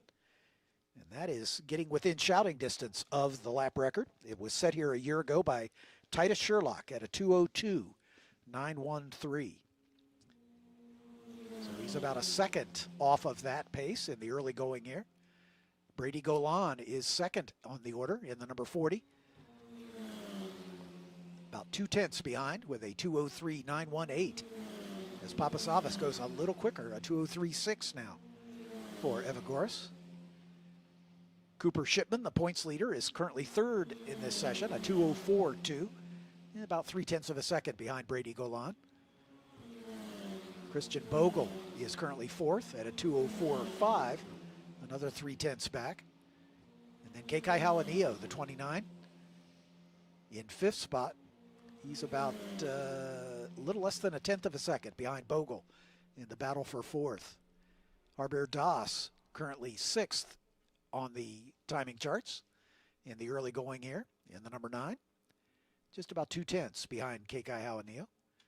James Lawley from Nova Scotia in the 88 is 7th. Barrett Wolf in the 13 is 8th. Luke Powers in the 5 is 9th. And Eric Wisniewski rounding out the top 10. Just a whisker behind Luke Powers, so that battle for 9th is very much enjoyed. Aiden Shu, Alejandro Bobadilla, Whitney Strickland, and Kevin Jansen, our 2 Masters drivers, round out the 14-car field.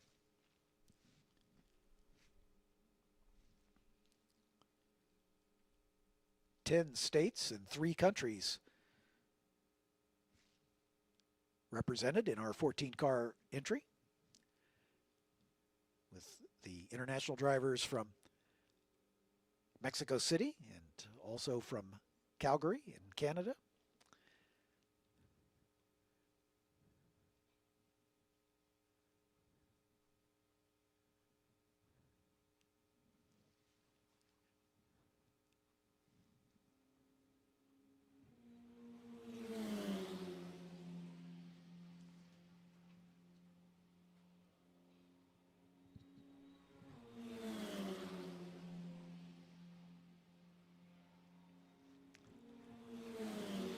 Papasavas comes by and goes a little quicker, a 2:03.6 for the number 71 for the Crosslink stable.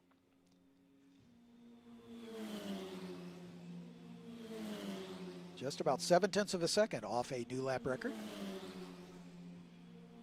Brady Golan still second, about 0.3 behind Papasavas. Cooper Shipman still third, about 0.3 behind Golan. Brady Golan still fourth in the 7 car, about 0.3 behind Shipman. So pretty equally spaced are our top 4. Just under a second separating the top 4 drivers at the moment. Kekai Hawanio, though, is lurking right behind Bogle in that battle for 4th position.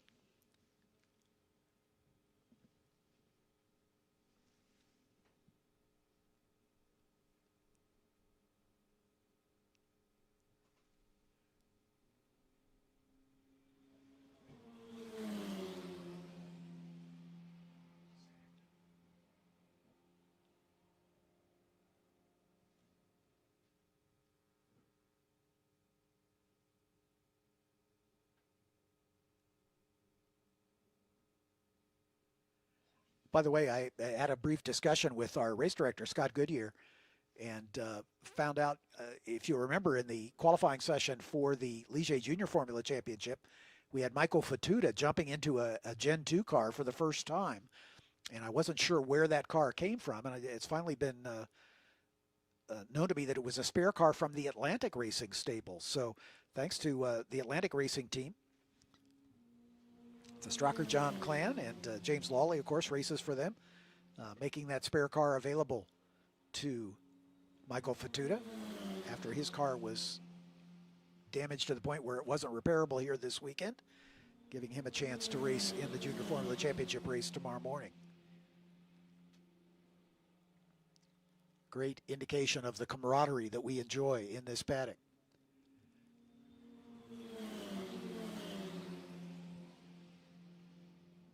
Harbor Doss showing some good pace, a 2:04.6 for the number 9. That moves him up into 5th position, just 4 1/1000ths behind Christian Bogle. Kekai Hawanio about 0.06 of a second behind Doss. So that battle for 4th, 5th, and 6th could not be closer.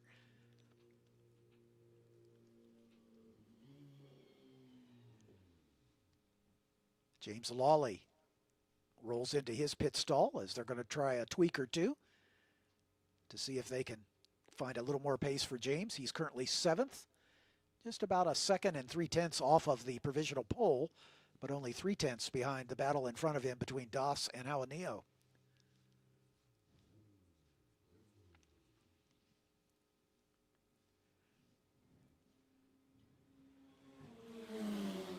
The 21 of Whitney Strickland also rolls into the pit lane. Whitney's leading our 2 Masters drivers right now. He's got about a 3-second advantage over Kevin Jansen in the other Masters car. The cars are the same. The Masters connotation is strictly for the age of the driver, unlike in the Ligier Junior Formula Championship, where we have 2 different classes of car, the Gen 2 and the Gen 1 cars. In the case of the Masters, it's just a driver age. It has nothing to do with the car itself. Just about 10 minutes remain in this session, as our final qualifying session of the weekend will be in race mode the rest of the way, starting tomorrow morning at 8 a.m.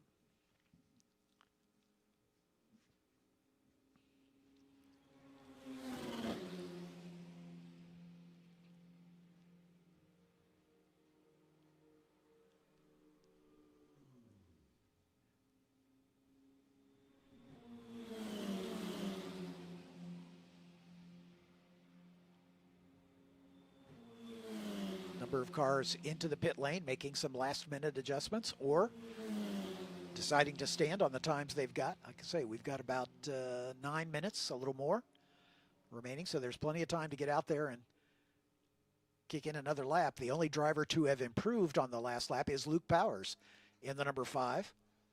His last lap was a 2:05.6. That's good for 8th position. He's about 7/10 behind James Lawley, just ahead of him. Eric Wisniewski into the pit lane. The Lansing, Michigan native, currently 10th on the order. We do not award bonus points for qualifying position, so your points are scored solely on your finishing position. It's the FIA standard 25 points for a win, 18 for second, 15 for third, all the way down to a single point for 10th. But no bonus points for notching the pole or leading laps or leading the most laps. It's strictly on finishing order. So it's all important to finish in the top 10 and score those valuable points. For this class and the F4 US Championship, at the end of the year, the drivers are awarded FIA Super License points based on their finishing order. I think it's the top 7 in FR and the top 6 in F4, if memory serves. I'd have to double check that to be sure. But those super license points, if one of these drivers is fortunate enough to make his way all the way to the top of the FIA ladder, you must have a super license in order to compete in the Formula One World Championship. And drivers in the Junior Formula League can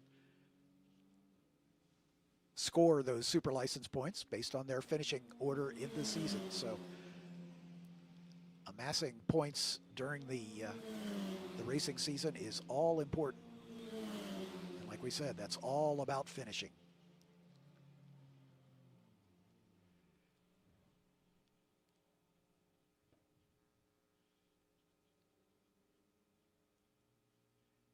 The FR Championship has 8 rounds throughout the course of the season. After Road America, we head to my home track at Mid-Ohio Sports Car Course. And then on the road course at the Indianapolis Motor Speedway the following weekend. Then we head out to New Jersey Motorsports Park for a triple header. Then north of the border to Canadian Tire Motorsports Park, the track formerly known as Mosport.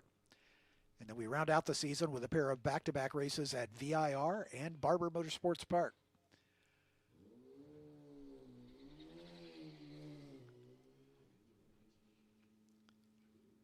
Kevin Jansen finds a little more pace, a 2:10.506 for our Masters driver in the number 24 car.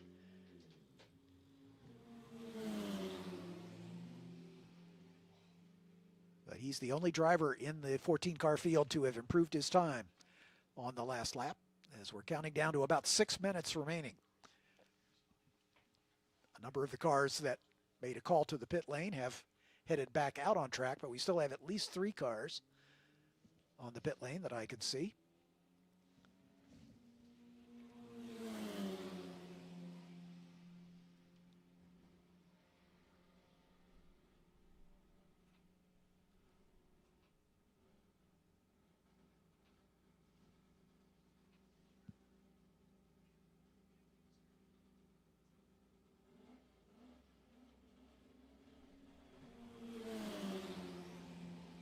Evagoras Papasavas, one of them in the pit lane. The other is the 21 of Whitney Strickland. Whitney pretty comfortable to be in the lead of the Masters qualifying order. Brady Golan finds some pace as he moves up to second with a 2:03.772. Closes to within a 1/10.5 of Papasavas, with 5 minutes remaining in this session. So Brady Golan looking for his first pole position of the season.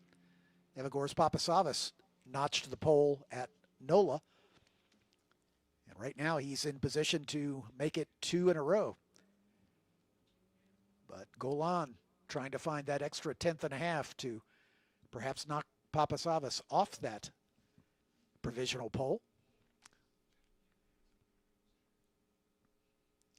Shipman still in third, about half a second behind Golan now. Bogle another 3.3 behind Shipman.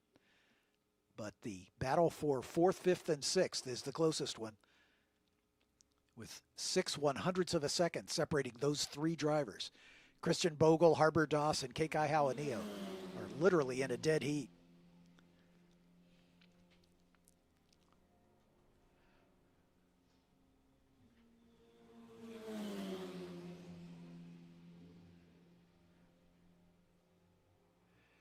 Kevin Jansen rolls down the pit lane. Looks like he's going to stand on his 2:09.7.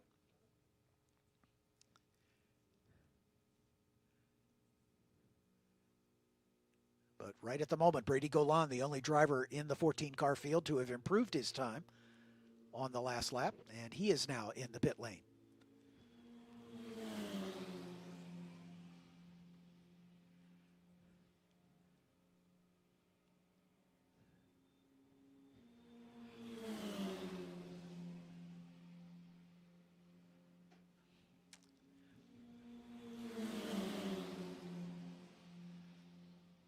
As each car comes across the start-finish line, we're checking the scoring monitor to see if there's any improvement. Aiden Shue has improved in the number 14, a 2:06.226 for Shue, the driver out of Janesville, Wisconsin. He closes to within a 1/10.5 of Barrett Wolf in the battle for 9th. Right now he's outside of row 5, could be inside if he can find it.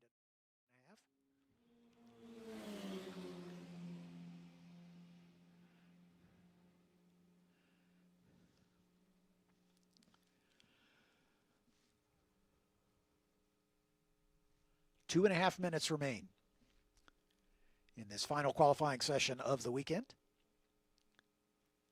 As it stands right now, Papasavas and Golan would be on row 1. Shipman and Bogle on row 2. Das and Hawanio in row 3. Lawley and Powers in row 4. Wolf and Shu in row 5. Wisniewski and Bobadilla in row 6. And our 2 Masters drivers, Strickland and Jansen, in row 7.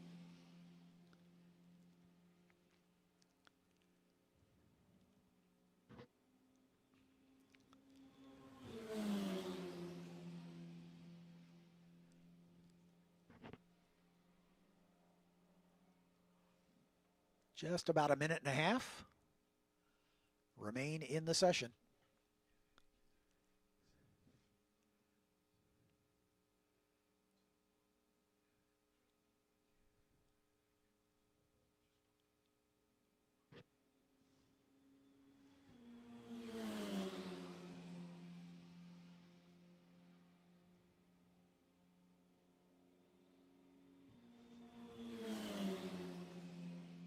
Luke Powers improves, the 2:05.685 for the number 5. Aiden Shu goes a little quicker and moves around to Barrett Wolf. So Powers and Shu, the 2 drivers on the move here, they are 8th and 9th respectively. Powers would need to find another 3/4 of a second to overhaul James Lawley for 7th. Harbor Das going to stand on his 2:04.6. So that'll put him inside of row 3. Bobadilla also improves in the number 8. Alejandro, the Mexico City driver, a 2:06.949. He needs to find another 0.6 to try to take over 11th spot from Eric Wisniewski. But right now he would be outside of row 6.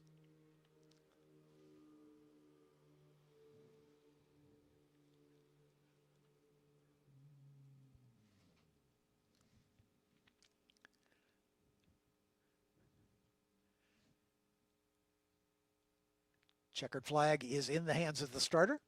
The last laps will be scored.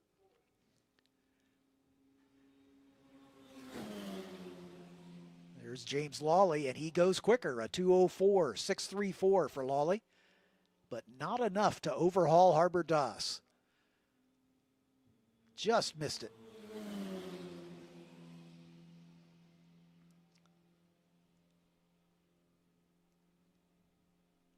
So Lawley outside of row 3 as it stands right now. But that battle between Christian Bogle, Harbor Das, and James Lawley.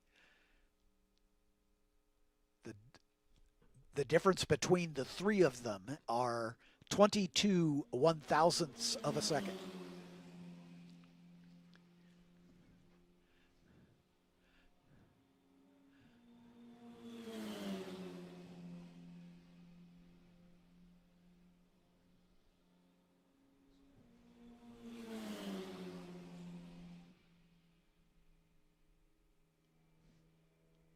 I think that's the last of them. So again, these cars are in Parc Fermé.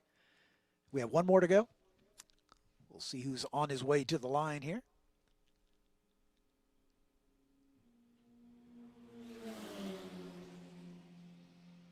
And no change. That was the 29 of Kekai Hawanio, unable to find that little extra. So the unofficial order, Evagoras Papasavas with his 2nd consecutive pole, with Brady Golan alongside. Cooper Shipman and Christian Bogle in row 2. Harbor Das and James Lawley in row 3. Kekai Hawanio and Luke Powers in row 4. Aiden Shu and Barrett Wolf in row 5. Eric Wisniewski and Alejandro Bobadilla in row 6. And our 2 Masters drivers, Whitney Strickland and Kevin Jansen, in row 7. Eric, that puts paid to this first day of the Racing America weekend here at America's National Park of Speed. I can't wait for tomorrow. You know, we've got 2 more days of some more fantastic on-track action, so don't miss out on that. Looking at our schedule for tomorrow, we'll start with groups 1, 3, 4, 5B at 8 o'clock. We're going to go racing right away to start our Saturday. Group 2, groups 5A, 7, and 11B, our first 3 events. And, of course, the Ligier Junior Formula Championship coming up at 10:20 tomorrow, race 1. And then F4 will have a fan walk and the U.S. Championship race at 1:05. And then this Formula Regional Americas Championship race number 1 of the weekend happens at 3:35 tomorrow afternoon. Paddock is certainly open all day long. We've Absolutely. got drifting at the Briggs & Stratton Motorplex. So it's a big, action-packed, jam-packed day here at America's National Park of Speed. For those of you that are watching on the live stream that may be within driving distance of the racetrack, what are you waiting for? Come on out. You betcha. If you're not around driving distance, don't necessarily want to tell you to buy a plane ticket for tomorrow and do the red eye, but I will tell you, come to Road America this season. Find a way to get here. Of course, more of these vintage events. We've got 3 of them all season long. Again in July as well as in September. But this is my favorite vintage weekend of the year, to be very honest, because it's the first race of the year and I get to work with John. So Aww. it's a little bit of brown nosing there doesn't hurt, right? So John knows this. We talk about it all the time. Indeed. But appreciate everybody watching today. Appreciate everybody being at the racetrack. Reminding you that race car spelled backwards is still race car. So long, everybody. Have a safe night. We'll see you back here on track action at 8 a.m. That's Eric Miller. I'm John Phipp, and thanks for being with us on the stream and here at the track. We'll see you in the morning. Have a great night. Good night.